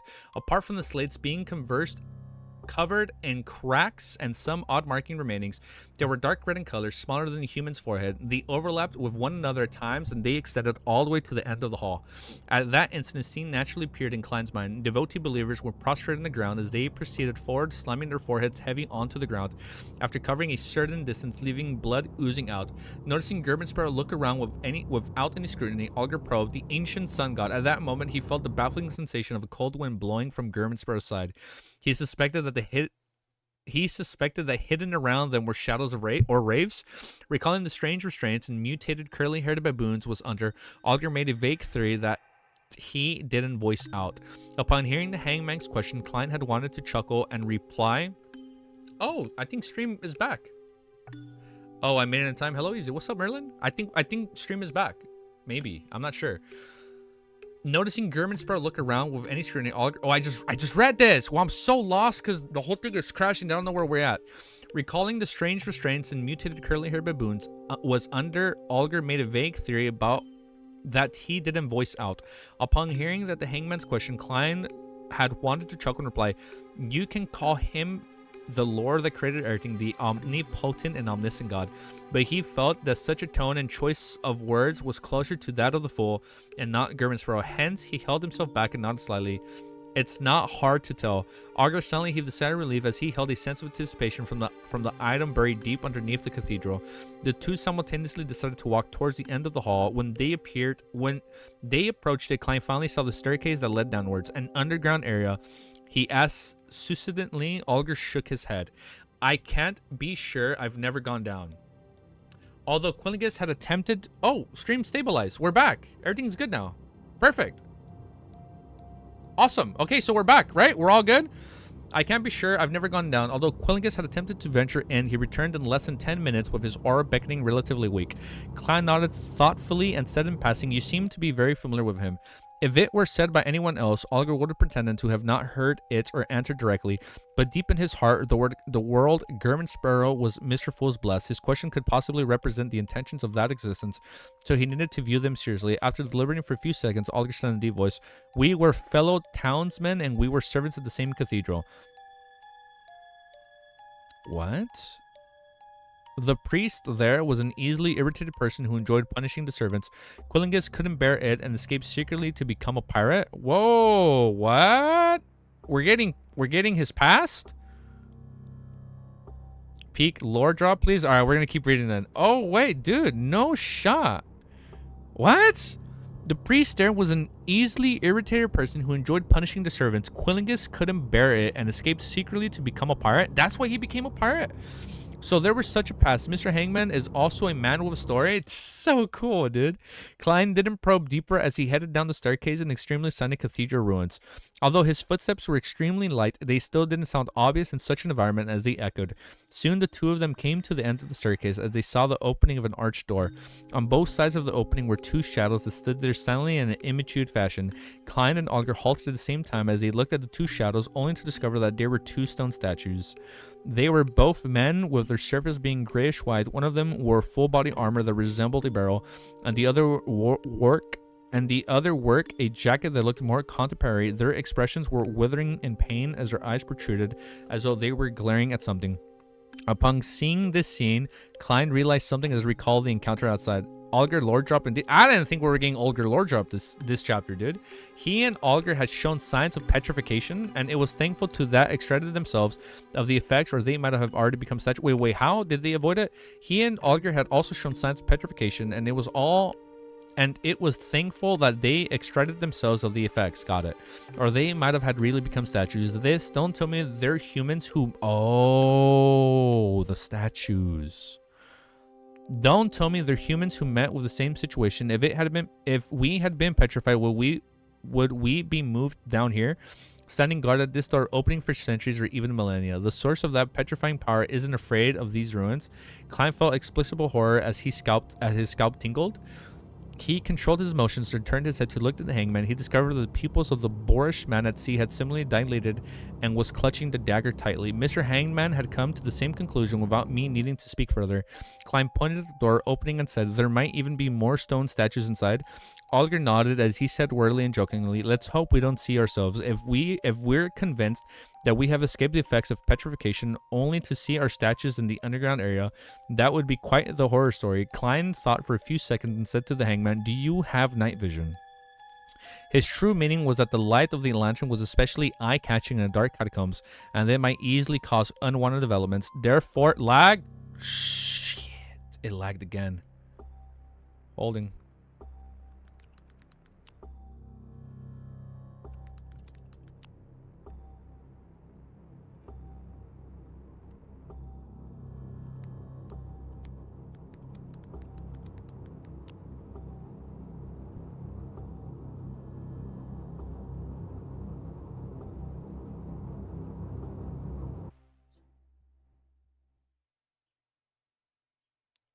We're back. We're back. We're back. Okay. All right. We're back. This is the worst time for this is the worst time. Did me and Love get a direct VIP line to Easy? Dude, this is the worst fucking time, dude. All right. We're back. We're back. Holy shit. We're back. I apologize for that. Don't tell me that these... Oh, I read this part. If we're convinced that we had escaped the effects of petrification only to see our statues underground, or there'd be quite a horror story, Klein thought for 2 seconds and said to Mr. Hammond, do you have night vision? Yeah, sorry. This is the worst time to have technical difficulties, dude. His true meaning was that the light of the lantern were... Thank you for following, dude. Thank you, man. Thank you, guys. His true meaning was that the light of the lantern was especially eye-catching in the dark catacombs and that it might easily cause unwanted developments. Therefore, it was best to extinguish the flame if he had night vision, and he believed that Mr. Hangman was able to read in between the lines. Oliver replied frankly, yes. As a beyonder of the sailor pathway who could dive, it was a given that he had night vision. Klein glanced at him without a word, but his meaning was obvious. Then why are you still using a lantern? Oliver seriously replied, firstly, it's to misdirect the enemy into instinctively believing that I don't have night vision because of my use of a lantern. Okay, that's smart.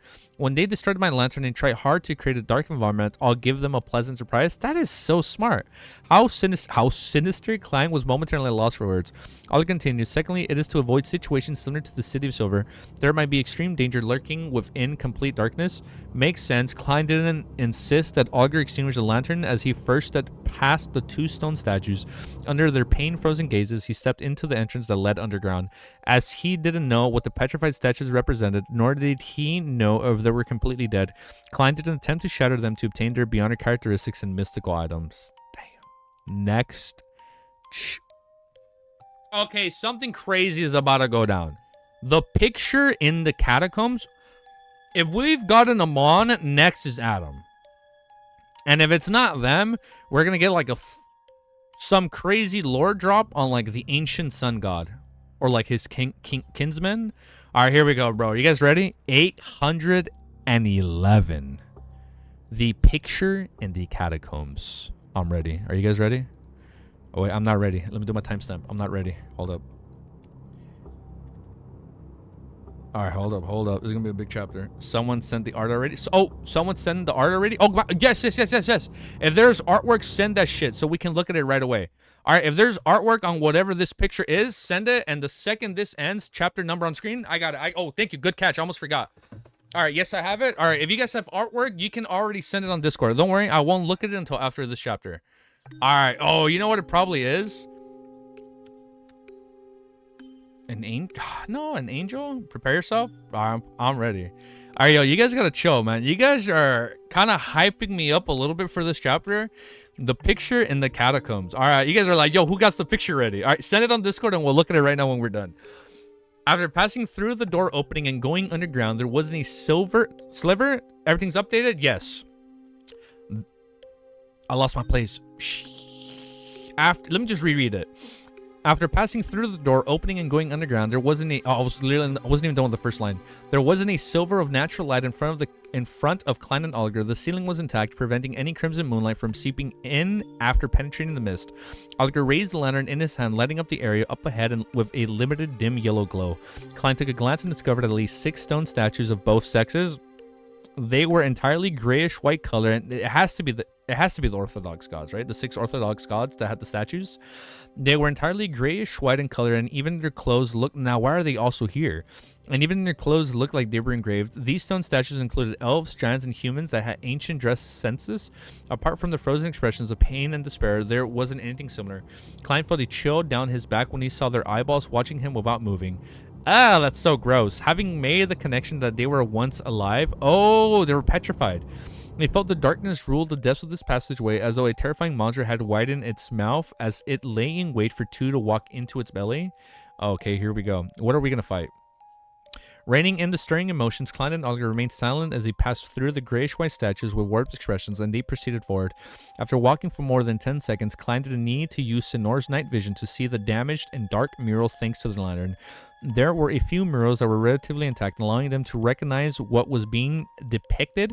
They were no doubt focused on the cross that glowed at the grand figure that stood before him. This blurry and solemn figure either faced cities that have been flooded, stepped up the fractured lands, or looked up at the cosmos where it locked eyes with a pair of evil and maniacal eyes. When the apocalypse happens, the ancient sun god will rescue the world. This is somewhat similar to the murals that little sun and the others found in the true creator's temple, or perhaps it's just plagiarism from both sides. Okay, no more lag, no more lean back. I know I'm leaning forward now, dude. I'm good. I'm wide awake. With no one giving up work towards the goal, after all, it's to empathize that they were once the Messiah and a deity worthy of one's faith. Klein quickly swept his gaze across the wall as he slowly entered the depths of the passageway. Olger was also observing the damaged murals when he suddenly suppressed his voice and said, I suspect that the true fallen creator's description of himself was referencing to some of the content here. Art has been sent. We'll look at it right now. Indeed, everyone has the same views. Klein lowered Death Note and chuckled. I wouldn't be surprised if we see matters related to the true creator up ahead. That might be a particular connection between him and the creator that the City of Silver believe in. Olger agreed with Germanspro's judgment. The duel continued ahead as they tried hard to soften their steps. However, there were still some echoes that reverberated in an extremely silent environment. At this moment, Klein's spiritual perception was triggered. He immediately took 2 steps forward and put himself in front of Olger, blocking out most of the lantern lights. Less than 2 seconds later, he heard a dull sound emitting from afar. Thump, thump, thump. The ground shook gently and the sounds became clear. Then Klein saw a figure nearly 4 meters tall walk out. It was also a grayish-white in color with armor. Wait. Let me reread this part. I'm reading too quickly. Hold up. The ground shook gently as the sounds became clear. Then Klein saw a figure nearly 4 meters, 16 feet? 16 feet in freedom mutants, correct? Then Klein saw a figure nearly 16 feet tall walk out. It was also grayish white in color with armor plating patterns engraving on its body. Its head had goat horns and a mouth that resembled a hound's. Its half-open mouth revealing snarling fangs. And what attracted attention the most were its pair of eyes, which burned red, and the 6 pair of white membrane wings. An angel? Is it a grounded angel? Thump, thump, thump. The monster held an 8-meter long... Fuck is 8 meter? 24 feet? The monster held an 8-meter long stone trident as it slowly entered a passageway. What the fuck? How is that description of angel? Well, the wings, like, I know it doesn't look like a wing, but I'm like, hold up, the wings made me think. Did it not say wings? Membraned wings. Oh no, bat wings. Membraned wings. Not. Okay, hold up. Membrane wings is not like angelic wings. Got it. Membraned wings. Thump, thump, thump. Membrane wings, so like bats. I did not know that. Okay, membrane wings are bats. Got it. Definitely not an angel. The monster held an 8-meter-long stone trident as it slowly entered the passageway. It shook the land with every step as its great weight was spread out. Along Klein hadn't seen it before. He instantly recognized what it was. It was a 6-winged gargoyle. Its core crystal was one of the main ingredients of marionettes. What? Okay, we can probably kill one and then keep it for later.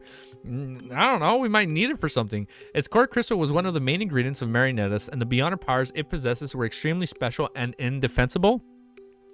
Based on its external build and from what it's made of, it definitely has external potent combat strength while not being afraid of most damage. I wonder if we can make that our marionette. All it needs to cause terrifying damage is to storm over and perform a downward smash with its storm trident. Klein relaxed his left hand and wasn't in a rush to react. He and Olga remained in the spot of using his body and others using his clothes to conceal the lantern's light. Wait, one sec. Let me close my blinds. It's kind of loud outside.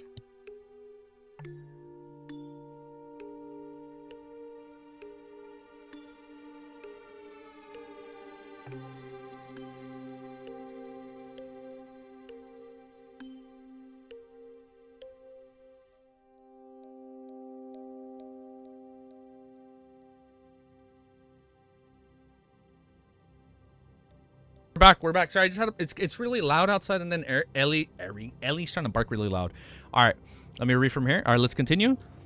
Based on this, I read this. Klein relaxed as his left hand and wasn't in a rush to react. Wait, muted? No, we're unmuted now, right? We're good. Let me reread this part then, just since we had a pause. Based on its external build and from what it's made of, definitely has extremely potent combat strength while not being afraid of most damage. All it needs to cause terrifying damage is to storm over and perform a downward smash with its stone trident. Klein relaxed his left hand and wasn't in a rush to react.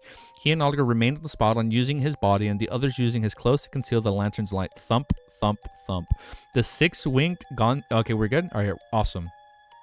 The 6-winged gargoyle didn't look towards the duo and instead passed through the passageway. Footsteps slowly distanced themselves from them. Alright, this is getting good, dude.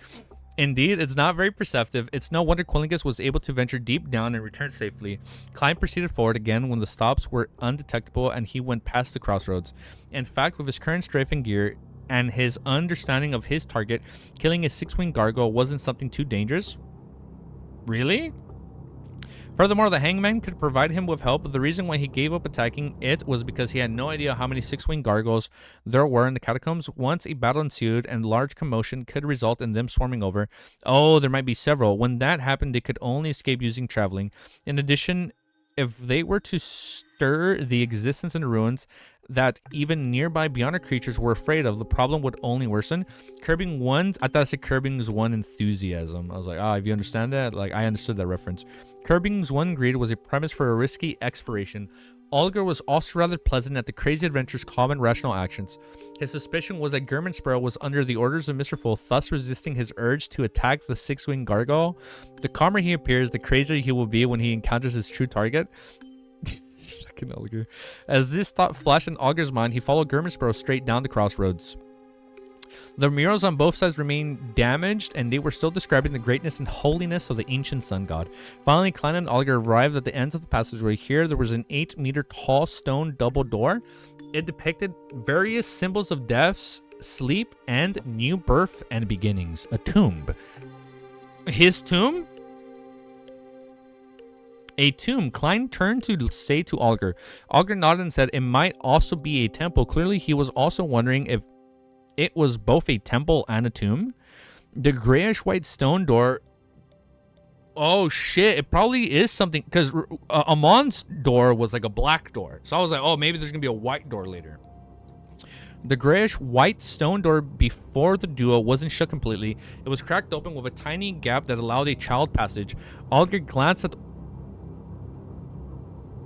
If Will can be reborn as a baby, who's to say, like, the ancient sun god can be reborn and be like a child, and he was able to escape? Auger glanced at the floor and walked... Maybe that doesn't make sense.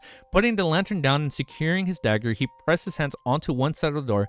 He slowly drew a breath as he bent his knees, his arm muscles swelling suddenly. Suddenly, the gap widened significantly. Klein picked up his brows when he saw the scene, feeling somewhat astonished because the hangman's pushing of the doors didn't produce any sound at all. He didn't doubt an ocean songster strength, but he didn't believe that it could prevent the stone door from making contact with the ground.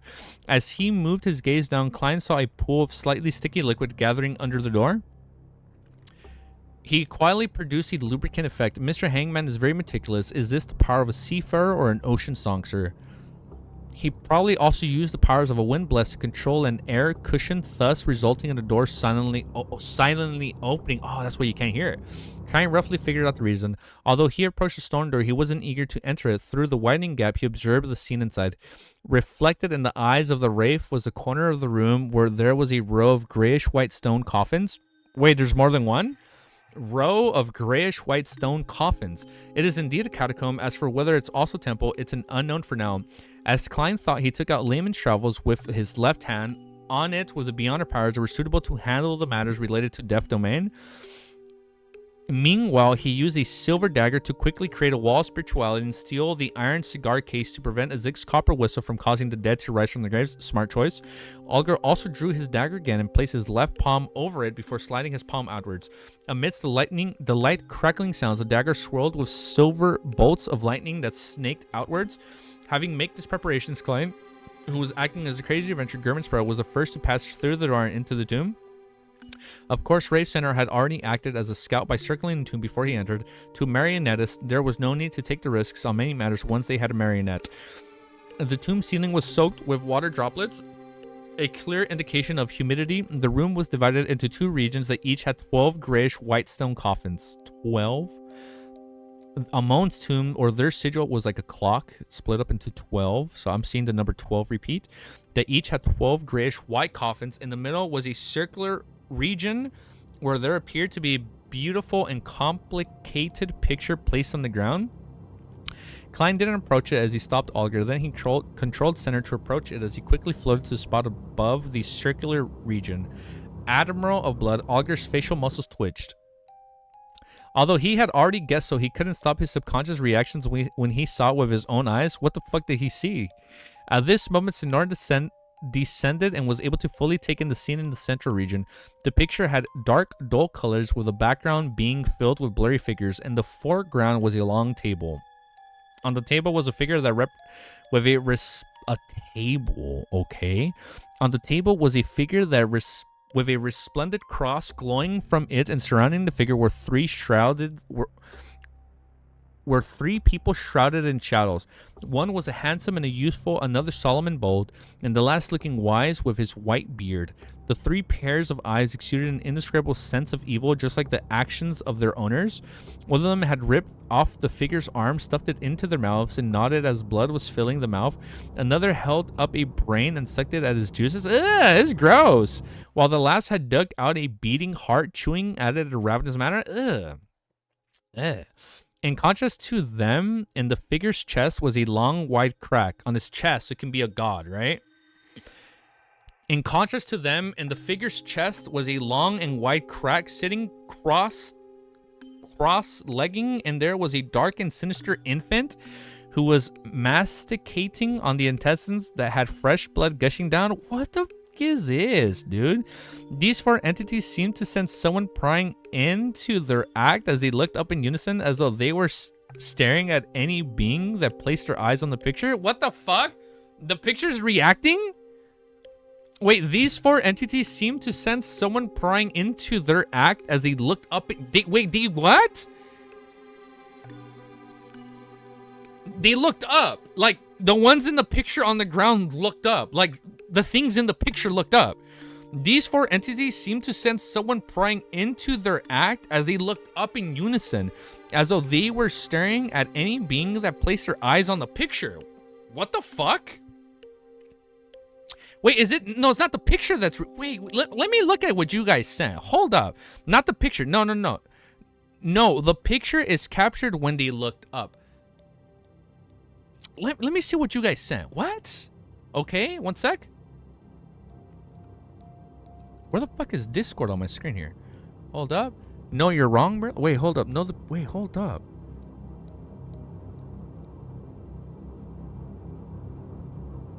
I can't even show this on stream.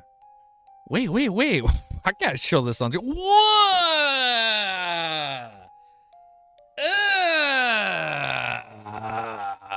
can't show this on stream.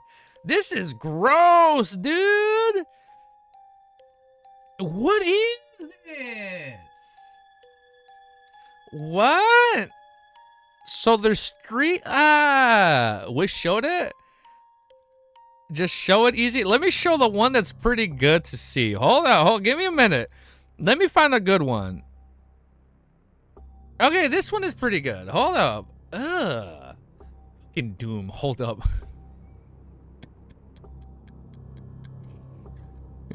Hold up. There's fucking Doom in the background. Son of a bitch. Hold up. Give me a sec. Hold up. I just gotta turn off all this shit to make it easier. Alright, hold up. Son of a bitch. I'm turning off the wrong thing. Where's the border? I gotta turn off the... I'm turning... Oh my god. Hold up. This is so scuffed. Hold up. Border. This one? No, this one stays on. Son of a bitch. Give me a sec. I turned off background. Background is off. Doom. Wait. Hold up.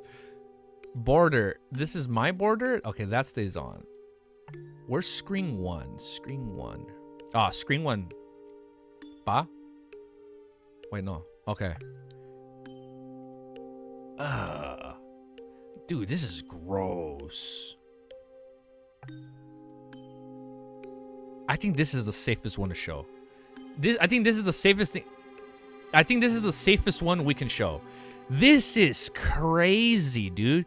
This shit straight up reminds me of Attack on Titan, when the king has the daughters eating the remains of Oh wait, hold up, spoilers. Sorry, I won't go into it. This straight up just gives me Attack on Titan vibes when the king has the kids eating the mom. Like, that's so to like consume her. Ymir. Shit, dude. What is this? Like, this is gross, dude. This is nasty. All right. Well, thank you to Nakiel. Do you realize who they are? No, I don't realize who these are. I mean, these are angels. Who is they? Like, so, okay, hold up. I assume the one on the bottom is like... Is this supposed to be like somebody being reborn? They don't wash the art reads ahead first. They don't wash the arts read ahead first. Wait, like, this is what I don't get. So is somebody dying and being reborn as the baby? But what I want to know is, why are they consuming him? That's what I want to know. Wait, hold up. Out loud. Why not try to reread the angel description? The next chapter has... Okay, so no, it's explained next chapter. Hold up. Before we just start rereading it, let's just do a live react before we go in depth onto what it is. Yeah, so let's read the next chapter, since the sense said they're gonna be explaining it. But oh wait, they're chopping off his head. What the fuck? That is gross, dude. So one angel's consuming his heart, the bearded angel's cutting the neck, the other angel is grabbing his arm. Is this supposed to... What is this referring to? Is this supposed to be like the true, the ancient sun god being reborn? Just like how, like, we know Will can be reborn, right? So is somebody being reborn? I think they're looking at Klein, but I can't say why. It'd be a spoiler. Okay, yeah, don't say why. Now, the thing that I find crazy, there have been so many mystical creatures that like look to Klein or are drawn to Klein. You know all of these, but you'll get confirmation. You know all of those, but you'll get confirmation next chapter. All right, let's read next chapter. Let me fix up my scene, by the way. One sec. Let me... This one's fucking... This is fucking nasty, dude. My goodness. Oh my... Dude, holy shit. I can only say the answer is next chapter. All right. An answer is next chapter. Fucking gross. All right, let's turn Doom back on. Let's turn on my background. All right, we're good. Okay. Doom is back. Screen 1 privacy is back on. All right, we're good. The only reason I'm too lazy to switch the transparency is for whenever we do another anime react on Friday. I'm just too lazy to change it back right now. So I just have it like that. All right, let's read next chapter, man. That was gross. Myth from another perspective. Okay. 3, 17, 18. Copy paste. Okay. Fuck, man. We've been reading a lot today. Holy shit. We started at 795. We're at 812. Oh, yo. We've been reading a lot today. Let's keep it up. 812. Let's keep going. All right, chapter 812. Let's see what this explanation is. Myth from another perspective. Upon clearly seeing the picture, also 3 of R.I. Mon were released. Oh, chapter 3. You know what? After this, we'll read it. I'll read the first 3 chapters, username. Good. Hey, thank you for reminding me. Yeah, after this, we'll read the Revered Insanity Monwar remake. Chapter 812 is called Myth from Another Perspective. Upon clearly seeing the picture through Sinner's vision, Klein's heart raced so loudly that even he could hear it. As a seer who was good at interpreting revelations and symbolism, he felt his blood gush to his head, leaving his head swelling. It seems to prevent him from engaging and thinking deeper into it. Even so, there was an ethereal voice belonging to him that resounded in his mind. It was filled with alarm. That figure that dismembered and eaten likely represents the ancient sun god. Wait. That figure that's dismembered, that's what I said. That's Eden. I did say that. It's likely represents the ancient sun god, and maybe the baby is him being reborn. It's Klein. Oh, shit. Klein is the baby in the picture, and that's why they're all looking at him. Oh. Maybe? No? Original Klein. And original Klein just never knew it? And original Klein knew... No, you know, I'll be quiet. Let's keep reading. Hold up. It was filled with alarm. That figure that dismembered and eaten likely represents the ancient sun god, the Lord that created everything. Bro's cooking. But it's like, there are so many entities that look at Klein. Maybe it's just because of the gray fog. Yeah. But read next chapter. Let's just keep reading. That figure that dismembered and eaten likely represents the ancient sun god, the Lord that created everything, the omnipotent and omniscient God, which the City of Silver believes in. And I've seen the 3 evil figures surrounding him before. And the underground ruin in Backland, the place that sealed a terrifying evil spirit, they existed in the form of statues that didn't look as evil as the picture depicted them to be. They each respectively represent... Oh! The god of knowledge, the guy was the one with the beard, right? The god of knowledge had the beard, and he had like that weird sinister laugh. Ah, okay. Wait, the Orthodox gods devoured the ancient sun god? Okay. They existed in the form of a statue but didn't look as evil as the picture depicted them to be. They each respectively represent the eternal blazing sun, the Lord of storms, and the God of knowledge and wisdom. What? Suddenly, Klein recalled the name he had once received. Once he had directly received when looking straight at the eternal blazing sun. White Angel? Well, I don't remember this. Suddenly, Klein... That was like volume 1. Suddenly, Klein recalled the name he had once received. One that he had directly received when looking straight at the eternal blazing sun. White Angel. So White Angel is the baby? No way. Could it be the eternal blazing sun was once... Whoa.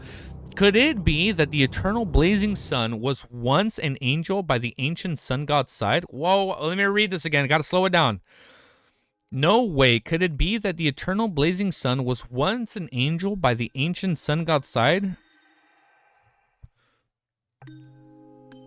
Little Sun once mentioned that they had heard an, oh my god, ecclesiastic penitence and prophecy of a matter in Afternoon Town.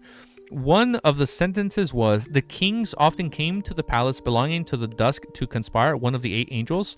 The eternal blazing sun was originally named White Angel. So the eternal blazing sun was originally one of the 8 kings of angels, which is also the king of angels, one that betrayed the creator.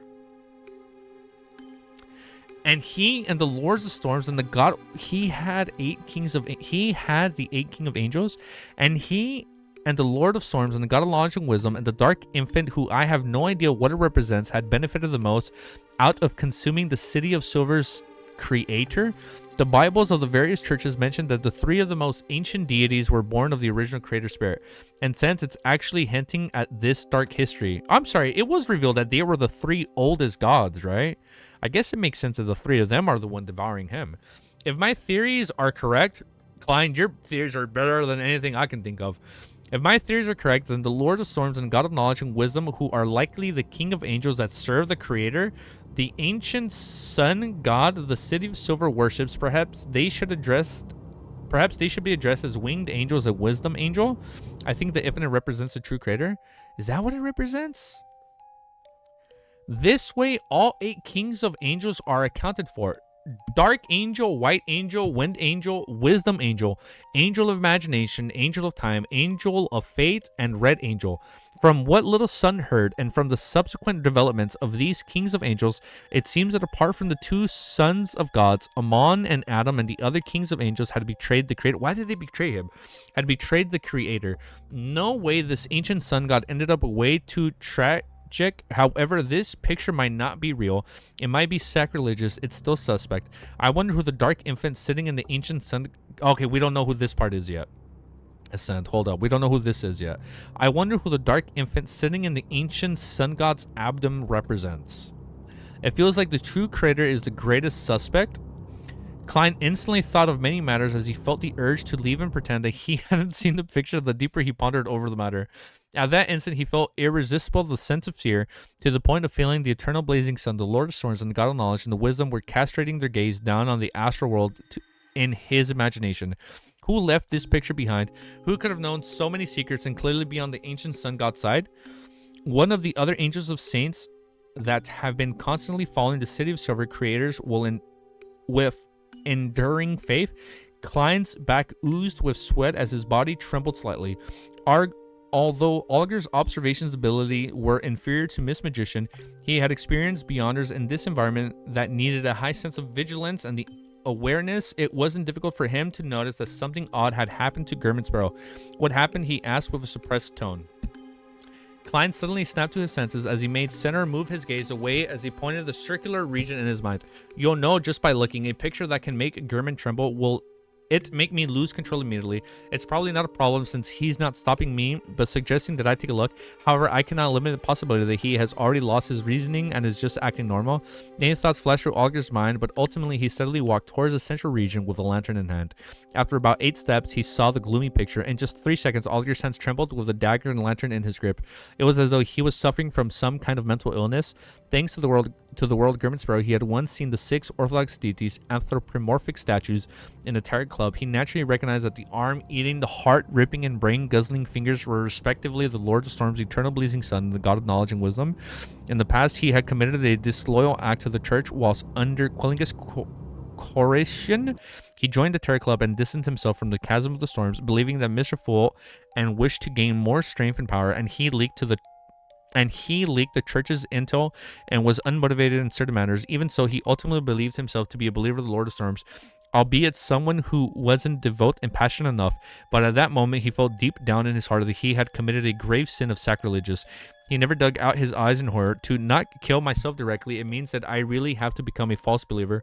Augur didn't dare take another look as he turned around and looked at German Sparrow.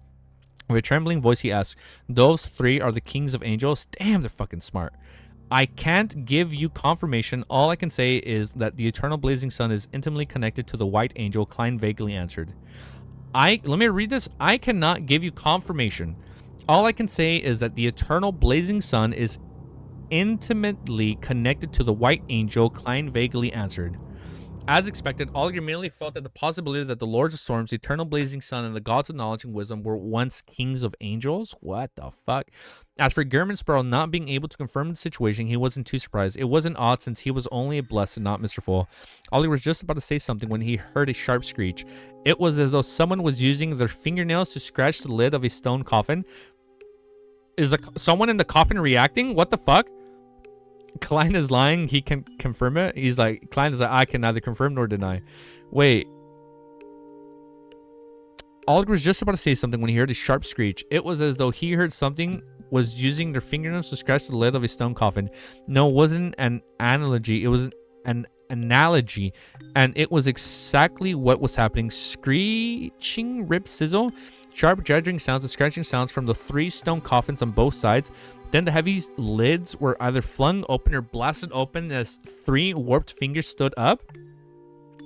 One of them was an ancient white robe that was nearly turned gray. Its face was riddled with pock marks, and across its neck, forehead, and the back of its hands were deep eyes. Hell no. Beside it was a figure with huge palms and thick... It's like fucking salad fingers, dude. Beside it was a figure with huge palms and thick fingers that looked as though they were made of wood. Slathered around its body was a layer of yellow-green pus as mitts, and the same color emanated out of it, seemingly capable of eroding away the stone coffin. Opposite the two was a figure in a tattered brown jacket with a triangular hat with a skull on it. Many parts of its skin had rotted away and revealed the bone beneath. Under its clothes and pants, thick and slimy tentacles had fish scales embedded inside, had burrowed out as it released a domineering, savage, tyrannous, and terrifying aura. This even made Klein feel as though he was facing a high squint beyond from the storm pathway. However, its body didn't appear to reach that level. Oh god. He's farting. The 3 deceased bodies that crawled out of the coffin cast their eyes in the direction of Germansparrow and Olger. One produced silver bolts of lightning that cracked, another reflecting the duo's figures and the countless eyes it had. The last one spread its yellow-green mist and created brown vines. At the same time, they stormed over with loud and hurried footsteps as a 6-winged gargoyle rushed over. Upon seeing this, Klein didn't panic. His layman travels wielding left hand reached into his pocket, tore open the wall of spirituality, and used his 2 fingers to pick out a Zig's copper whistle. Right on the heels of that... Wait, hold up. This is a fight. Hold up. Wait, hold up. Wall's closing in. Hold up. Hold up. Hold up.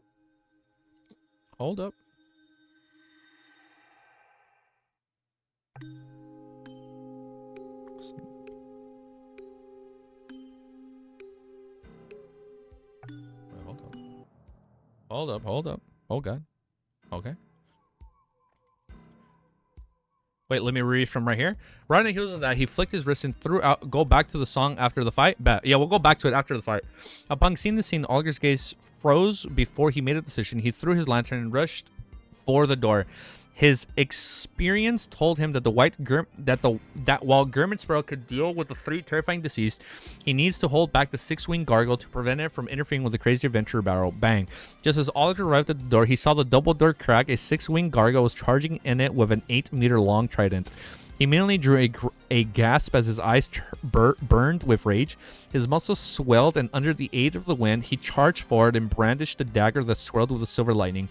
Bang! He dodged the stone trident that smashed downwards as he cleaved at the gargoyle's abdomen with a dagger. Instantly, sparks flew as rubbed sprayed everywhere. Olger flew backwards as the gargoyles charged with disrupted bang. Olger heavily slammed into the ground, and he had created an air cushion in time. He didn't suffer any serious injuries. And at this moment, the 3 deceased bodies had gathered together in a vie for Zig's copper whistle. Klein looked at them calmly, flipped into Layman's Travels to a charred yellow page with complicated patterns and symbols. The lightning strike? This was the demigod level power that he recently recorded, Lightning Storm. Then Klein slid one finger across the note page with his death knell wielding hand. Oh! At the same time, he looked at the 3 mutated deceased bodies who were vying for Zig's copper whistle. With a deep voice, he greeted them bye-bye. Ah, so badass, dude. Amidst the sizzling sounds, bolt of lightning burst forth, meshing together to form a hurricane enveloping the region where Zig's copper whistle was. As well as the 3 deceased bodies, the entire dune was instantly lit up with its daytime. Even Olger nearly failed to open his eyes. His body instinctively trembled as a result of the terrifying aura. With the aid of the wind, he leaped up with a hurricane taking form in his eyes. He once again charged at the 6-winged gargoyle that attempted to attack Germansparrow. Next chapter, dude. Holy shit.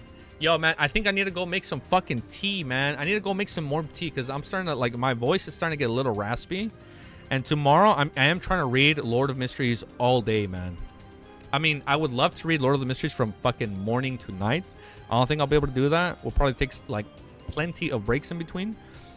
Probably not one stream at once, but fuck, man, I need to go make some tea. 3 hours, 26 seconds. 1 sec. Copy and paste.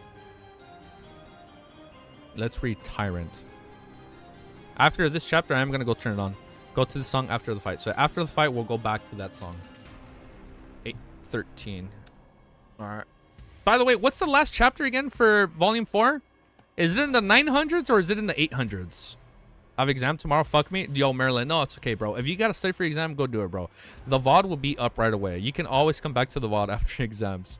It's an 900? Okay, so we still got a ways to go. All right. All right, chapter 813, Tyrant. Aside from the Sailor Pathway, good luck, Merlin. Yeah, good luck, dude. Don't worry, the VOD will always be up. Aside from the Sailor Pathway ranging blow, Olger knew that he didn't have any powers that were adept against the six-winged gargoyle's strong body due to its immunity to lightning strikes. Of course, directly creating a resonance with its hearing, organs, and body of heart and mind through the use of his singing was the most effective method. If this encounter had been anywhere else, Olger definitely would have exploded. The gargoyle's great weight and lack of agility to circle around. Then, as he sang to affect it, he would attack the same spot with sharp wind blades, slowly grinding away at his enemy through the cumulative damage over time. But now he was in the catacombs, and due to the environment's limitations, an axe of directly avoiding it would only cause the gargoyle to turn its gaze to German Sparrow. It would then attack the crazy adventurer with its 8-meter-long trident, preventing him from seizing the opportunity to finish off the three deceased bodies. And most important of all, Olger suspected that his singing will have more adverse effects on German Sparrow than the white gargoyle was capable of. Bang. The stone trident crashed heavily into the ground, blasting open an exaggerated crater. It left the catacombs shaking as if an earthquake happened. As for Olger, he didn't attempt to parry it. With the help of the strong winds, he dodged to the right and soared up, agilely dodging the gargoyle's attacks as he dashed for the monsters ahead. At that moment, he saw a grayish-white eyes which burned with flames. Olger's mind turned sluggish and his body instantly stiffened. What the fuck? It's like the puppet ability. He had the feeling of being petrified again, but this skin didn't show any signs of spreading grayish-white colors. Thanks to inertia, he continued soaring upwards, but he wasn't able to brandish his dagger. He slammed straight into the gargoyle's head before loudly being repelled backwards, his body aching in pain. The heavy grayish-white trident reflected in his eyes again as his thoughts were sluggish, making it impossible for him to put up any effective resistance. Suddenly, a hand grabbed him by the shoulder and pulled him to the side. Bang. Rubble flew as sparks were produced. The gargoyle's heavy trident blasted open a huge crater again. Olger's body trembled as his vision reigned its clarity while his thoughts were rapidly restored back to normal. He was likely someone who woke up from the irresistible nightmare which he was helping against as he regained control over his body. Only then did he realize that German Sparrow had appeared by his side.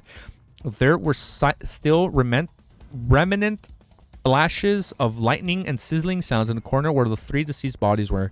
Do not lock gazes with it. Attack its chest. As Klein pulled Olger away quickly in a bid to dodge the stone trident, he successfully advised his companion. Olger had personally experienced and witnessed many battles, so without further explanation for German Sparrow, he knew what the latter meant. He stopped receiving an aid as he nimbly circled the gargoyle's flank. Yo, what's up, dude? Tap, tap, tap. He ran towards the gargoyle and waited for the stone trident to sweep over him before soaring high up with the help of the strong gales to dodge the attack. Whoosh. Another hurricane pushed Olger towards the gargoyle's chest. During this process, he closed his eyes, pulled back his right arm, and bulged his muscles.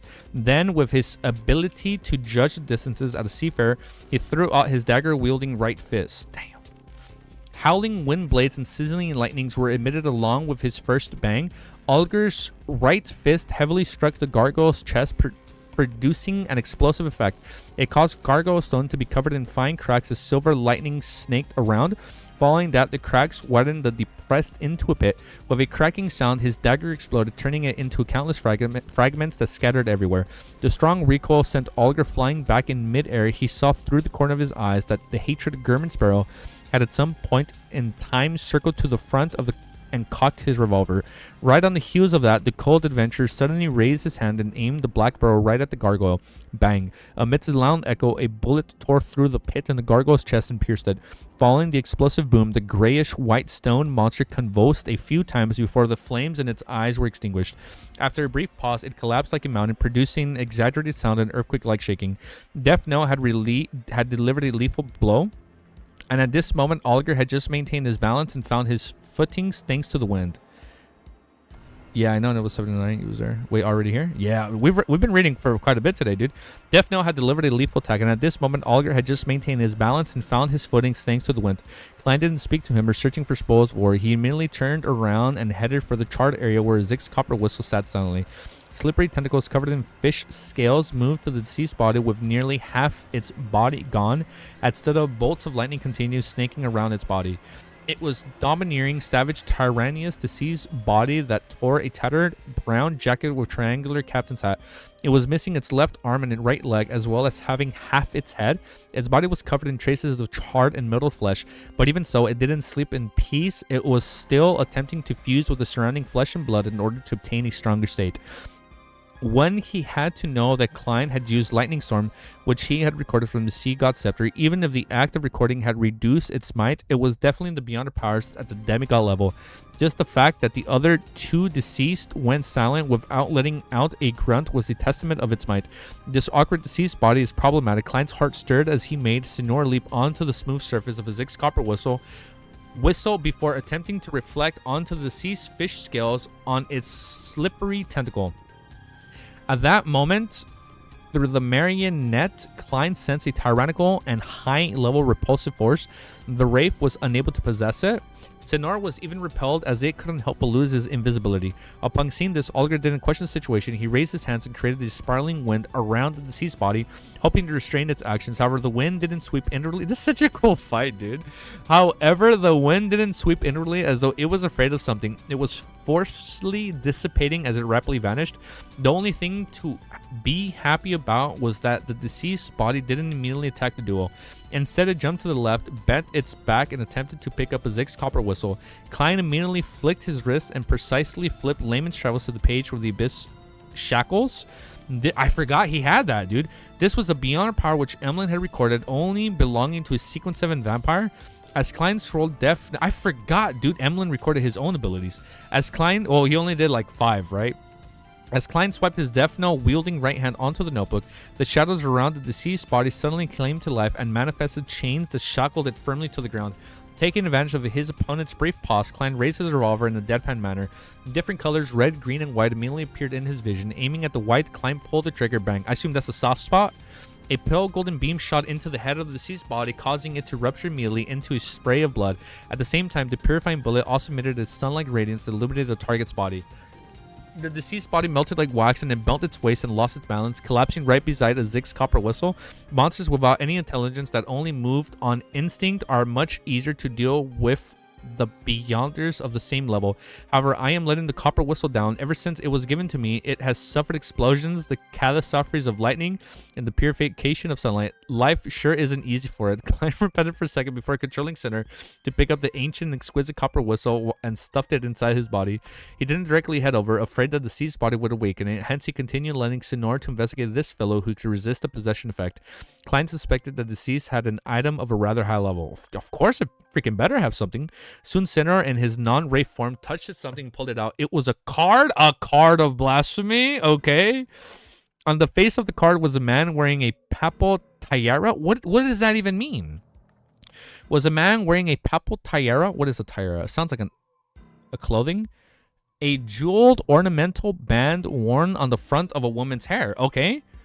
A papal tiara with both hands held up. Before him were prostrated believers, and beneath him was a lightning, dark clouds, Gallas, and waves. Klein was very familiar with the man because he had a portrait of this person and another set of attire. It was Emperor Rizal. Oh shit, dude. Tiara, queen crown. Okay. Queen? A queen? And to the top of the left was the Pontiff dressed Rizal. There was a line of text formed with resplendent starlight. Sequence 0 Tyrant? What the fuck? It's a big crown that props up that the Pope used to wear. Oh, Tiara. Tyra. How do you pronounce? Damn, why can't I pronounce it? And to the top left of the Pontiff dressed Rizal, there was a line of text formed from the resplendent starlight Sequence 0 Tyrant. The card of blasphemy from the Storm Pathway. Oh, Oliver can use this. Okay. The card of blasphemy. He's Sequence 0 is Tyrant. I feel no, we've known this. Oliver be like, yeah, can I use that, dude? Like, you don't need that, right, bro? Tiara. Oh my god, thank you, Merlin. Tiara. I knew I've said it before. I knew I said it correctly before. It's a tiara. The card of blasphemy from the storm pathway, the tyrant card. Klein instantly recalled how the Church of the God of Knowledge and Wisdom addressed the Lords of Storm's tyrant. Oliger also saw the card of blasphemy as his gaze froze instantly. Flames of greed flared up in his eyes like, yo, bitch, give me that fucking card. He took a deep breath and moved his gaze away as he looked to the side and said, the battle was intense. Perhaps other entities deep inside the cathedral have been awoken by us, so let's store away the beings as quickly as possible and prepare to leave. Mr. Hangman, don't you think I'm not aware of that? There's no need for you to nag. He's not nagging. What do you mean? What happened to our tactic teamwork from before? Huh, indeed, the tyrant card has affected you. You can hardly calm down and you have become talkative. All of a sudden, he wants to talk to him. As Klein got Rafe Center to pick up the card of blasphemy and enter one of the deceased bodies and accelerate the production of the Beyonder characteristics, he coldly said, "You've already wasted 5 seconds." Oliger was taken aback without saying another word. He walked to the remains of the 6-winged gargoyle and dug out the eyeball that glowed red. Then he patiently waited for the moment. So he got the gargoyle's eye. Then he patiently waited for a moment and reached into its shattered back to extract a gargoyle translucent crystal. Elsewhere, with the Wraith's help, the deceased body was covered with a yellowish-green pus produced a blob of brown soil. It had roots to it with hidden blood vessels. It appeared rather strange. Without wasting time to guess the sequence or pathway it belonged to, Klein got Sinner to store it away before heading to the deceased body, whose slippery music. Yeah, let's change it. Good catch. Okay. Good catch, Cammy. Good catch, good catch. Oliger was taken aback without saying another word. He walked to the remains of the 6-winged gargoyle and dug out the eyeball that glowed red. Then he patiently waited for a moment and reached into the shattered back of the extracted gargoyle translucent crystal. Elsewhere, with the Wraith's help, the deceased body was covered with yellowish green pus produced a blob of brown soil. It had roots to it. Hidden blood vessels appeared rather strange. Without wasting time to guess the sequence or pathway it belonged to, Klein got Sinor to store it away before heading for the deceased body, whose slippery tentacles were still twitching slightly to accelerate the production of the Beyonder characteristics. Seeing what looked like a jellyfish with azure blue seawater in it take form, Klein and Oliger suddenly heard a dragged out sigh. Slippery music.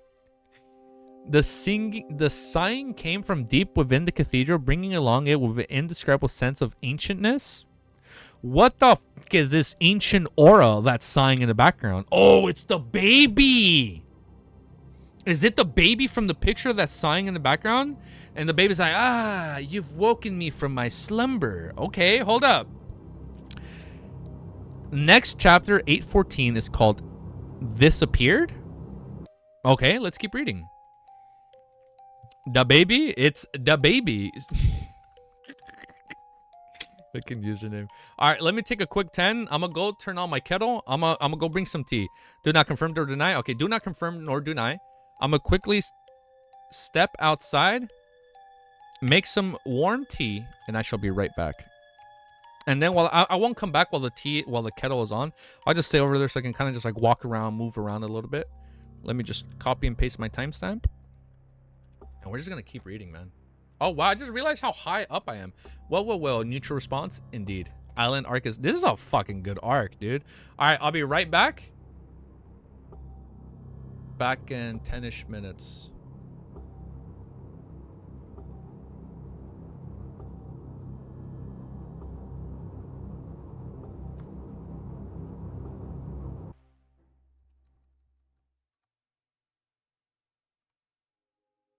I'm making tea. I'll be right back. Hold up. I'll be right back. BRB. Oh, I'll be right back. Give me 10 minutes, okay? I'm just going to make some tea, and I'll be right back.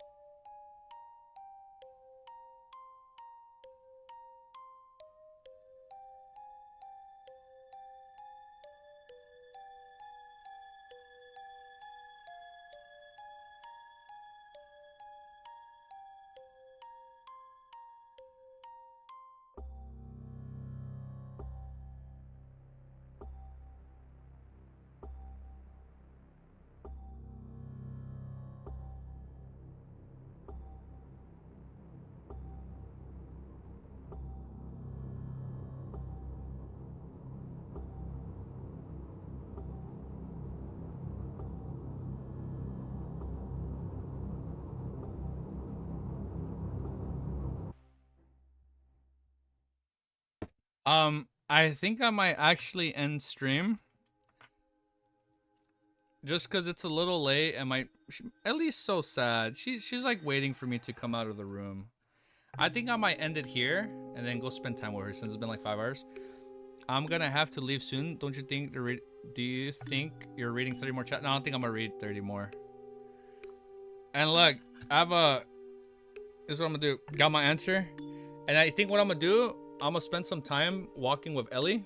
Nice timing. I'm gonna walk around with Ellie. And then while I'm walking around, I'm gonna listen to the first 7 chapters of Shadow Slave. Because we are gonna be reading it next week for a little bit. One sec. Oh my god, how does the missus know I'm streaming? Holy shit, is she watching my stream? Are you watching? Miss, are you watching me? How, you called me the second I said, I think I'm gonna end. That was crazy timing. Alright, we're gonna do our outro. Yeah, I think it's a good place. There was also a slightly good cliffhanger. Yeah, so we're gonna end stream because Ellie clearly misses me. Look at that. Hi, Ellie. Hi. I'm sorry we've been reading. I know. We're going for a little walk now. So we're gonna end there. More SS. Yeah, so this is the plan. We're gonna end stream, upload this. We're gonna take Ellie for a walk, and then I'm gonna listen to somebody read Shadow Slave. Like just how like I've been listening, just how you guys have been listening to me read Lord of the Mysteries. I'm gonna find somebody that's reading Shadow Slave, and I'm gonna listen to them while I'm walking with Ellie. Just the first 7 chapters, at least up to where I read. So it'll be like my audiobook version. So if you guys have any recommendations on people that read Shadow Slave, let me know. So the goal is to read Shadow Slave on either Tuesday or Monday. So what I'm probably gonna do on this is gonna be tomorrow. We're just gonna be reading. Tomorrow I'm gonna schedule stream for only Lord of the Mysteries, but my plan is to stream like 8 hours early or so, like early in the day, and see if I can do like a early stream, and then we still have that late stream. So potentially tomorrow we'll do 2 streams. I know, only 19 chapters. I should have read one more, man. I should have read one more to get that perfect 20. So that's the plan. What was I saying? This is a really bad outro. Hold up, let me put the overall thoughts timestamp. One sec. Let me just do this. 3 hours and 43. Hey, it's okay. Ellie, I'm doing my outro. It's okay. It's okay. I'm doing my outro. Hey, very productive stream. Yeah, it was a little bit productive, right? Yeah, so that's the goal. We're gonna read only Lord of Mysteries tomorrow. Actually, no, I lied.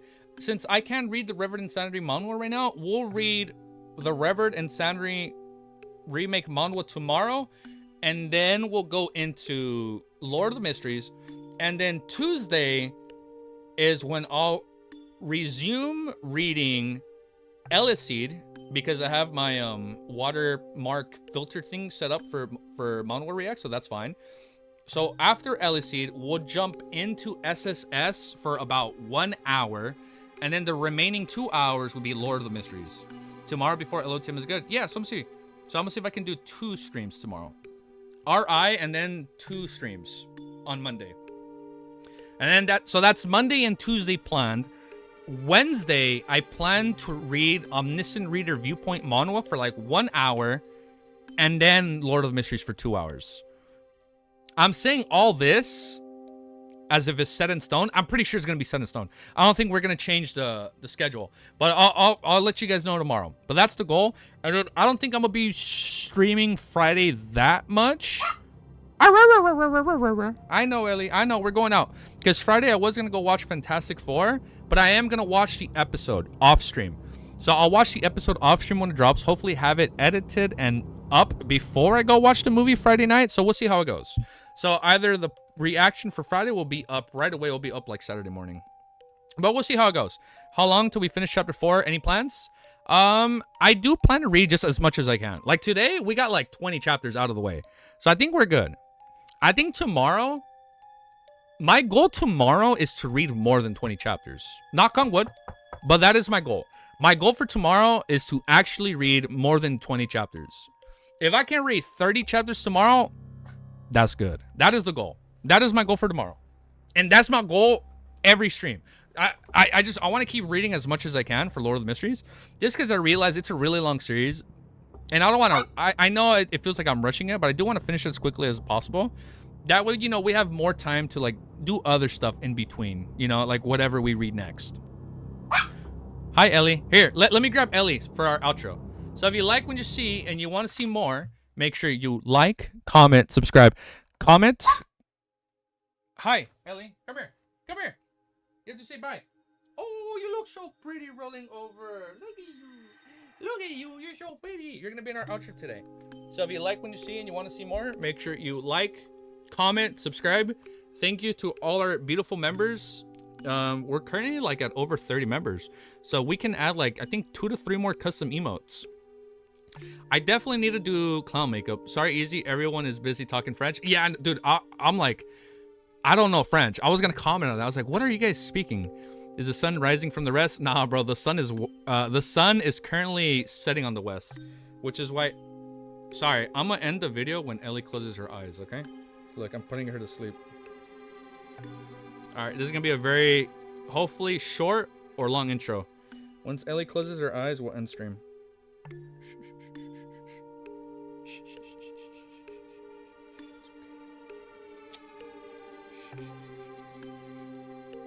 Close your eyes. Hold up. He's ending stream. We're ending stream. We should close our... Clench will release Russian and Hindi dubs. Oh, really? Okay. Shh. Look. Close your eyes. Get some rest.